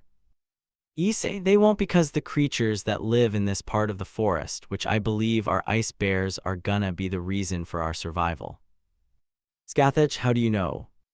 Scathach was confused. Why the hell would they go into the territory of something like ice bears? Wouldn't that be worse than the elves, since the bears would just act like wild animals and kill them viciously? Hell, if she had to make a choice between the elves and the bears, if she wanted to kill herself, then she would go with the elves. Issei, simple, I saw numerous claw marks on the trees, which means that the bears marked this part of the forest as their territory. If that's the case, then. Scathach's eyes then widened as she realized what Issei was getting at with all of this. Scathach, the only enemies we would have to worry about is the bears, because they're not as smart as the elves. Issei nodded his head. Matsuda, so Issei, are there any weapons that you can lend us for protection? Issei, the two weapons that I have are daggers, and I doubt you two know how to use them. Madohama, we know, but are there any other weapons that don't have powers? Issei fell silent. There were any other weapons in his inventory, cause all he had been using so far is daggers.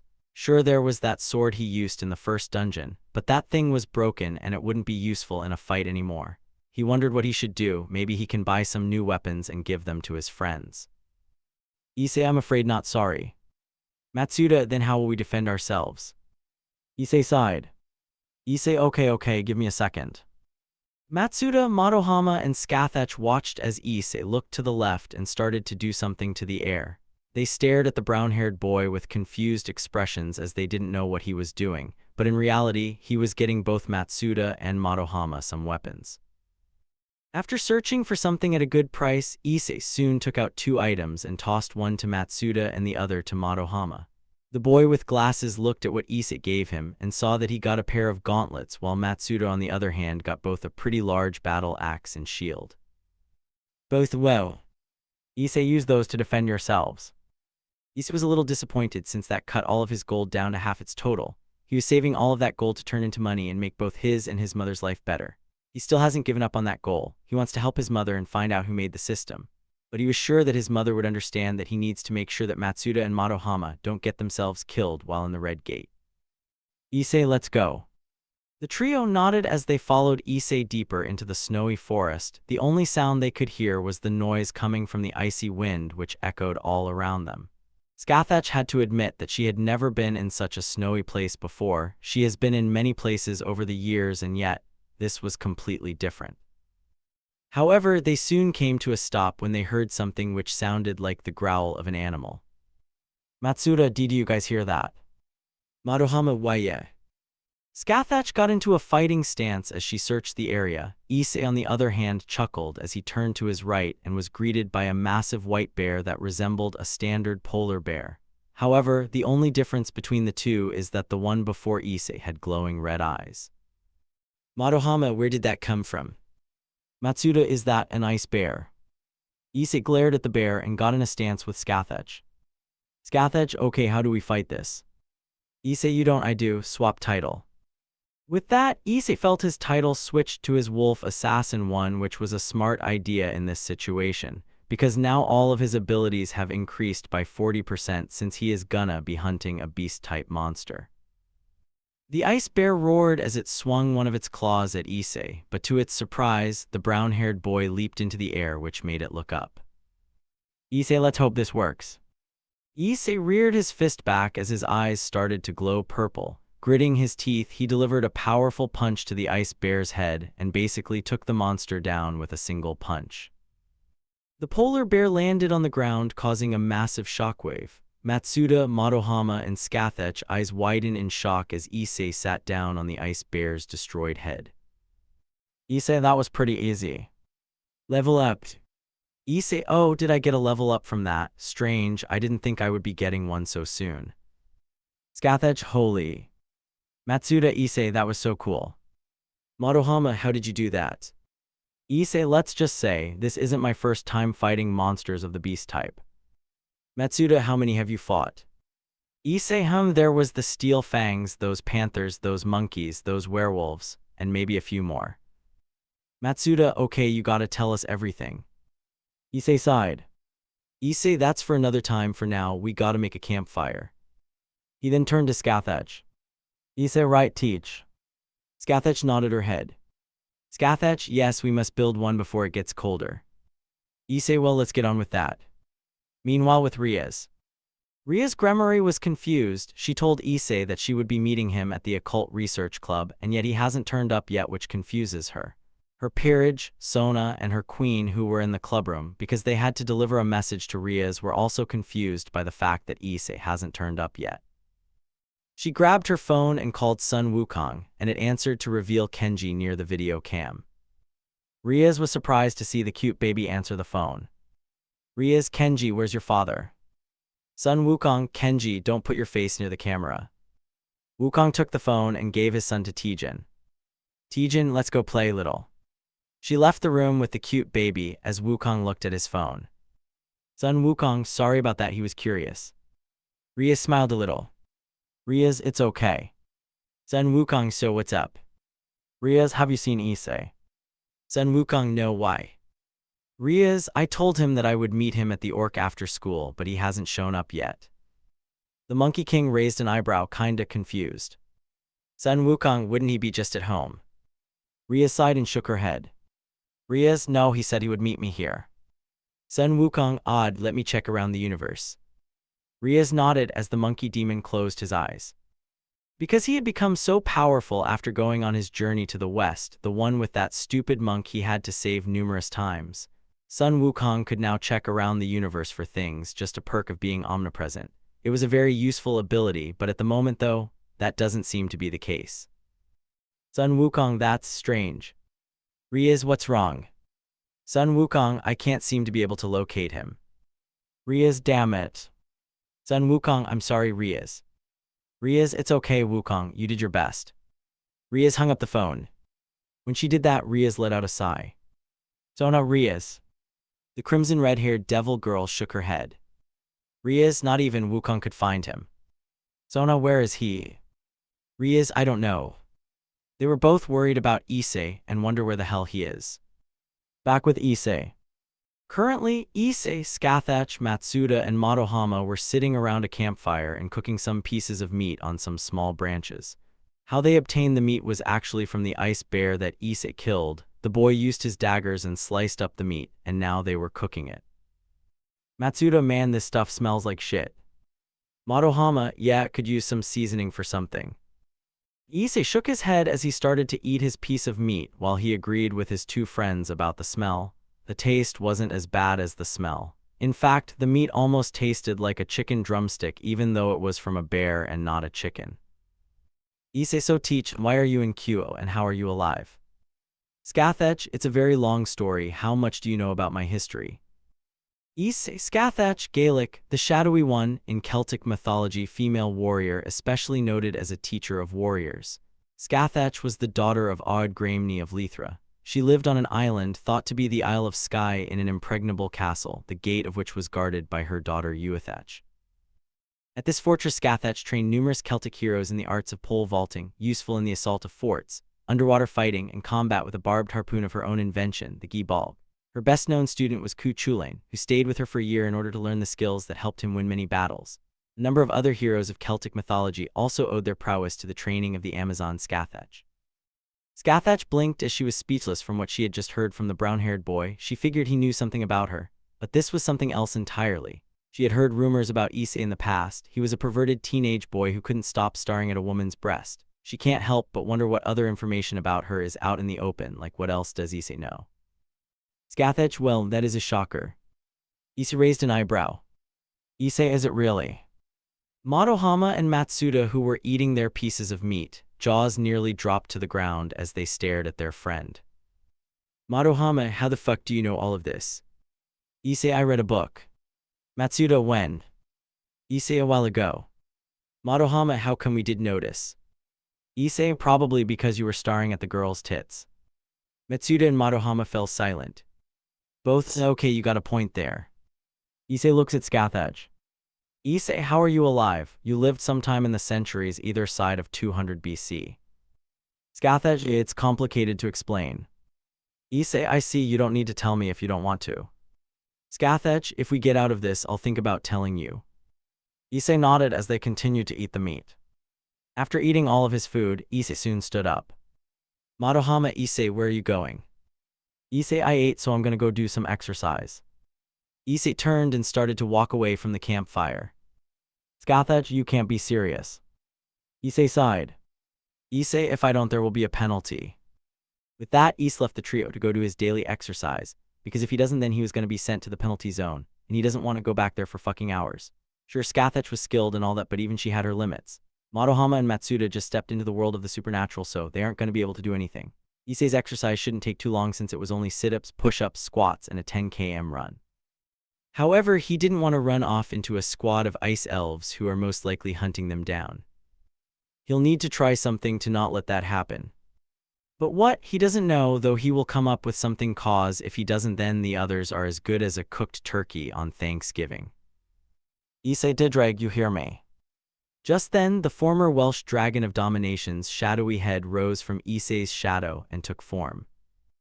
Didrag, yes my liege, how may I serve you? Issei, what are the chances of an ice bear cave being nearby? Didrag, I'd say 78%. Issei chuckled. Issei, that sounds good enough to me. With that, the brown-haired boy quickly got his daily exercise over and done with, which wasn't too hard to do. Although, like he stated before, the only truly annoying part of it was the 10 km run that he had to do, and he didn't want to just up and run straight into some ice elves. But he managed, and in the end, he noticed something in the corner of his left eye, and it was what he hoped to find. An ice bear cave. Issei, bingo. Issei slowly made his way toward the cave. The sound of the cracking snow beneath his feet filled his eardrums as it was so bloody loud. He swears that snow is not meant to be this loud. It's always quiet in TV shows and movies, so why the fuck was it so loud? He didn't know, and to be honest, didn't actually care, since he was only going toward the cave to do some hunting and hopefully level up some more. As he stood outside the cave, he picked up a nearby rock and threw it into the cave. This resulted in a snarl to be heard from within the darkness, followed by numerous glowing red eyes that stared into the boy's soul. However, Issei was anything but scared as a small smirk grew on his face, and from the darkness of the cave came what he was looking for: ice bears. Issei, found you. He quickly counted and saw that there were maybe around 30 or more ice bears. This was a good thing, a very good thing. Issei smirked as both of his eyes glowed a beautiful purple color. Issei, come on out. He snapped his fingers as his shadow soldiers minus D-Drag rose from their master's shadow, prepared to battle the group of ice bears before them. They all bowed to their liege awaiting his orders. Issei, kill them all. They took out their weapons and charged at the ice bears. The bears roared as they charged toward the shadow army. With that, a bloody battle had begun, or rather a one-sided slaughter, since when the soldiers that served under Issei Hyoudou were destroyed, they quickly regenerated back to normal and continued fighting. The knights wielded their weapons, swords, axes, spears, and much more, while the mages created fireballs and launched them at the ice bears, decimating numerous of them. Issei watched with a small smile on his face. Issei, the power of the shadow soldiers is beyond my expectations. This level of regeneration is almost at that of immortality. The only downside is that it's draining my mana. 1323/1990. Standing next to the brown-haired boy was Igris, who remained by his liege's side, waiting patiently for his master's command to strike when the leader of the ice bears appears from the cave. Issei, Igris, when you see the leader, immediately strike it down. Igris nodded his head. However, Issei didn't have to wait long, because soon enough the leader of the ice bears showed up and roared loudly. Issei's eyes widened slightly. The leader was bigger than Cerberus and had numerous scars across its body. The boy wasn't expecting the leader to be gigantic. It looked big enough to put him, Ria's, and her entire peerage on its back. The leader growled and started to tear through the shadow soldiers. Even though they regenerated, it was really bad, since now Issei's mana was going down even faster than what it was originally doing. This caused the brown-haired boy to grit his teeth slightly as he looked at Igris. Issei, Igris. The former blood-red commander nodded his head and stepped toward the leader of the ice bears, who growled and snarled at the shadow knight, who took out his massive sword with his right hand. Igris made a gesture to the giant bear to come towards him, making the leader roar and charge at Igris, who dodged and grabbed the leader by his tail, began spinning the bear, and hurled him away. The leader growled in pain and anger as it roared at Igris. The knight then charged toward the bear and leaped into its body. He then stabbed his weapon into the creature and started to drag it across the massive beast's body, causing it to roar in pain and agony. Blood erupted from the wounds and tainted the snow-white ground with the color of scarlet red, something that reminded Issei a little bit of Ria's hair. Issei's eyes widened from what he had just seen. He knew Igris was powerful, but nothing like this. He wanted to say something, but he was cut off as the ice bear leader stood on its two back legs and swung at Igris. The knight merely jumped into the air, slicing the creature's head off its shoulders. Issei, holy shit, I would have stood no chance against Igris if he used his sword in our battle. Blood squirted out of the body and dropped down as Igris bowed to his liege. Issei, Igris, that was amazing. A smile grew on the boy's face as he placed his hand on the shadow's shoulder. Issei, you've done well. Issei turned his attention to the deceased body of the ice bear leader, smirking. Issei, arise. When he said that, silence filled the air, and the brown-haired boy watched as a shadowy paw rose from the corpse of the monster, slamming into the ground. Slowly but surely, the leader of the ice bears and the numerous other ice bears that were slaughtered rose up from the dead as his shadow's soldiers. You have successfully extracted the shadow. LV1. Rank Knight. Issei, oh, I can name this one as well. Issei began to think of a name for his new soldier, and before long he came up with something. Issei, I'll name you Tank. The ice bear growled as it lowered its head to Issei, making the boy chuckle a little as it seemed to like the name that he gave it. In fact, he was surprised by that, since he was terrible at coming up with names. The only reason why D-Drag and Igris have such badass names was cause they were already called that when they were alive, but Tank on the other hand didn't have one. But now he does, and he likes it. Tank LV1. Rank Knight. Issei reached his hand out and petted Tank on the head. Issei, good boy. Tank nuzzled into his new master's hand, enjoying the pat. Issei chuckled as all his shadows vanished and returned to their master's shadow, waiting for the time that he shall need them. Issei, D-Drag. D-Drag appeared and bowed to his liege. D-Drag, yes, my liege. Issei, since you're a dragon, you can smell one of them watching me, right? The former heavenly dragon nodded his head to his liege. Issei, I figured you can come out. Silence.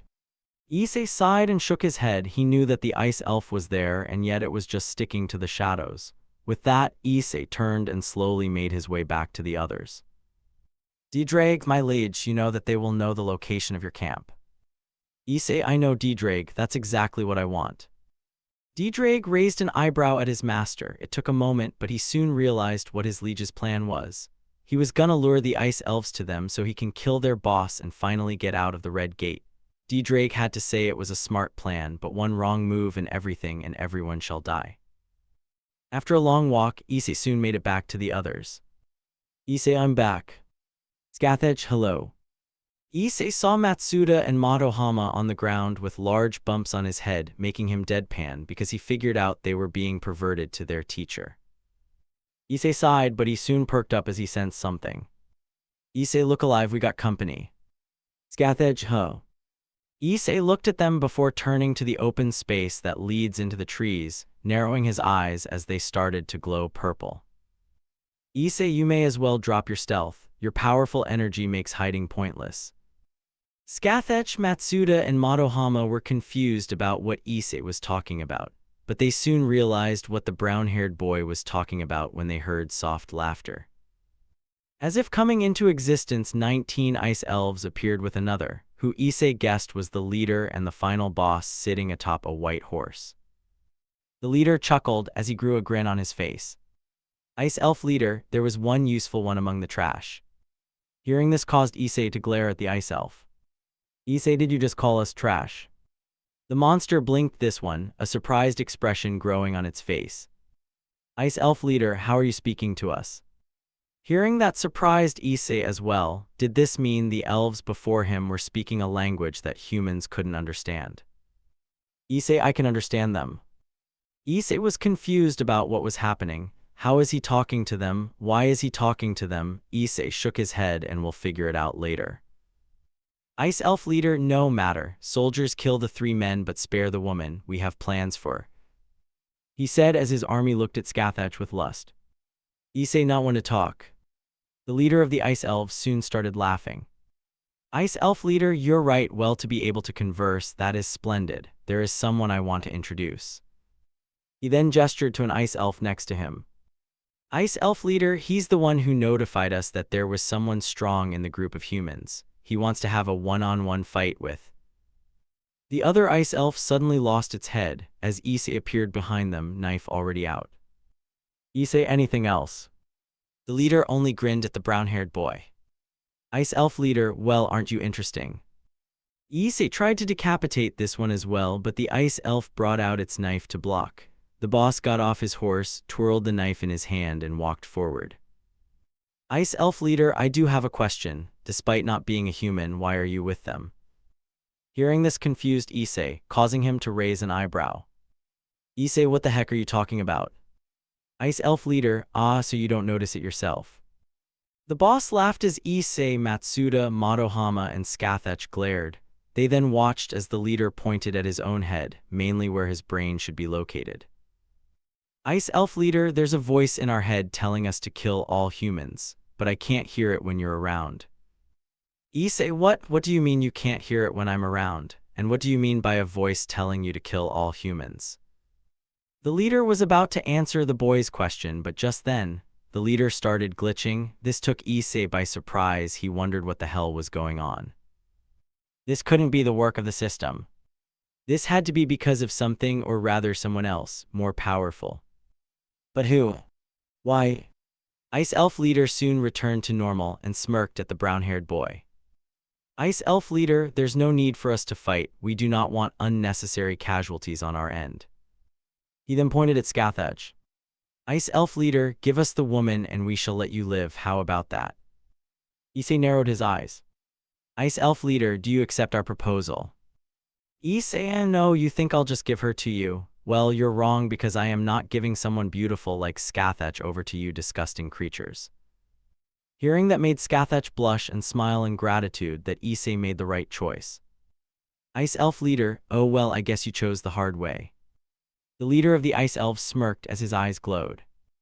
Ice elf leader, do you plan of fighting me and my soldiers all on your own? Do you think you can handle our numbers all by yourself? The entire group of ice elves smirked at him. There was no way a mere human could take them all on and hope to actually win this battle. Issei didn't feel afraid and simply smirked. Issei, numbers, what numbers? Suddenly, the boy's shadow suddenly shot out and started to expand as his shadow soldiers appeared.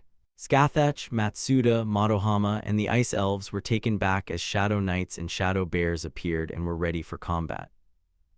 Igris and D-Drake stood next to Issei as Tank was behind him, and the elves were now starting to sweat in fear. Scathach, wait, is that D-Drake? Ice elf leader, my army, attack. They charged at Issei and his army. Issei raised his arm and snapped his fingers as his army charged toward the ice elves. Matsuda, holy shit. The group watched as Issei's army began to be torn apart, only to regenerate and take down the ice elves by either stabbing, slashing, biting, or ripping them apart. Matsuda and Madohama almost wanted to throw up, but they were so entranced by the battle before them that they couldn't take their eyes off the fight. Scathach stared at Issei, an expression of awe on her face. Scathach, just who are you, Issei Hyoudou?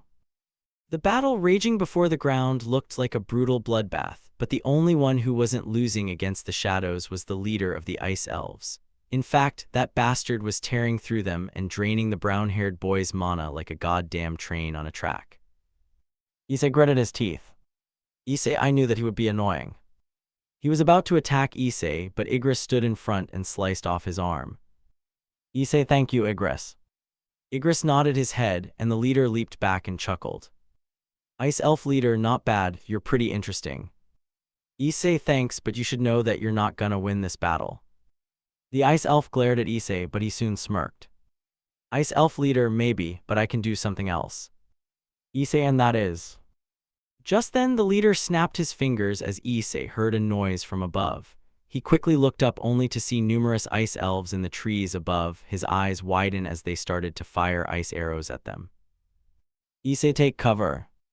Both D-Drake and Igris instantly started to cover their master, protecting him from the incoming attack. Scathach managed to dodge the arrows by using her weapon which she summoned, destroying them all. However, Matsuda and Madohama on the other hand were not so lucky. They were impaled in the guts as Issei and Scathach's eyes widened. Issei Matsuda Emotu Chame. Issei ran toward his two friends who had fallen to the ground, blood pouring from the holes that were made where the arrows pierced them. When he got to them, tears threatened to escape from Issei's eyes as he tried his best to keep some pressure on Madohama and Matsuda's wounds. Issei, come on, you two, stay with me. Scathach covered her mouth as she was shocked that two of her students were dying. Sure, they had some perverted personalities and whatnot, but that didn't mean that they deserved to die. If anything, she was sure that one day their personalities would get them both some girlfriends of their own. Issei tried to heal them, but he was low on health. 103/1990. Issei, damn it, that leader and those ice elves are draining my mana too fast. Matsuda coughed up some blood. Matsuda, WL, looks like this is the end.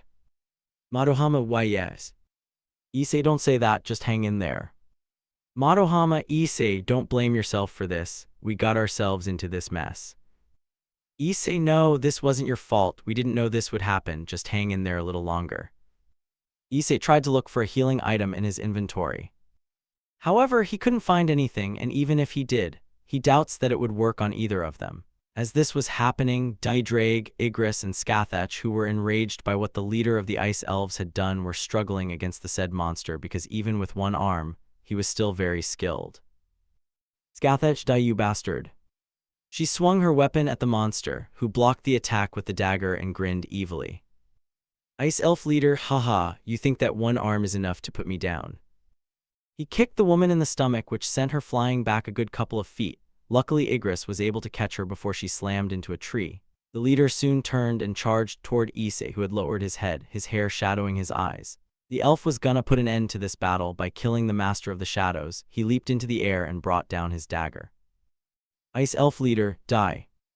Before the ice elf could finish his sentence, he was punched in the gut and sent flying back. Scathach, who saw this, was shocked as there were now two shadow soldiers standing behind Issei, both instances. The appearance of the shadows looked very familiar to her. In fact, she knew who they were. It was Madohama and Matsuda. LV1. Rank Knight. LV1. Rank Knight. Issei Hyoudou. Issei glared at the leader as his eyes glow blue while he pointed his finger at him and released his aura. Issei, how dare you? Ice Elf leader, W, what the hell? Issei snapped his fingers as the two new shadows rose up. Issei Iron. The shadow with the massive axe and shield, named Iron, narrowed its eyes at the leader of the Ice Elves. Issei Greed. The other shadow, now named Greed, started to crack its knuckles, getting a satisfying cracking sound. The monster was pretty much pissing itself at this point. Its eyes started around the area as it tried to look for any more of its kin to help it. However, much to the Ice Elf's shock and horror, he was the only one left. Ice Elf leader, no, impossible. Issei Igris. The former blood-red commander appeared behind the Ice Elf and sliced off the monster's other arm, causing it to scream in pain and agony. Issei Iron Greed, teach him a lesson. The two new soldiers nodded as they walked over to their killer. Ice Elf leader, no, please have mercy, I'm sorry. Issei, you shouldn't have pushed my buttons. The two soldiers towered over the leader and began to mercilessly and brutally beat him up to a pulp, making the leader scream in agony and cry for them to stop, but they didn't listen as they kept brutally assaulting him. Issei and Scathach watched the entire thing happen before them, standing where they were in complete and utter silence as the two boys had their revenge on the monsters who ended their lives. Once they were done, though, they quickly leaped back as D-Drake loomed above the Ice Elf with his massive fist reared back. Ice Elf leader, no, plea. The former Welsh dragon didn't allow the Ice Elf to finish what he was saying. He slammed his fist into the monster once before he rose it up and slammed it back down onto the monster. The dungeon boss has been slain. Level up. Level up. Issei sighed. Issei, it's over. He looks at his two new soldiers as he walked over to them. Scathach, Issei, are they still? Issei, both Madohama and Matsuda are gone. They're no Iron and Greed. Scathach, I see, can they speak? Scathach was cut off as Iron roared and slammed his battle axe onto the deceased body of the Ice Elves over and over again. Issei, hey. The shadow soldier stopped as Issei frowned and pointed at him. Issei, you take it easy. Iron blinked as the brown-haired boy shook his head and sighed, turning and walking away from him. Issei, I worry about the future. Iron had a very confused expression before turning to Igris. The older knight looked at the newest recruit and shook his head before walking away. A feeling of disappointment was palpable from the older knight. Like a disappointed father almost. That left Iron to look at Greed and the weaker knights before giving a victory cry. The weaker knights followed and gave a cry and raised their arms. Greed, on the other hand, merely facepalmed. Issei Matsuda still has his recklessness. Scathach, I can see that, so what now? Issei smiled at Scathach, causing the woman to grow a slight blush. Issei, we go home. End of chapter. I want to thank Kaido 5,382,084 for helping me with this 10k word chapter. S2 Chapter 4 Return to Hell. Third-person POV. The sky was a deep orange color as the sun was slowly setting over the horizon. All appeared to be nice and quiet, but that all changed when a blue portal appeared close by the school, Q Academy. School had ended around 2-3 hours ago, so all the students left the building and went their separate ways to head home. But there were still some students residing within the school, the Occult Research Club, and the Student Council. There were no humans nearby, signaling that they were in their homes and doing their own things such as reading a book, playing games, doing homework, or hanging out with their friends. From the portal, Issei Hyoudou and Scathach walked out, still wearing the warm clothes that the brown-haired boy gave her and his two friends. The moment they exited the portal, Issei let out a small sigh. Issei, finally we're back. Scathach, yes, that was certainly an experience that I shall not forget. Issei nodded in agreement. He took out his phone to check the time. When he did, his eyes widened as he saw that it was only 5 o'clock in the afternoon. Only 2 hours had passed since they were sucked into the portal. It looks like what the system told him was true. A single day in the Red Gate was only an hour out in the real world. He didn't want to know what it would be like if he stayed in that gate for an entire month. Issei, damn. Scathach, what is it, Issei? Issei, only 2 hours passed out here. The purple-haired woman was taken aback by this. She didn't expect them to be gone for that short amount of time. She fully expected them to be gone for much longer. Looks like she was wrong in the end. That didn't mean that she wants to go back to a place like that, and she gets the feeling that Issei doesn't want to either. Can't say that she blame him. After all, Issei did just lose his two friends, the only ones who truly understood him. They weren't meant to get involved with what occurred. They were simply casualties who died a death they did not deserve. Scathach didn't like perverts, seeing them as simple scumbags who only desired a woman's body and did not see them for who they were. At first, she thought that Madohama and Matsuda were the same, but after seeing them die before her eyes, the students who she was meant to protect and teach become something greater. She can't help but feel that she was to blame for all of this. If only she did more. If only she protected them better, maybe then they would still be alive and standing next to her and Issei. Scathach, hey Issei. Issei, Scathach, I just want to say, I'm so. And wow, you two look like you've gone through hell itself. Both Issei and Scathach perked as they turned in the direction of the voice. To his surprise, he saw that the owner of the voice was none other than the woman he said hello to when he came back to school.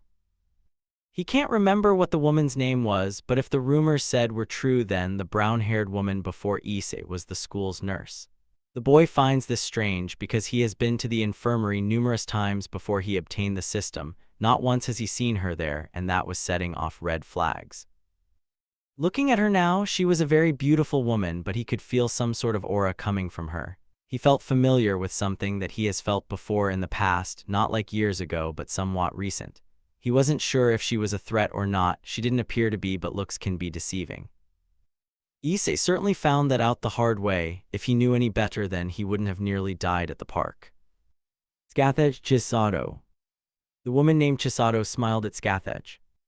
Chisato, it's good to see you, Scathach. I didn't expect you to reveal yourself this soon.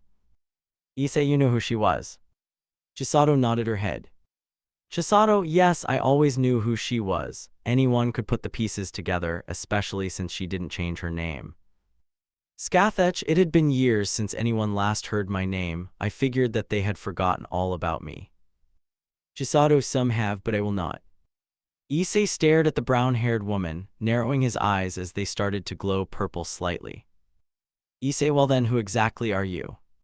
This woman was definitely not a human. She had to be a part of the supernatural world. But that just left the most important question. Just what was she? Devil, angel, fallen angel, dragon, or was she a god, goddess? The woman could be any of those, each so different and yet still a threat to him and everyone the boy loved. He may have leveled up since the last time he faced a supernatural being, but that did not give him the right to be cocky like a certain blonde-haired chicken. He could still be harmed. He has nearly died numerous times and he had lost one of his arms. There was still a long strip of road in front of him before he reached level 100. He needed to become even stronger than he currently was. Chisato, what do you mean? Issei, don't play dumb with me. No regular human could figure out Scathach's identity even if she had the same name. Chisato, well, when you put it like that, you do have a point there. Issei, so I'll ask you again. Just then, Chisato watched as something began moving within the brown-haired boy's shadow. An armored hand reached out and placed itself on the ground. Both she and Scathach watched as Igris rose out of his liege's shadow. Issei, who are you? The Dark Knight turned its head to Chisato, who swore she could physically feel the shadow glaring at her, which for one shouldn't be possible, along with the fact that a regular human just summoned a shadow monster from their own shadow. Igris stood up and he drew his massive sword, causing Chisato to sweat slightly as she knew that she can't pick a fight with Issei. It wasn't because she was weak or anything. In fact, she could confidentially say that she was up there in the top 10 strongest beings in the universe. But there was just something about Issei that was throwing her off, making her feel a sense of dread that she has not felt for a very long time. Chisato, aye. Issei, you might want to hurry up. My friend here doesn't like it when I wait. Chisato gulped as she decided that there was no reason to hide who she was from Issei and Scathach. They both were a part of the supernatural world, and there would have been a time that she had to reveal herself eventually. She sighed in defeat and adjusted her glasses. Chisato, while in the human world I go by Chisato, however you want to know my actual name, do you? Issei nodded his head. Chisato, very well, my actual name is Euphoria. I was once a former high-ranking god amongst a group called the 10 Gods who resided in a place we like to call the Divine Realm. Issei's eyes widen, looks like he was right about what Chisato really was. Well, he was sort of correct since he didn't actually have an idea of what she was. He just knew that she had to be one of the most obvious species in the supernatural world. He would have been more surprised if she was actually something like a vampire or maybe a yakai. Issei, you're a god. Chisato nodded her head. Issei, if you're a god, why are you here then? What's your reason for coming to the human world? Chisato let out a small sigh as she stared at the orange sky above them. It had been a very long time since she told anyone the reason for her coming to live among the humans. In fact, she can't remember the last person she told about her choice. If she were to take a pick then, it would probably be Michael, leader of the angels. Both he and she were very close friends, not to the point of a relationship, and they both were alright with that since they sort of had a friendly rivalry with each other. Chisato can't forget the number of times she pranked Michael by painting his wings black. He would freak out for hours before finally realizing that it was only painted. He tries getting her back, but she was too smart for that holy chicken to try and prank. When Azazel heard the word of what the two do to each other, he would laugh non-stop to the point that both Chisato and Michael feel like they could die. A small smile grew on Chisato's face. Those were some fun memories and she will never forget about them. Chisato, why I came to the human world, that's simple, silly.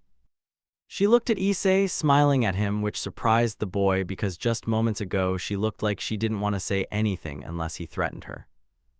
Why the sudden change of mood? Chisato, I came here because I like it here. Issei, you like the human world?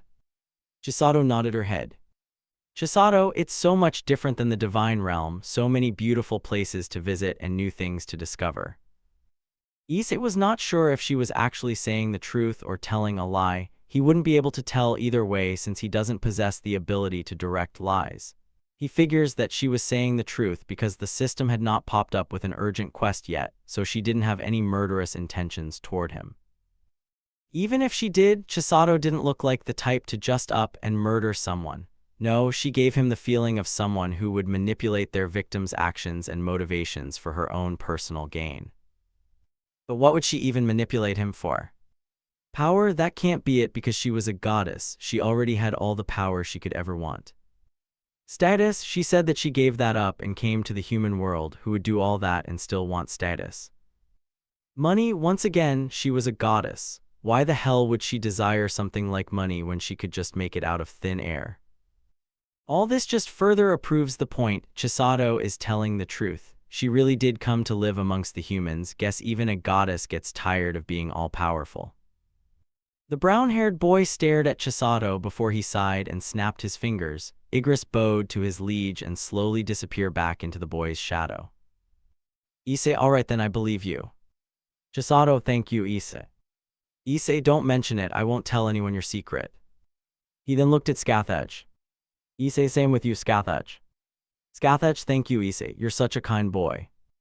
Hearing this caused Issei to chuckle as he turned and started to walk off. Him a kind boy? Never in his entire life had he heard that from someone. Issei, kind? Never thought I would hear that from another woman.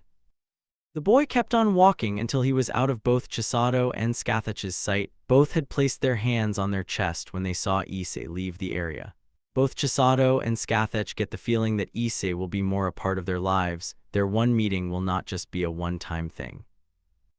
Issei continued walking down the streets of Kyoto, making his way back to his home as there were a lot of things on his mind right now. The main thing was the fact that both his friends, Madohama and Matsuda, were now a part of his shadow army. If he had to be honest right now, Issei did not know how to feel about what had just happened. Sad, angry, he wasn't sure because besides the moment of rage he had against the ice elf leader, he actually didn't feel anything when he saw his two best friends die in his arms. He may have looked calm and collected talking to Scathach and Chisato since speaking with them was a completely different topic, but no matter how hard he was trying, he couldn't shed a single tear. Maybe he did back in the Red Gate, but now that it was over and done with, Issei just feels empty inside, like he knew that their deaths were gonna happen. Maybe it was because of the system, maybe there was a perk that prevented him from suffering from negative emotions like sadness or fear. He certainly didn't feel anything when he was forced to kill those fallen angels that one time, but he had to remember that they were trying to kill him. As he walked further toward his home, Issei looked at his hand and clenched it. He'll worry about that later. For now, he has something else to worry about. Issei, was it because of the difference in our strength? After the battle was over, Issei tried to bring the Ice Elf leader back to life and make him one of his shadows, but he failed not only once and twice, but 3 times, and after the third he was no longer able to try. This annoyed the brown-haired boy, as that bastard could have been useful, but in the end, this allowed the boy to learn what would happen if he failed 3 times. It could have happened to Igris if Issei didn't convince the former blood-red commander to serve him instead of protecting that empty throne. Issei sighed. Issei, at least I got something out of it all. The boy held out his hand as a blue light appeared. From it came a small bright silver blade with a white glow, a curved edge, and a gray handle. Item: Baruka's dagger.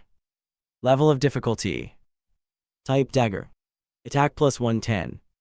Agility plus 10. Issei had to admit that the Ice Elf certainly had an impressive taste in daggers. He had never seen one with such a powerful ability to increase someone's attack by 110. Issei, I'm glad I was able to obtain this at the least. Time skip brought to you by me losing my mind. Issei let out a small sigh as he rubbed his forehead in annoyance. Issei, how did you even get in my room? The boy had arrived at his home not too long ago, but his mother said that he had people waiting for him in his bedroom, which confused him because the last time he checked, he locked his door.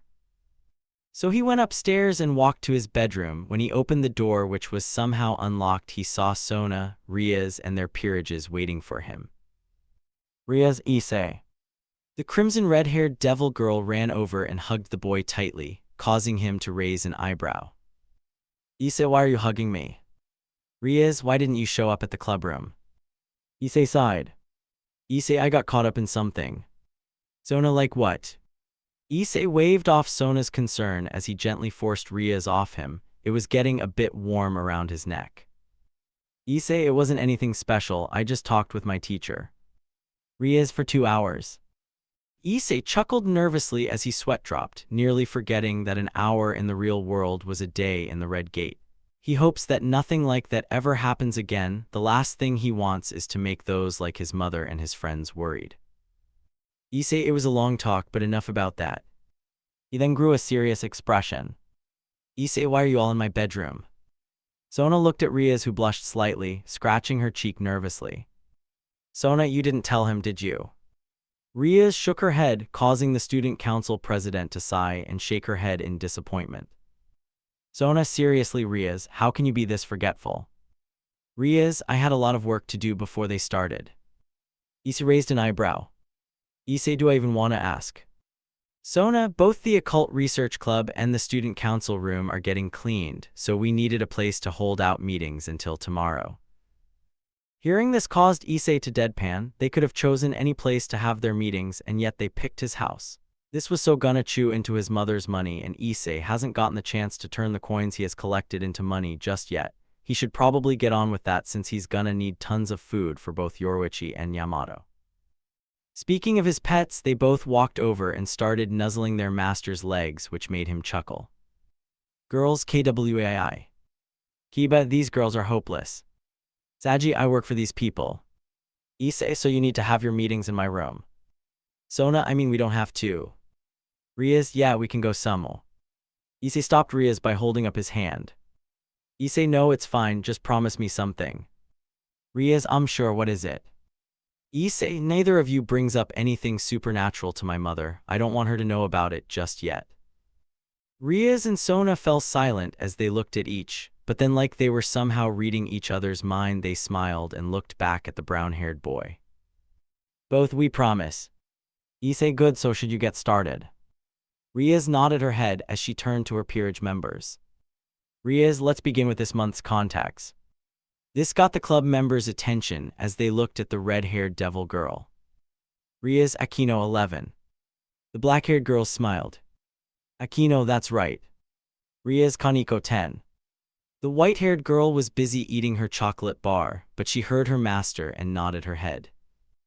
Issei stared at the girl as he was still wondering to this day, how the hell does she get the money to get all those chocolate bars? How much does she spend on a daily basis? Ria's Kiba ate. Kiba smiled. Kiba, it's Natha. Knock knock knock. Everyone perked up as they turned to the door. Issei guessed it was his mother. Issei, I brought some snacks for you and your friends. Issei, thanks mom, just bring them in. The door opened to reveal Issei Hyoudou. She smiled as she walked in while holding a plate of food. Riaz and the others thanked her for the food, but she soon brought out what Issei dreaded. The photo album. His eyes widened in fear and honor. She wouldn't dare show those embarrassing pictures to his friends. What kind of mother would do that to her own child?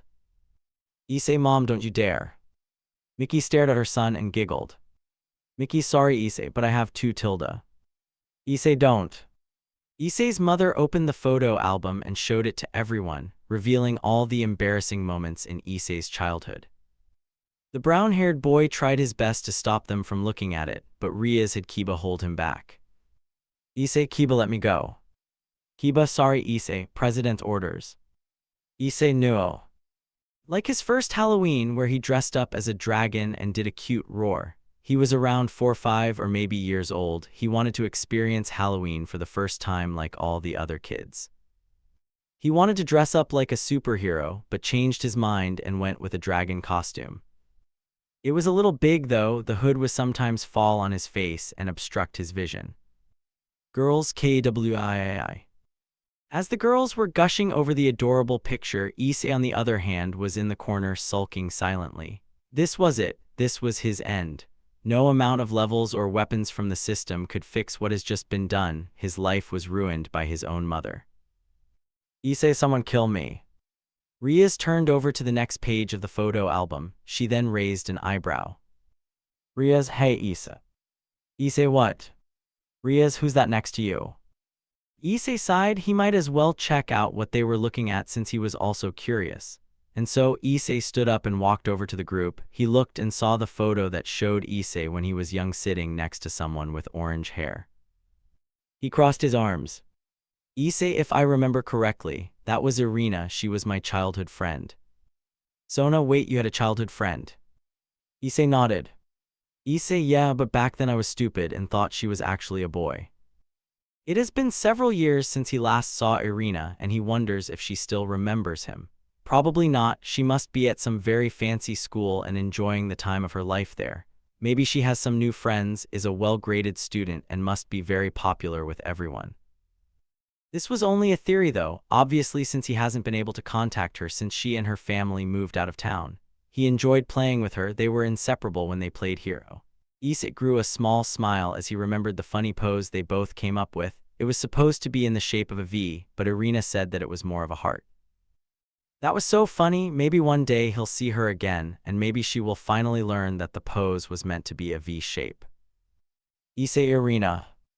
Yoruichi and Yamato walled up to their master and nuzzled him, causing the boy to pet the two on the head and smiled. Issei, don't worry, I'm fine. Kiba, hey Issei. Issei looked at Kiba. He saw that the blonde-haired boy was staring at the picture of him and Irina. Issei can tell that it wasn't the picture of Irina, it was something else within the picture. And Issei has a feeling he knows what it is. Kiba must be staring at the sword that was behind Issei and Irina. Issei, what do you need, pretty boy?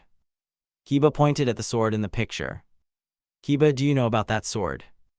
Issei crossed his arms as he started to think to himself. He remembers seeing the sword a bunch of times. However, that was all he knew about it since Irina's parents don't like to talk about it.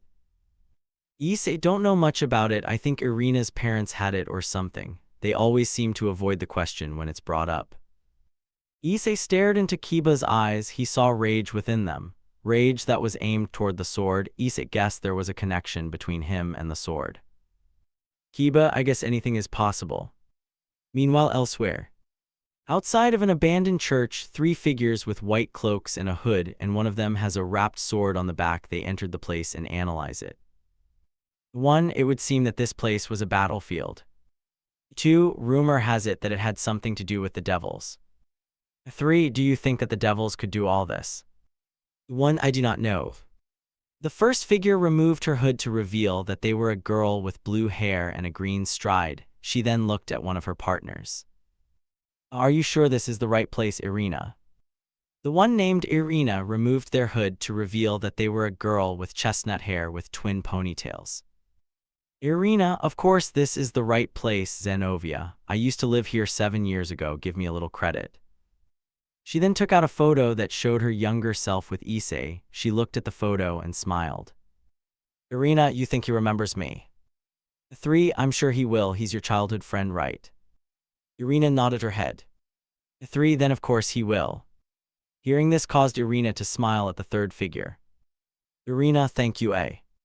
Zenovia, that's enough. Irina, I do not know your friend. Let's just hope he isn't involved with the devils.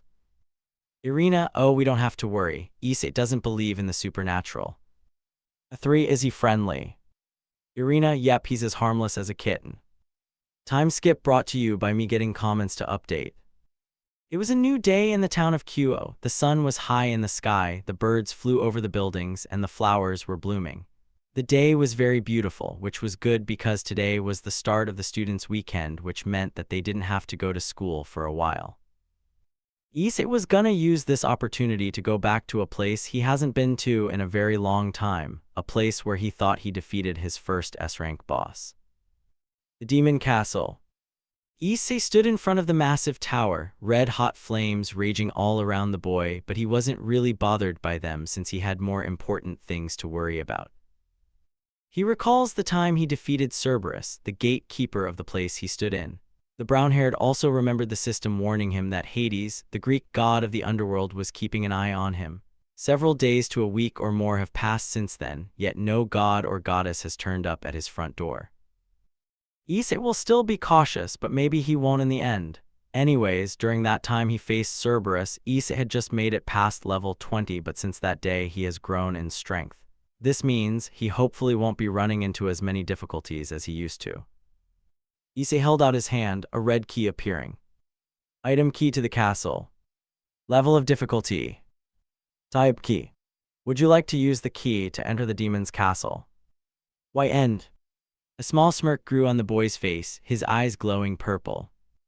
Issei, yes. End of chapter. S2 Chapter 5, Lower Floors. Third-person POV. A small smirk grew on the boy's face, his eyes glowing purple. Issei, yes. As soon as Issei said those words, the massive doors slowly began opening like something from Doom Eternal, which was one of Issei's favorite video games. However, as the doors were fully opened, something appeared in front of Issei's face. A quest has arrived. This caused the brown-haired boy to raise an eyebrow. A quest? Really? A quest appeared now of all times. He wasn't complaining about it or anything, but it was confusing him a little. Issei wondered if this was gonna be like the job change quest. He hoped not, because that was a complete nightmare. If this was really a quest, he wondered what he would have to do. It could be anything. Maybe he'll have to fight something, collect an object that's inside the tower, survive for a period of time, or it could be anything. Issei won't know until he heads through the door, and he gets the feeling that he won't be able to exit when he goes inside. So just like all the instant dungeons, this was gonna be a way trip. Issei well timed to head inside. With that, Issei walked through the massive doorway and was greeted by a long hallway with several sculptures of demon-like gargoyles which stood on podiums. Looking at them, Issei can't help but deadpan because he feels like one day he'll have to face living statues. He swears if one of those bloody statues comes to life and attacks him when he least expects it, he was gonna murder someone. But for some reason, Issei can't sense anything nearby. This confused him because he would have expected at least an ambush by now. Looks like he was wrong. Issei, strange, I don't sense anything nearby, and is that the exit? Suddenly, a screen appeared before him, but this time it was different than before. Normal quest: collect demon souls, part 1. Demon Castle is filled with demons. Hunt down demons and collect their souls for special rewards. Quest completion requirement: minus 10,000 demon souls. Reward S: minus 1 item of your choosing. Minus 2 bonus stats plus 20. -3 hidden reward. Seeing all of this caused Issei to perk up in surprise, mainly for two reasons, and those reasons were the requirements of the quest and the rewards that he can receive upon completion. He couldn't believe his eyes. He had to not only kill demons but gather around 10,000 demon souls. There was no possible way that he could collect all of those in such a short period of time. That alone would have to take easily a week or two. He could shorten that time if he used his shadow soldiers. Sure, not all of them were strong, but he still had the tough ones like Igris, Iron, Greed, and Didrag. They were also basically immortal as long as he has mana, plus he has the Ring of Loki, so he could simply create illusion clones of himself to go and face some more demons. There were so many possibilities that he could do, some that will probably end up doing. Besides, there was also the title of the quest that got his attention. This was only part 1, which meant that there is a second part, or maybe even more. If there was a second part, Issei wonders what kind of boss he was gonna have to face. His best guess was some sort of demon king, which sounds like a typical Isekai anime to the brown-haired boy. Issei, 10,000 demon souls, you have got to be kidding me. He sighed and shook his head.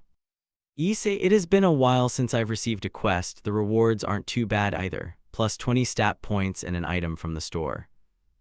That is what Issei was most curious about. If he could pick any item from the store, what would he pick? The last time he saw the store was when he was in the penalty zone when he bought the Night Killer dagger, if he remembered correctly. Most of the items in the store have prices equal to or greater than 10 billion gold. Issei was certain that any of those items could have been on A rank or maybe even S rank level. He wasn't sure because it's only a theory at the moment. Issei, if the rewards are that great, the difficulty of this quest must be pretty high. Issei approached a door at the end of the hallway and opened it. When he did, he was greeted by all of Kyo, which was on fire. He had to say he was taken aback by how it all looked, because this looked like something that a person would think that hell would look like.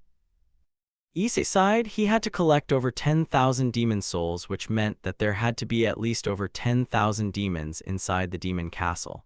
Maybe there is a chance that a demon drops more than one soul, but that was a big if, because he could be very wrong.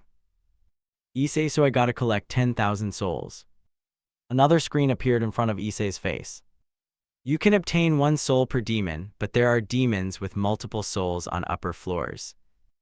Issei blinked in surprise. Looks like his theory was correct. Looks like there will be demons that will have multiple souls, perfect for Issei, cause that will cut the time he'll be in the demon castle down a little.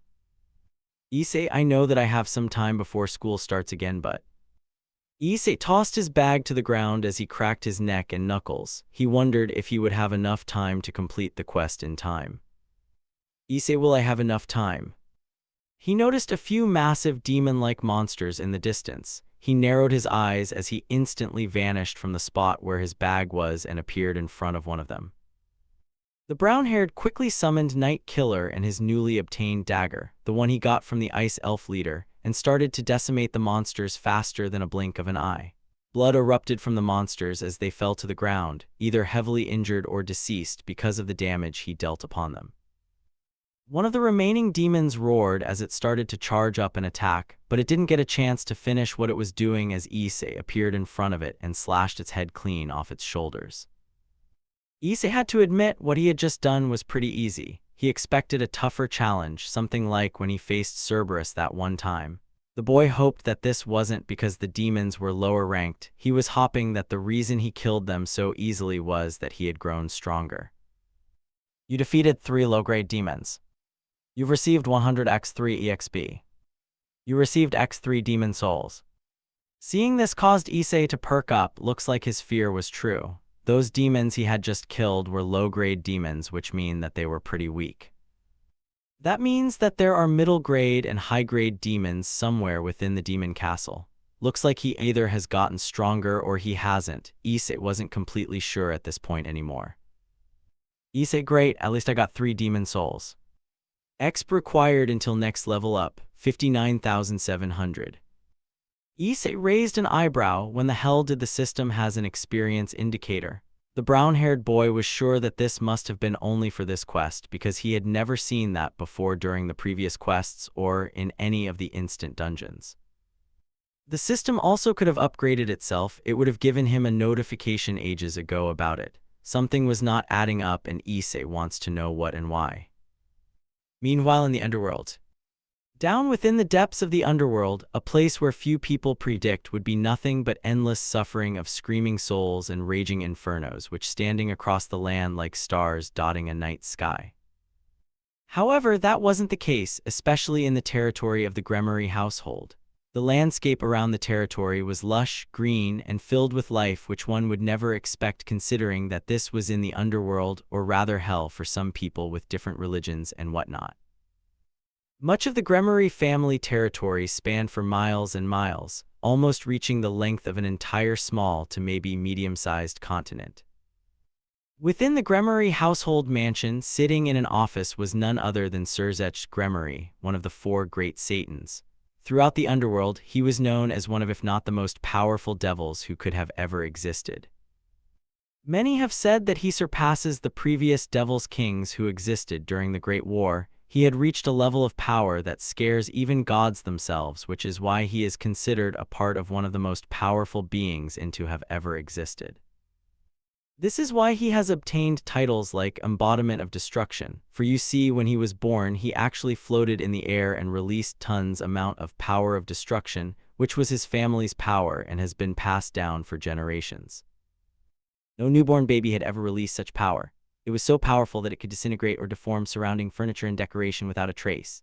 Growing up, he mastered his power to a level unlike any other. In Surzech's true form, when he uses his full strength he can convert himself into the power of destruction that destroys everything regardless of his will. The full release of his powers was enough to cause an earthquake felt anywhere, which includes places like the entire realm of dead. Surzech let out a small sigh as he placed a piece of paper on a stack that resided on his desk. He had finally finished all of his paperwork and now he could relax. He fucking hated paperwork. It was the most annoying thing he had ever experienced before in his entire devil life, but now it was all over, for now. Suddenly, he heard a noise and turned his attention to the phone that was on his desk. The phone. Surzech, are you there? Surzech, yeah. Grafia, what's the matter? Grafia, phone. Azazel is requesting a call. What should I do? Hearing this gained Surzech's attention, and he wondered what the governor of the fallen angels wants to talk about. Surzech, put him through, I'll chat with him. And so, Surzech laid back in his chair and stared at his ceiling as he heard the phone once again, but this time it wasn't Grafia. The phone. Surzech Gremory, how's it going you old boy? Surzech chuckled. Surzech, you're the old one. Azazel. Azazel, phone. Hey, I'll have you know that I am at least over 20,000 years old. That makes me at least 25 years old. Surzech simply laughed at Azazel's words. The fallen soon joined him as the two shared a laugh like they both were old friends catching up after being apart for many years. Surzech, so what's with the call? You don't normally do this sort of thing. Plus the meeting between the 3 factions isn't for another month or more. Azazel sighed. Azazel, phone, we got a problem. This gained Surzech's attention. He narrowed his eyes as they started glowing red. Surzech, what's wrong? Azazel, phone, it appears that our old buddies from Jeju Island have been busy. Surzech, tell me everything. Azazel, phone, well, as you know, one day some strange portal appeared on Jeju Island, which is located quite some distance from Kyoto. We attempted to stop the creatures that came out of the portal, but the 3 factions still didn't trust each other, so the island had to be sealed off. Surzech, so even after 1,000 years, that place is still packed with ants. Azazel, phone, yep, and things get worse. Surzech sighed as the memories of the 3 failed raids on that island came flooding through his mind. So many lives could have been saved, and so many innocents could have been helped. Surzech, how much worse? Azazel, phone, I think there's been a mutation. Hearing that word filled Surzech with dread. He hoped that the governor of the fallen angels wasn't saying what he thinks he was saying. Surzech, a mutation? That's impossible. Those bastards should be stuck on that island. Azazel, phone, I'm afraid not. A few of my fallen angels found the dead body of one of those bastards, with wings. Surzech's eyes widened in fear as his fists started to shake. Surzech, why you can't be saying that? Azazel, phone, yeah, those bastards are evolving at a terrifying degree. Back with Issei. A demon growled viciously as it soon fell to its knees before collapsing to the ground, letting out a loud thud noise. Before the demon were several other corpses of low-grade demons, each having been killed in what appeared to be instant. But what could possibly kill a demon? What could have the power to kill something depicted to be one of the most powerful monsters in the entire world? Simple Issei Hyoudou. The brown-haired boy chuckled as he stood over the corpses of the demons, stepping on one of their heads. You defeated a low-grade demon. You received 100 EXP. You received 1 demon soul. Issei, things are going quite well so far. I've collected quite a bit of demon souls and even something else. Collected demon souls, 309,10000. Item low-grade demon's horn. Item class, no. Type junk. Issei wasn't sure what he needed the demon horns for. Maybe he can just sell them as he did with those steel fangs some time back. Maybe the junk-type items were just made to be sold for gold and not used for anything special. He wasn't gonna do that right away though. He wants to wait and see what the system shows him before he makes his decision. They could be for nothing or they could be used in something else. All he could do is wait and see what happens. Issei wiped some sweat from his forehead. The demon castle difficulty isn't that high, but then again, he was on a floor with low-grade demons, so he can't be cocky just yet. Issei, I still got a long way to go. The area Issei was currently in was cleared of all demons. Well, to his knowledge, he thinks. There could be more hiding in other parts of the floor, waiting to ambush him at any second. Those low-grade demons he fought had to be at least D rank at best because they weren't really much of a challenge to him. But they did give him quite a bit of experience points, but if he were level up once, he would need to at least complete a C rank dungeon 9 times. As his level increases, the amount that he needs for the next level also increases. Typical game-like style, making the next level nearly impossible to reach even if you play for months at a time. It will become harder for Issei to grow in strength. He can't give up though, since he needed to protect his mother and give them both a life that's better than their current one. Issei, at my current level, I'm barely at an S rank. Issei's eyes glowed purple as he held his hand out and something appeared. It was a piece of paper with some writing on it. Item entry permit. Item class. Type. Issei thought that there were more low-grade demons to face, but looks like that idea is out the window now since he obtained this entry permit from the last demon he killed. From what the description says, using it shall allow him to go to floor 2. This was a very good thing for Issei. This meant that he didn't have to face some sort of boss just yet. He can have time to prepare if he does run into one to come up with a plan of attack. Although he can't help but wonder about something, the demons that will be on the second floor. Will they still be low-grade demons or will they increase their levels? The boy was 99.9% sure that they will still be low-grade ones, but he can't help but wonder if there is a chance of them being maybe middle-grade demons. Shouldn't be, since it was the second floor, which meant that the monsters should still be weak before they start increasing their grades to something else. Issei sighed. Issei, let's hope I don't have to fight a boss. Just then, Issei noticed something happening within his shadow. He watched as Tank, leader of the ice bears, rose and roared loudly. Issei, Tank, what are you doing? The shadow nuzzled his liege before lowering his head a little. It took the brown-haired boy a second to realize what he was doing. He wanted to give him a ride over to where he needed to get to. It would sure beat just walking all the way over there. Issei chuckled. Issei, all right, Tank, I accept the ride. And so, he climbed onto the bear's back and held on tightly as the shadow roared and started to run off in a direction. As they were running, Issei soon noticed 3 low-grade demons in front of him, which made him sigh in annoyance. Issei, damn annoying basta. Before Issei could finish what he was thinking, Tank tore through the 3 demons and left them a bloody mess on the ground. This took the boy by surprise. He didn't even give the bear any orders, and yet he still tore through the demons.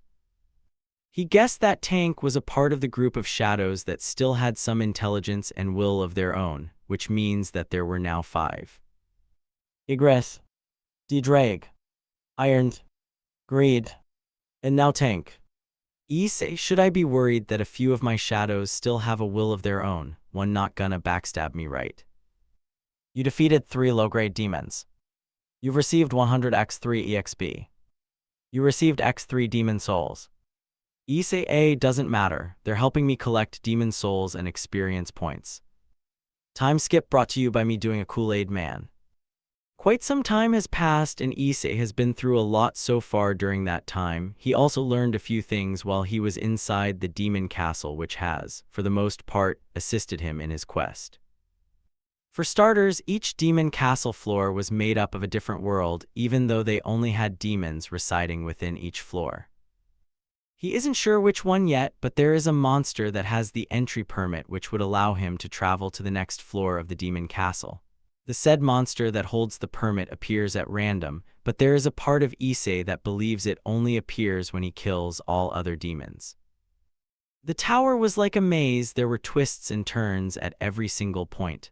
Although for the most part, it was just your typical destroyed landscape with fire all around him. However, things were going very well for Issei. Second floor, third floor, fourth floor, and 27th floor. Issei had been climbing the floors of the demon castle at a scary pace, killing numerous demons and taking their souls. Speaking of the demonic creatures, Issei was correct about there being more powerful demons the further up he went. On one of the floors he was on, he ran into a group of demons which were not low-grade ones like on the other floors. Instead, they were intermediate-grade demons. Issei wasn't sure how powerful they were, but if he were to take a random guess, they may be around a C rank or maybe B rank. Currently, Issei was on the back of one of those demons as he stabbed it in the neck with his dagger, killing it. You defeated an intermediate-grade demon. You received 300 EXP. You received a demon soul. Issei smirked as he stood up and cracked his neck. The more levels he went up, the more experience points he was getting. Dominator's touch skill level has risen. Issei, oh, that's good to know. I was wondering when that would level up. Collected demon souls, 2,116, 10000. The brown-haired boy smirked as his eyes glowed menacingly. This was going quite well. He has collected a lot of demon souls and gained so much experience. He turned his head and saw Igris, Greed, and Iron walk over to their liege. He summoned his shadows because there was a problem. Sure, things were going well, but the problem was simple: time. Even with the time he had before he needs to go back to school, Issei isn't sure that he has enough time to complete the first part of the quest. Sure, there is the chance that time moves differently in the demon castle as it did within the Red Gate, but that was only a theory. So using his shadow soldiers would cut the time he needed in half and lower his anxiety by a little. When he first obtained the demon castle key, he was afraid that it would have been an S-rank dungeon like it had bloody Cerberus guarding the front door, so why wouldn't it? But turns out he was worried for nothing. There wasn't really anything dangerous within the castle, but the fact that Hades, the Greek god of the underworld, was keeping an eye on him was still nerve-wracking. But anyways, with time and more boring battles, the brown-haired boy stopped worrying about the little things and was now more focused than ever. 47, 48, 49, and floor 50th. Issei panted every so little as he wiped the sweat from his forehead, a small smile growing on his face. Collected demon souls, 2,561, 10000. Issei, this is going well so far. I should have this all done in no time. Sure, Issei hasn't collected that many souls since last time, but that is only because each demon so far has only dropped a single soul. The system told him that higher-ups will drop more than one when they are killed. How many? Issei wasn't sure, but he felt like it should be a few. Also, he wasn't sure how much time had passed since he started the quest. It has felt like it's been several days since he started. He brought food and water with him just in case, and he could simply spend gold in the store for things, but it would be nice to know how much time has gone by when he entered the demon castle. But right now, Issei has a problem to deal with, and it was blocking his way to the next floor. The ruler of the lower floors, the avaricious Vulcan. Vulcan's guard. Issei crossed his arms, a boss-grade demon. That was a total first for him. He has not run into any of those during his massacre on the lower floors. Maybe it was because floor 50 is where it starts to ascend to the more difficult things, which makes sense the more that Issei thought about it. But he had to admit that he totally not expecting this to happen. To make things worse, he has several guards in front of him who looked ready to take on anything. Issei, those guards are gonna be annoying. I think I should take care of them first and leave Fatso for myself and D-Drag. Issei smirked and snapped his fingers. 3 of his shadow mages raised their hands as they started to create fireballs. When they were done, they launched them toward Vulcan's guards, which caused a massive explosion. Much to Issei's surprise, though, only the guards reacted to the sudden attack while their boss didn't even flinch. That worried Issei a little bit. Why the hell did he not react to the attack? Was he one of the types that don't make a move unless an attack is made upon him? Issei gritted his teeth slightly. Issei yer days, that's gonna throw my plan out the window. From within the dust cloud, several of the guards came charging toward where Issei and his shadow soldiers were located. Vulcan's guard has detected an intruder. Issei, about time. I was starting to think we were invisible. He turned his attention to his shadow soldiers, activating his stealth skill, which slowly made him vanish. Issei, take care of them. The soldiers nodded as they watched their liege vanish before their eyes. They turned their attention to the Vulcan guards and launched forward at them. Issei knew that his soldiers could take on those monsters. They have been leveling up alongside him since they started the quest, so they weren't like they used to be. Iron roared as he used his shield to block one of their attacks. Another tried to attack the shadow from behind, but its arms were grabbed by Greed, who glared at the monster. The monster started to sweat as it saw the shadow's glare. Greed reared his fist back and punched the guard in the gut, which caused it to drop its weapon and hold the spot where it was punched. Greed took advantage of this and grabbed the demon by the face, making sure that he had a strong grip, and slammed it into a wall, causing a crater to be made from the impact. Issei's eyes widened a little from what he just witnessed. A part of him wondered if either Greed or Iron made memories of their past lives as his friends. There was always a small voice in the back of his mind telling him that it is possible, that there is a chance that they weren't gone forever. Did that moment show that? Is it possible? Are the memories of Matsuda and Madohama still inside of Greed and Iron? Are they? Do they remember him? Looking over at Igris, Issei saw him easily tear through the guards with his massive sword. The former blood-red commander has come a long way since Issei fought him when he was alive. The strength he now possesses is unlike anything he has seen before. Even if the Vulcan guards were high-ranked demons, Issei has been constantly raising the level of his shadow soldiers. They are strengthened with the increase of his intelligence stat, plus the amount of shadows that he can now save has increased. Plus, he has enough mana to keep his shadows alive for a while even if they were destroyed. That doesn't mean that they will remain alive. They could still be destroyed if his mana gets run down. Although Issei was sure that he'll kill whatever he was fighting before that happens. However, Issei, that fat ass, still hasn't moved a muscle. Issei wasn't sure why he hasn't moved, but it didn't matter since he'll sneak up and kill him. Suddenly, Issei's eyes widen as the boss disappeared from his bone throne. How the hell did that happen? The brown-haired boy blinked and now he was gone. There was no possible way that he could move that fast. A shadow loomed over Issei as he looked up to see the boss. It was above him with its weapon reared back. There was no possible way that it could have run over to them in a split second. Something going that fast would have to be at least faster than the speed of light. He merely blinked and he was gone. Nothing should be able to move that fast and not have backlash upon their body.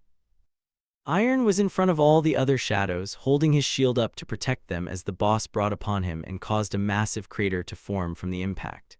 At first, Issei thought that Iron was alright since he had his shield up, but he couldn't be more wrong because he saw that he was laying on the ground and torn up. Issei, what the hell? The boss turned its attention to the others and started to decimate the other shadows like Igris, Greed, Tank, and the weaker ones by merely swinging its massive club. It was like a total massacre, even with their regeneration ability. It didn't matter since they were unable to keep up with the boss. Issei knew that D-Drag was the only one who could handle this boss, but before he even summoned him, he had to get that fat ass away from his soldiers. Gritting his teeth, Issei jumped into the air and revealed himself to the boss. Vulcan looked up and saw the brown-haired boy's eyes glowing with a menacing purple aura. Issei, you bastard. He threw a punch directly into Vulcan's face and sent the massive boss-grade demon flying back quite a distance. By quite a distance, he meant through several fucking buildings. Issei blinked at what he had just done. Did he mean to do that? He punched the boss in the heat of the moment because he was annoying him, but the boy didn't expect him to be sent flying from the punch. Did he put too much into his strength? Issei stats. Just then, a screen appeared in front of him which showed his stats. Name Issei Hyoudou. Job Shadow Monarch. Title Conqueror of Adversity +1. Level 77. Health points HP 25,765/25,765. Magic MP 2,929/2,929. Fatigue 0. Strength/SDR 103 +20. Vitality/Fit 87. Agility/Agile 87 +20. Intelligence/Int 88 +25. Sense 87 +20. Available points 0. Physical damage reduction 46% +15. Issei sweat dropped. Issei I think I did a little too much in strength. Just then Issei noticed something. Vulcan wasn't dead, it was still alive either after he punched it through several buildings. He wasn't sure if it was because he had a lot of health or maybe it somehow lessened the impact it took when it stopped going back. Either way, it looked pissed. The ruler of the lower floors, the avaricious Vulcan, has activated skill Rage. Vulcan is in a state of rage. Vulcan stood up and let out a thunderous roar, nearly blowing Issei's eardrums out from it. Vulcan's stats have increased by 50%. Issei's eyes widened. That skill was similar to the one that Cerberus used on him when he first entered the dungeon.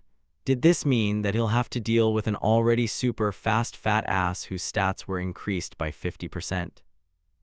Talk about complete and utter bullshit. Issei didn't want to deal with that. Vulcan's pain threshold has increased. Issei's eye twitched in annoyance as he gritted his teeth. Issei, okay, fuck this D-Drag. Suddenly, the sky grew darker, which caused Vulcan to look up, and when he did, he saw a massive dragon head slowly appear through the dark clouds above. D-Drag, you summoned me, my liege. Issei pointed at Vulcan. Issei, reduce this fat ass to nothing but ash for me, please. The dragon grinned as his eyes glowed purple, turning his head to the boss-grade demon who merely stood where it was, completely shocked by the sight of the massive monster before him. He had never seen something so big before. No other creature had ever reached a height similar to or greater than him. D-Drag, it shall be done, my liege. The demon slowly began to back away as it had a terrible feeling about all of this. For some reason, there was a voice in the back of its head telling it to run away. The voice was telling it that it stood no chance against the monster before it. Run. Flee. Hide. Survive. D-Drag, die. D-Drag unleashed a beam of flames upon the monster, engulfing its entire body and tearing through most if not all of the buildings that stood behind the boss-grade demon. End of chapter. S2 Chapter 6 Sudden Surprise. Third-person POV. Destruction. The landscape had been reduced to absolute ruin. The ruined buildings were reduced to nothing but mere rocks on the ground. The ground itself had been torn up and the dark clouds covering the sky had been split apart. The amount of damage was like 1 or maybe 2 nuclear bombs went off at the same time, but actually no, there was no but for any of this. D-Drag's breath attack was more powerful than Issei realized, which made sense since he was a massive dragon that towered over buildings, but to see such an attack was something else. The brown-haired boy could probably say that there was absolutely no way that Vulcan would be able to survive that attack. To tank a breath attack like that would be like being thrown into the sun and coming out with 0 burns. Unless that said person is a bloody god, no regular human or monster for that matter was surviving that. Issei fucking hello. Standing next to the boy was his shadow soldiers Igris, Greed, Iron, and Tank, while a bit behind them was the very creature that caused all of the destruction before them, D-Drag, the former Welsh dragon of domination. Issei turned and looked up at the massive shadow dragon. Issei, I think you went a bit overboard there, D-Drag. D-Drag lowered his head. D-Drag, forgive me, my liege, but I didn't want some disgusting demon to make a mockery of you. Issei sighed and rubbed the bridge of his nose. He thought that Iron was gonna be a problem in the future, and now he is starting to think that D-Drag will be. That was the last thing he needed. Why can't things just go how he wants? Issei slowly approached the now deceased body of Vulcan, which was leaning against a mountain and was completely covered in burn marks as some of his flesh had been roasted off from D-Drake's attack. When he got close to it, several pillars of lights appeared in front of him, which caused him to smirk a little. While the damage was a bit much, seeing 4 pillars of light could only mean one thing, and that is what Issei was excited about. It was the reward for killing Vulcan. He couldn't wait to see what he got. Actually, it wasn't him who killed it, and yet he still gains experience and rewards. Is it because his shadow soldiers are, well, shadows? He was sure that they also gained experience too, but why not rewards? Would that be busted? It sounds a bit overpowered, and yet not at the same time. It didn't really matter at the end of the day because it was still Issei getting stronger. Issei, as expected of a boss-grade monster, the rewards for killing it must be excellent. You obtained item, Demon Monarch's Earring. You obtained item, Orb of Avarice. You obtained Vulcan's Horn X2. You obtained ingredient item, World Tree's Fragment. Issei raised an eyebrow. Issei ingredient item, what's that? Ingredient item, World Tree's Fragment. Item class. Type ingredient. Issei held the fragment in his hand as he had an interested expression on his face, an ingredient for magic items of the highest quality. This was certainly interesting because he has never seen something like this before, but his video game side is telling him that it was an item he could use to make something very important. He couldn't throw it away, he had to figure out just what the fragment was used for. Maybe it had something to do with the second part of the quest. If he finds the other ingredient or ingredients, if there were more, he could make whatever they created and advance forward. Issei, I better hold on to this for now. I get the feeling that I will this in the future. Issei then turned his attention to the earring. There was something strange about its name of it. Demon Monarch, which reminded him of the job change quest where he advanced from a necromancer to a shadow monarch. The brown-haired boy can't help but feel like he's gonna hear more of that word later on down the line. In fact, it feels very familiar to him even before he obtained the system. Issei, why does that feel familiar to me, and why should I feel angry? Issei scratched the back of his head. This was very frustrating for Issei, and he could already tell that it will become even more frustrating down the line. That was how life worked. It loved to throw obstacles at him during every single moment. Issei sighed. Issei, I'll worry about that later. For now, this earring. Item, Demon Monarch's Earring. Item class. Type accessory. Plus 20 strength, plus 20 vitality. Set effect will activate if equipped along with Demon Monarch's Necklace. Demon Monarch's Ring. Set effect 1 locked. Set effect 2 locked. Issei was surprised by what he had just seen, an item with a set effect, and it was also an S-rank item. No wonder Vulcan was so fast, no A-rank could move that fast. Issei fought Igris, who was easily A-rank, and the Blood-Red commander was nowhere that fast during their battle against one another. But it looks like he won't be able to use the set effects unless he manages to get his hands on the other 2 items, which was making him a little nervous since that meant there was someone both faster and stronger than Vulcan. Issei was proud of the level he was at, but even he knows that he won't be able to handle tougher opponents unless he gives it his all and leveled up more. Also, he needs to figure out what was going on with the gods who were watching him, so that was something he needs to do as well. He needs to get stronger. Stronger. Stronger. Even stronger. Issei more.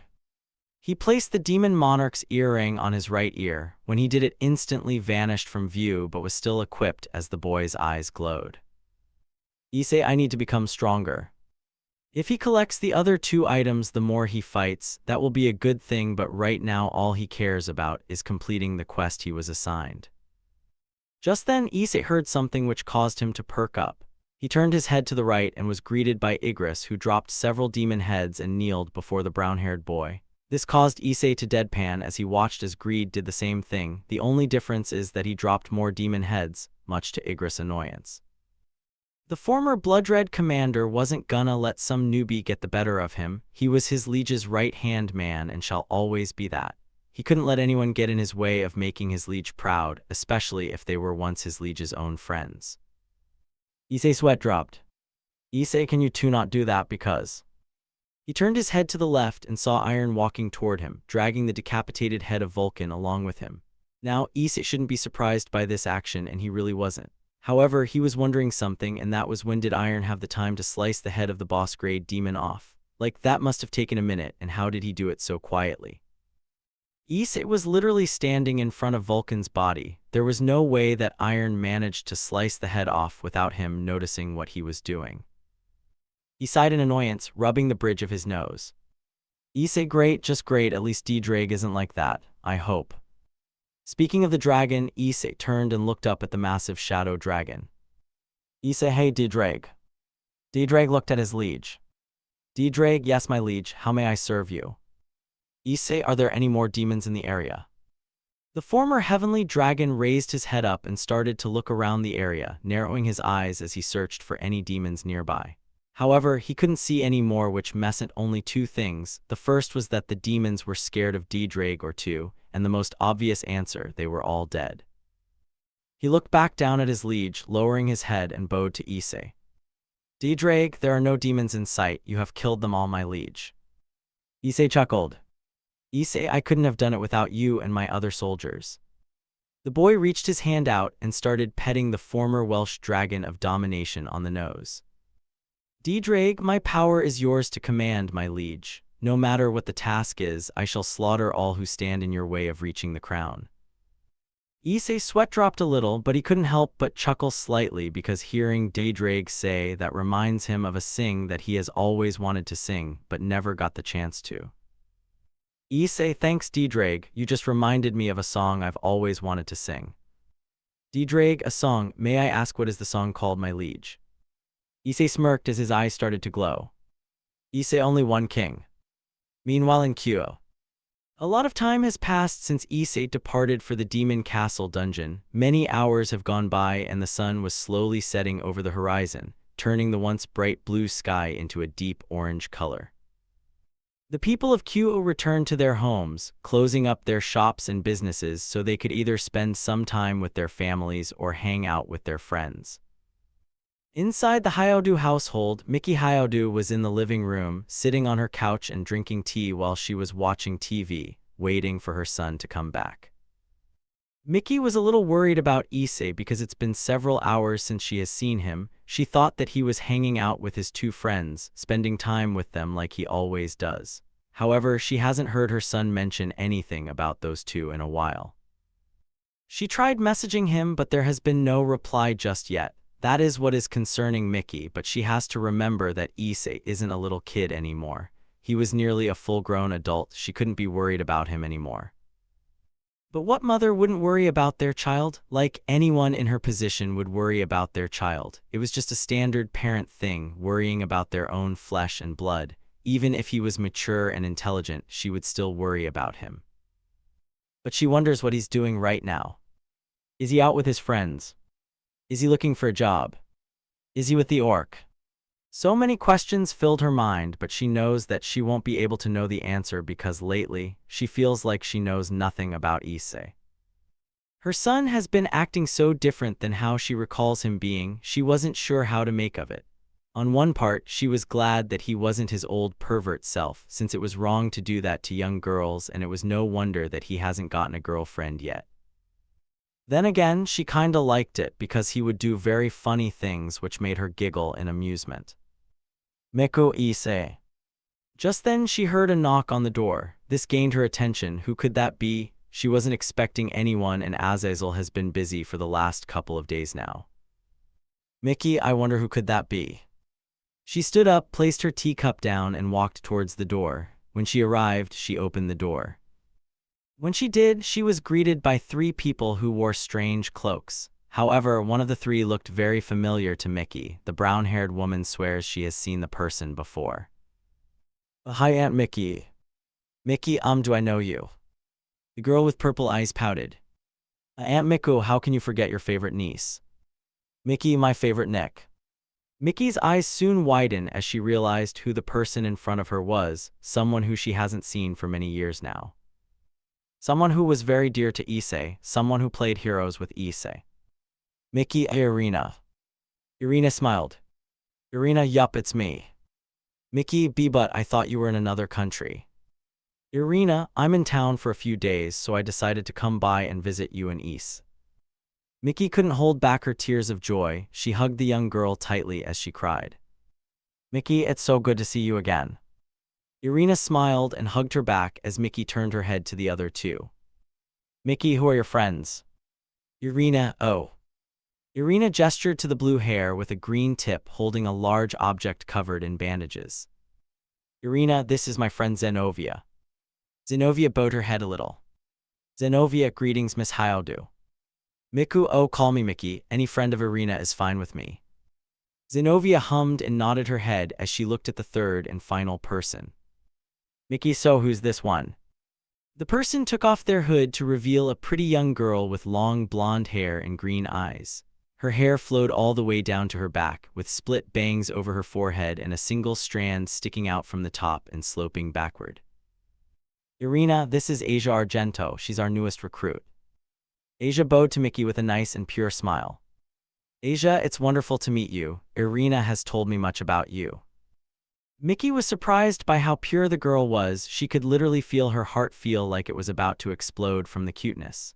The brown-haired woman hasn't felt like this since the days when Issei was a little day, the days when he was just so damn adorable.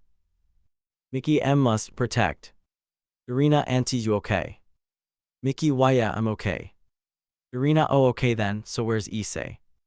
Mickey scratched the back of her head. She wasn't sure how to explain the new Issei to Irina. It had been so long since she has seen her, she probably doesn't even know about the incident that nearly cost her son his life. Mickey, he's gone out somewhere but I don't know where. Hearing this confused Irina, gone out, that doesn't sound like the childhood best friend she knew all too well. Where would he have gone to? Back with Issei. Back in the Demon Castle dungeon, several undead beings, mainly skeletons and zombies, groaned and grunted as they slowly approached something. Creatures like these would not be able to do anything all by themselves. There had to be someone controlling them, and in fact there was. An undead-looking monster, maybe a lick of some kind, was controlling the undead monsters. It waved one of its hands, and a dark purple mist appeared from it and covered the creatures, which may give them a buff or something along those lines. Standing a few meters away from the undead horde, Issei Hyoudou stood with his arms crossed. Issei Igris, greed iron, take care of these things. The three shadow soldiers nodded their heads as they launched themselves toward the horde of undead. They started to decimate the zombies and skeletons with no worries. Igris used his massive sword, slicing through several skeletons with a single swing. He then turned his head to another group of undead beings and used his conqueror's haki, which caused them to fall to the ground. Iron roared as he swung his age, tearing through the horde as he launched one to Greed, who grabbed the skeleton and started pulling a Hulk. The lick-like creature stared in shock as its undead army was destroyed in an instant. There was no way that this could possibly be happening. What's the matter? Surprised. The creature turned its head to the source of the voice, seeing Issei Hyoudou standing on a statue above, his eyes glowing. Issei, you didn't expect this, did you? The monster merely stared at the brown-haired boy, its eyes full of fear and terror. This was a surprise to Issei. Could undead monsters actually feel fear? That's something he never expected to see. It didn't really matter, since the monster was gonna be killed. So in a matter of seconds, the monster was alive, and then it was sliced into several pieces due to Issei's dagger. He had to admit, he was starting to like the new dagger and the demon monarch's earring. Sure, he was still wondering why the word monarch feels so familiar to him, but he had to say the added strength points made him feel like those overpowered anime characters. It just felt really good to him. You have defeated Guide of Souls, Metis. Issei raised an eyebrow. That was his name? Really? He was expecting something a little cooler. Vulcan had a way better name. It almost sounded like the word volcano. You received Spring Water of the Echoing Forest. You received 200,000 EXP. Demon Souls sealed in Metis pendant has been discovered. You received X220 Demon Souls. Your level has risen by 2. Issei chuckled as he sat down on the deceased bodies of the undead horde. Could he really call them deceased, since they technically were already dead? Anyways, he was glad about the rewards that he has been given. He looked at Metis. Issei, this dude was a very strong magic-type monster. He easily commanded 100 more summons than I'm capable of. Issei then let out a sigh of disappointment. Issei, such a shame I can't bring him or any demons back as shadow soldiers. It was a shame. Issei wondered at some point why didn't he ever try to bring back a demon as one of his shadow soldiers, so he tried and well, he didn't like the result he received. Apparently, he can't bring them back because their mana is contaminated or something. This confuses Issei because so far as he knows, he can bring back basically anything he kills, or rather anything that is dead. Why are demons a special case? It can't be because they're not human-like. He's got a bloody dragon and ice bears. Plus, if he recalls correctly, the mages from the job change quest weren't humanoid. They almost looked like a ghost or demon-like in nature. Well, the arms gave him that idea. If he can bring those back, why can't he bring back demons? That would be so handy for him, plus the one he just killed could have been a huge help with his ability. Issei, if I can't bring back a demon, what else can I bring back? A god. Killing a god? How laughable does that sound? There was absolutely no way that Issei could do something like that. He barely survived against Sun Wukong, and he could already tell that he was holding back immensely. How could he defeat someone who could just make themselves a stronger version of him? He was nothing more than a toy, a mere pawn in the Monkey King's game of chess, and he was sure that Wukong doesn't even play chess. Issei, at least I managed to obtain this. He held out his hand as a necklace with bones and a skull appeared in his hand. It was one of the 3 items that he needed. Item: Demon Monarch's Necklace. Item class: Type accessory. Plus 20 agility, plus 20 intelligence. Z effect will activate if equipped along with Demon Monarch's earring equipped. Demon Monarch's ring. Z effect 1 locked. Z effect 2 locked. Issei smirked as he put the necklace on, seeing it vanish from his view, but he knew it was still there. He checked a screen and saw that one of the set effects was now unlocked, allowing him to see that he now has plus 5 for all of his stats. Issei, 2 down, 1 more to go. Issei then sighed again. He wanted to go and find the final item to complete the set effects. However, there was one tiny problem with that, and that was collected demon souls, 10,001 10000. Issei, I'm already done with the quest. Normal quest, collect demon souls, part 1 has been completed. Issei was a little disappointed. He really wanted to keep going, but he can't. He should have been told that the second part of the quest was gonna start or something, but he didn't receive anything except for a screen showing the rewards for the first part of the quest. This means he's gonna have to wait a bit before he thinks about doing the second quest.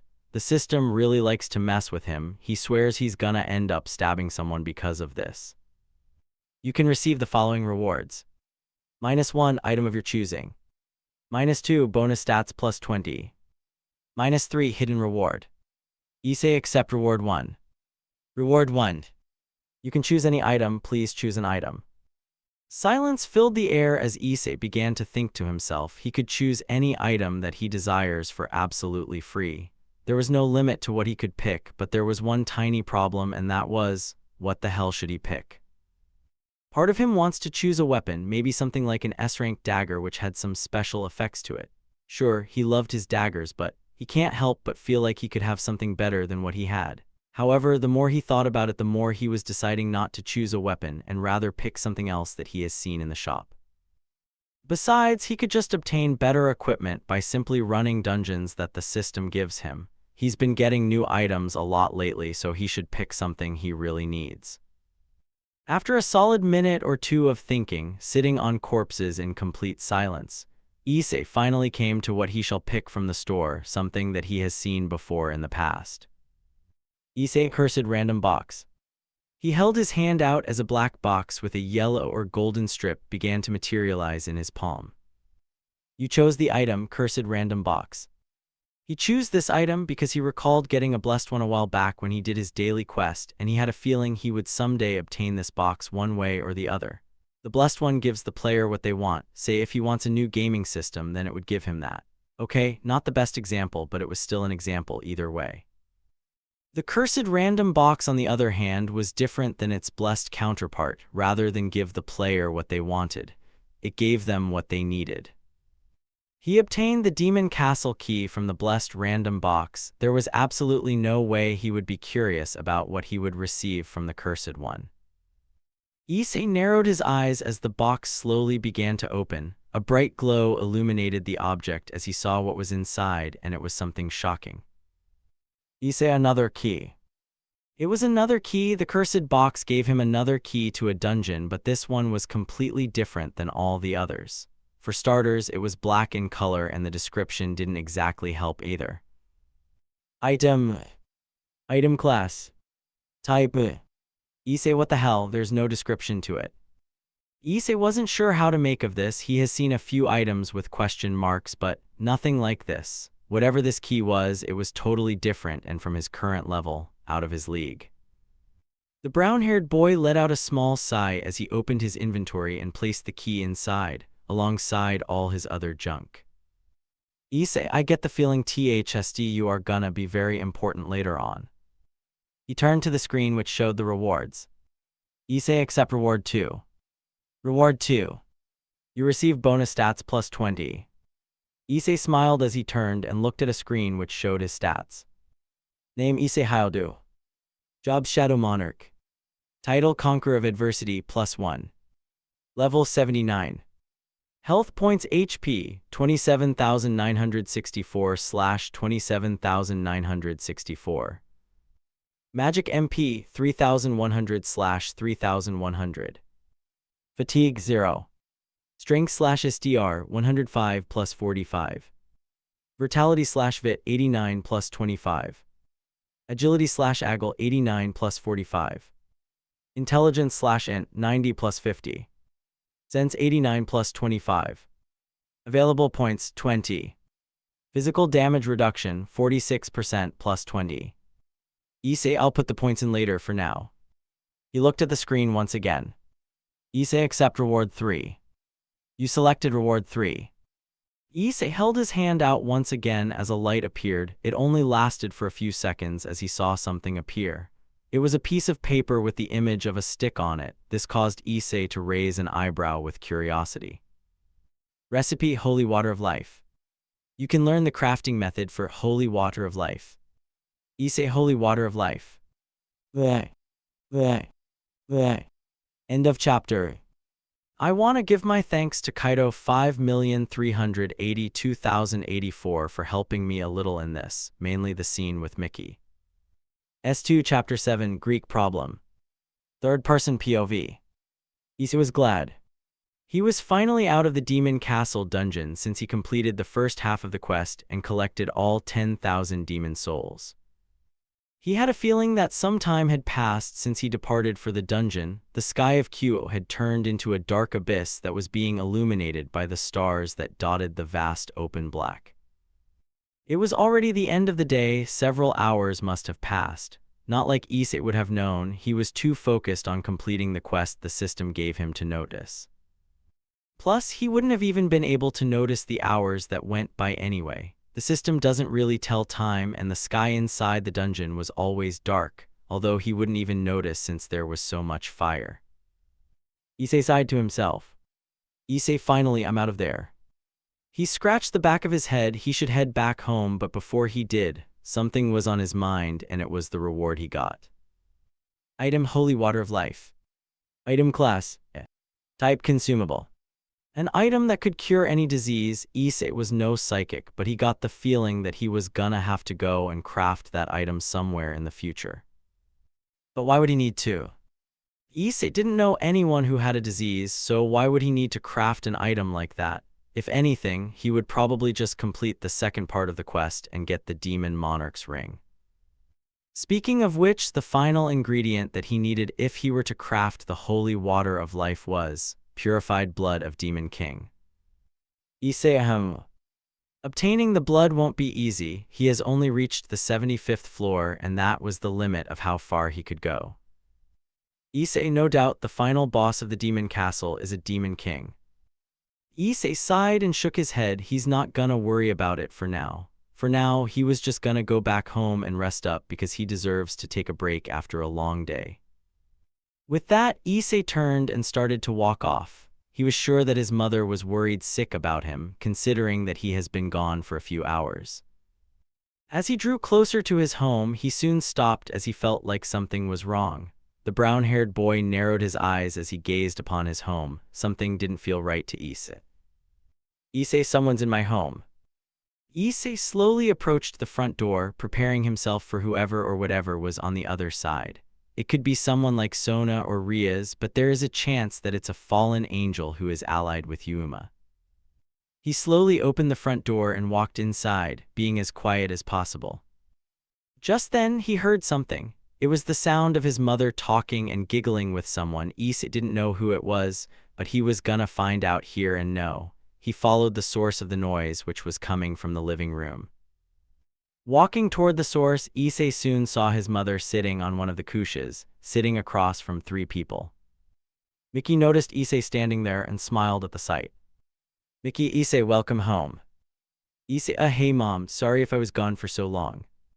His gaze moved over to the three people. He may not be able to sense magical power because he was only human, but he could tell that they were powerful. But that didn't mean he couldn't take them on. In fact, he could easily defeat them before they thought about harming his mother. But he can't make enemies. He needs to be neutral toward everything until he gets a reason to fight back. The chestnut-haired girl smiled and waved at him. Issei, it's good to see you again. It's been a while, hasn't it? Issei raised an eyebrow. For some reason, that girl feels familiar to him. Issei, do I know you? The girl pouted at him. Issei, how could you forget about me? We used to play superheroes together. When the girl said that, Issei's eyes widened as an image flashed through his mind. It was an old image, one that showed a young Issei and a young boy playing superheroes together. Issei can recall that event. It was when his childhood friend Irina lived close to his home. But the last time he saw Irina, both he and his family moved to a different country. Issei, wait, how do you know that? Irina, Issei, it's me, Irina. Issei, wait, Irina, you're a girl. Miki, Issei, that's not very nice, apologize. Issei looked at his mother. Issei, can you blame me, mom? I thought that Irina was a boy. Miki raised an eyebrow. Miki, what gave you the idea that Irina was a boy? Issei merely deadpanned at his mother. How could he not think that Irina was a boy? If memory serves him correctly, when they were younger, Irina had very short hair, so that would give him the idea of her being a boy instead of a girl. Like anyone could make that mistake. He bets you not that if Issei showed someone a picture of both him and Irina when they were children, 99% of them will say that she is a boy. Issei, oh, I don't know, the fact that she had short hair when we were younger. Miki, really, that is what gave you the idea? Issei nodded his head. Miki, wow, I thought you were smarter than that.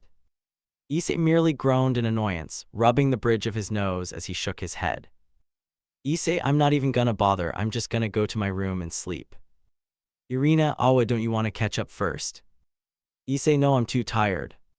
Irina, oh, what? And so, Issei waved good night to his mother. He then made his way upstairs to his bedroom. When he arrived, he opened his door and was greeted by Yoruichi and Yamato. Yoruichi, meow. Yamato, woof. Issei smiled as he kneeled bow and started to pet the two on the head, causing Yamato to wag her tail, which made Issei chuckle. Issei, it's good to see you both. Sorry I was away for a few hours. I had to deal with something. Yamato, woof. Issei walked to his bed and sat down on it. He has had a rough day and deserved to rest. However, he gets the feeling that he won't be able to, and that is what he was waiting for. Issei, it's coming. I know that something or someone is gonna appear out of nowhere. Yoruichi leaped onto the bed and tilted her head. Yoruichi, is something wrong? Issei looked down at Yoruichi. He never thought he would hear a cat speak, and what was with the male voice? Like, why would she need to have a male voice? It wasn't like anyone will even know who she was, since she probably spends most of her time in her cat form.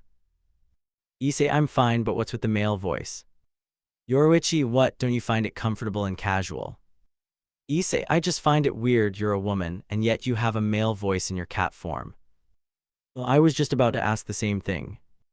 Issei perked up and looked at Yamato, who was the source of the voice.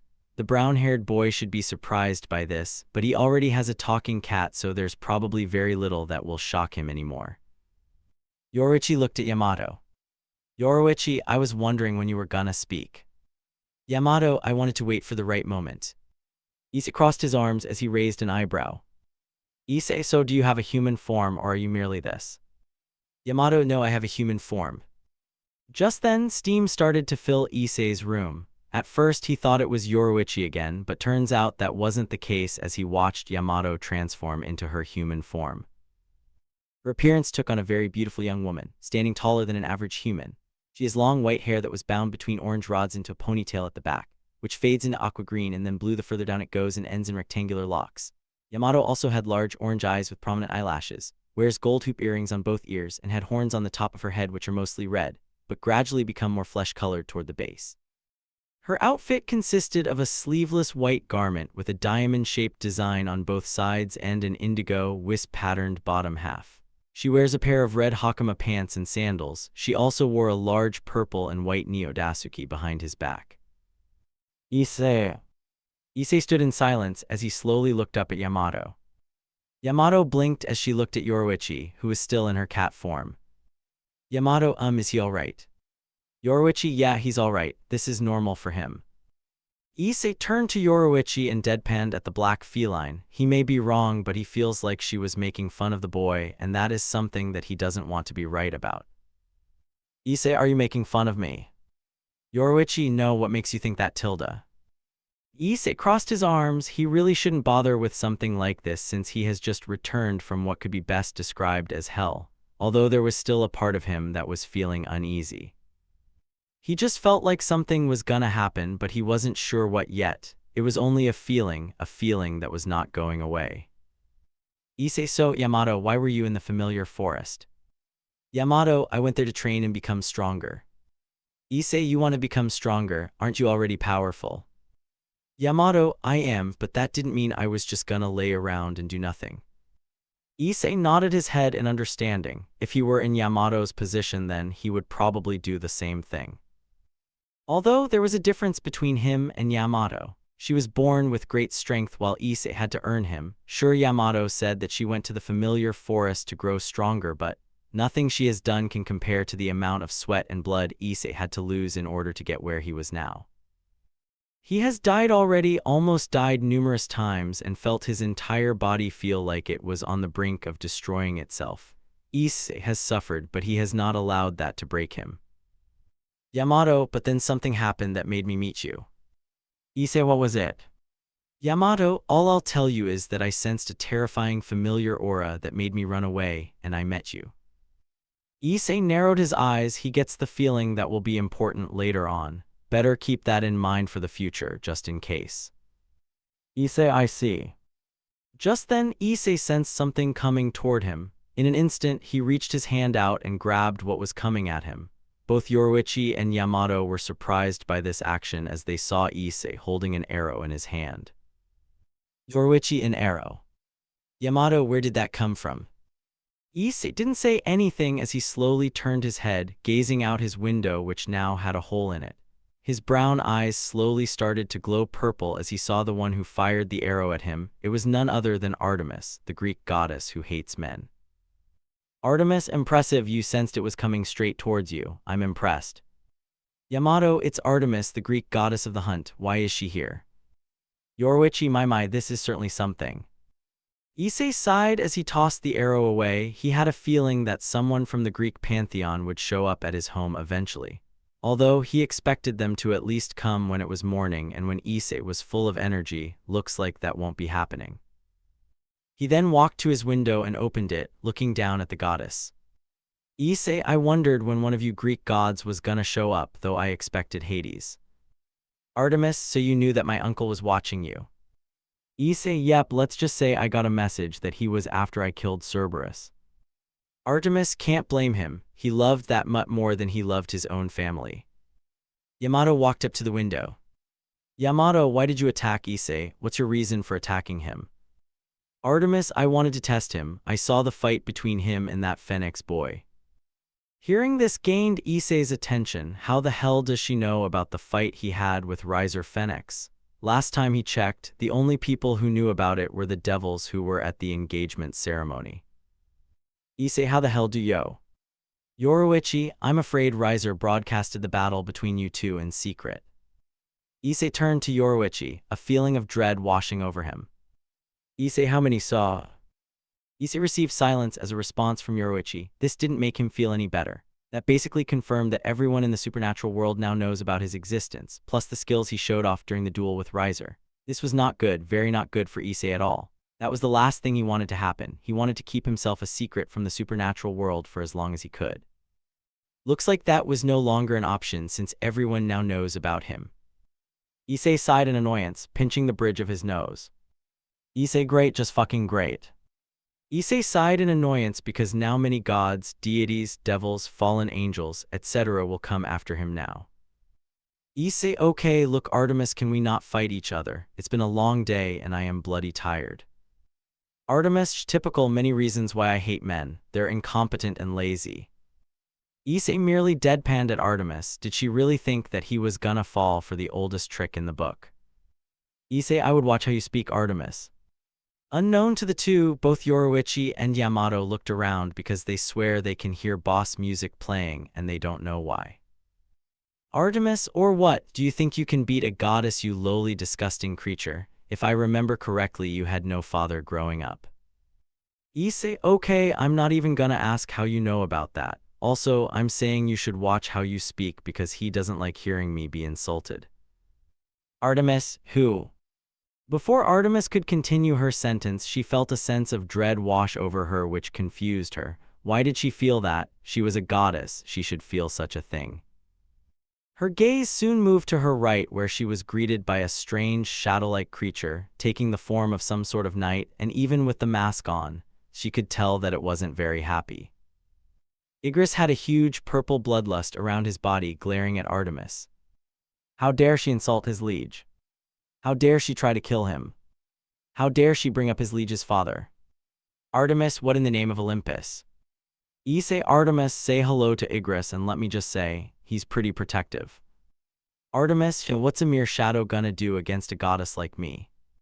Artemis felt weak all of a sudden and fell to her knees. This caused the goddess of the hunt's eyes to widen. What the hell was happening to her? Why was she all of a sudden weak? She was perfectly fine a moment ago, so why was she all of a sudden feeling so weak? Issei, geez, Igris' new skill sure is powerful. Artemis, why you fucking pig, hiding behind something like a coward? Issei deadpan at the goddess. Issei, Artemis, you're talking to the dude who fought Sun Wukong and barely survived. Artemis's eyes widened when she heard that name. The Monkey King was someone she never dared to go up against. Artemis, why you fought the Monkey King? Issei, oh, it wasn't a fight, it was more like a one-sided massacre that I somehow managed to survive. I bet he barely used 1% of his power. Meanwhile in the heaven, Sun Wukong was playing with his son as they were with Tang Sanzang and Beiji and Wujin until Sun Wukong, achoo. Tang Sanzang, Wukong, are you alright? Sun Wukong, I think someone was talking about me. Beiji, who would want to talk about a dumb-ass monkey? Wukong deadpanned at Beiji. Did he have to say that in front of his son? Like, couldn't he have said something similar to that, but less annoying? The demon shook his head as he wondered who was talking about him. Not many came to his mind. Unless Sun Wukong, is it Issei? Back with Issei. Artemis, how is that possible? Issei, dumb luck, nothing but dumb luck. Artemis, just because you survived that stupid monkey doesn't mean you are strong. You're just a weak, pathetic gack. She felt gravity get weak for her as she places her hands on the floor. Issei sighed. Issei, aggress please. Artemis watched as the Shadow Knight moved his weapon away from her neck and back away. She then felt her strength return to her. Issei grabbed the edge of his window and leaped out of it, landing on the ground safely, which should normally be impossible since at the height his bedroom was, he should have broken his legs. But that wasn't the case. Turns out the system doesn't allow such a thing, so that was a perk. Artemis watched as Igris stepped forward and kneeled to the brown-haired boy. She guessed that the knight's loyalty to Issei must be very high. She then watched as Issei walked over to her, his hands in his pockets. Issei, you're not my enemy, Artemis. I have no reason to kill you, especially since you are a beautiful huntress who possesses skills that no mortal has. Artemis was taken aback by what Issei just said, and that made a small blush appear on her face. Artemis, W at the WI, am I blushing? Why did I react to this pig's words? Issei, you okay? Artemis just stood up and looked away. Artemis, I'm fine, I don't need your pity, pig. Issei shook his head. Issei, well, as long as you're all right. He turned his attention to Igris, who continued to kneel before his liege. Issei, you can go back now, Igris. With that, the former blood-red commander returned to Issei's shadow, which surprised the goddess of the hunt.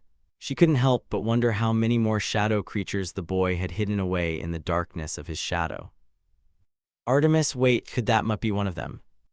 Issei, I apologize for Igris, he's just protective over me since I took the place of his previous ruler who either died or left him to rot. Artemis, oh, I see.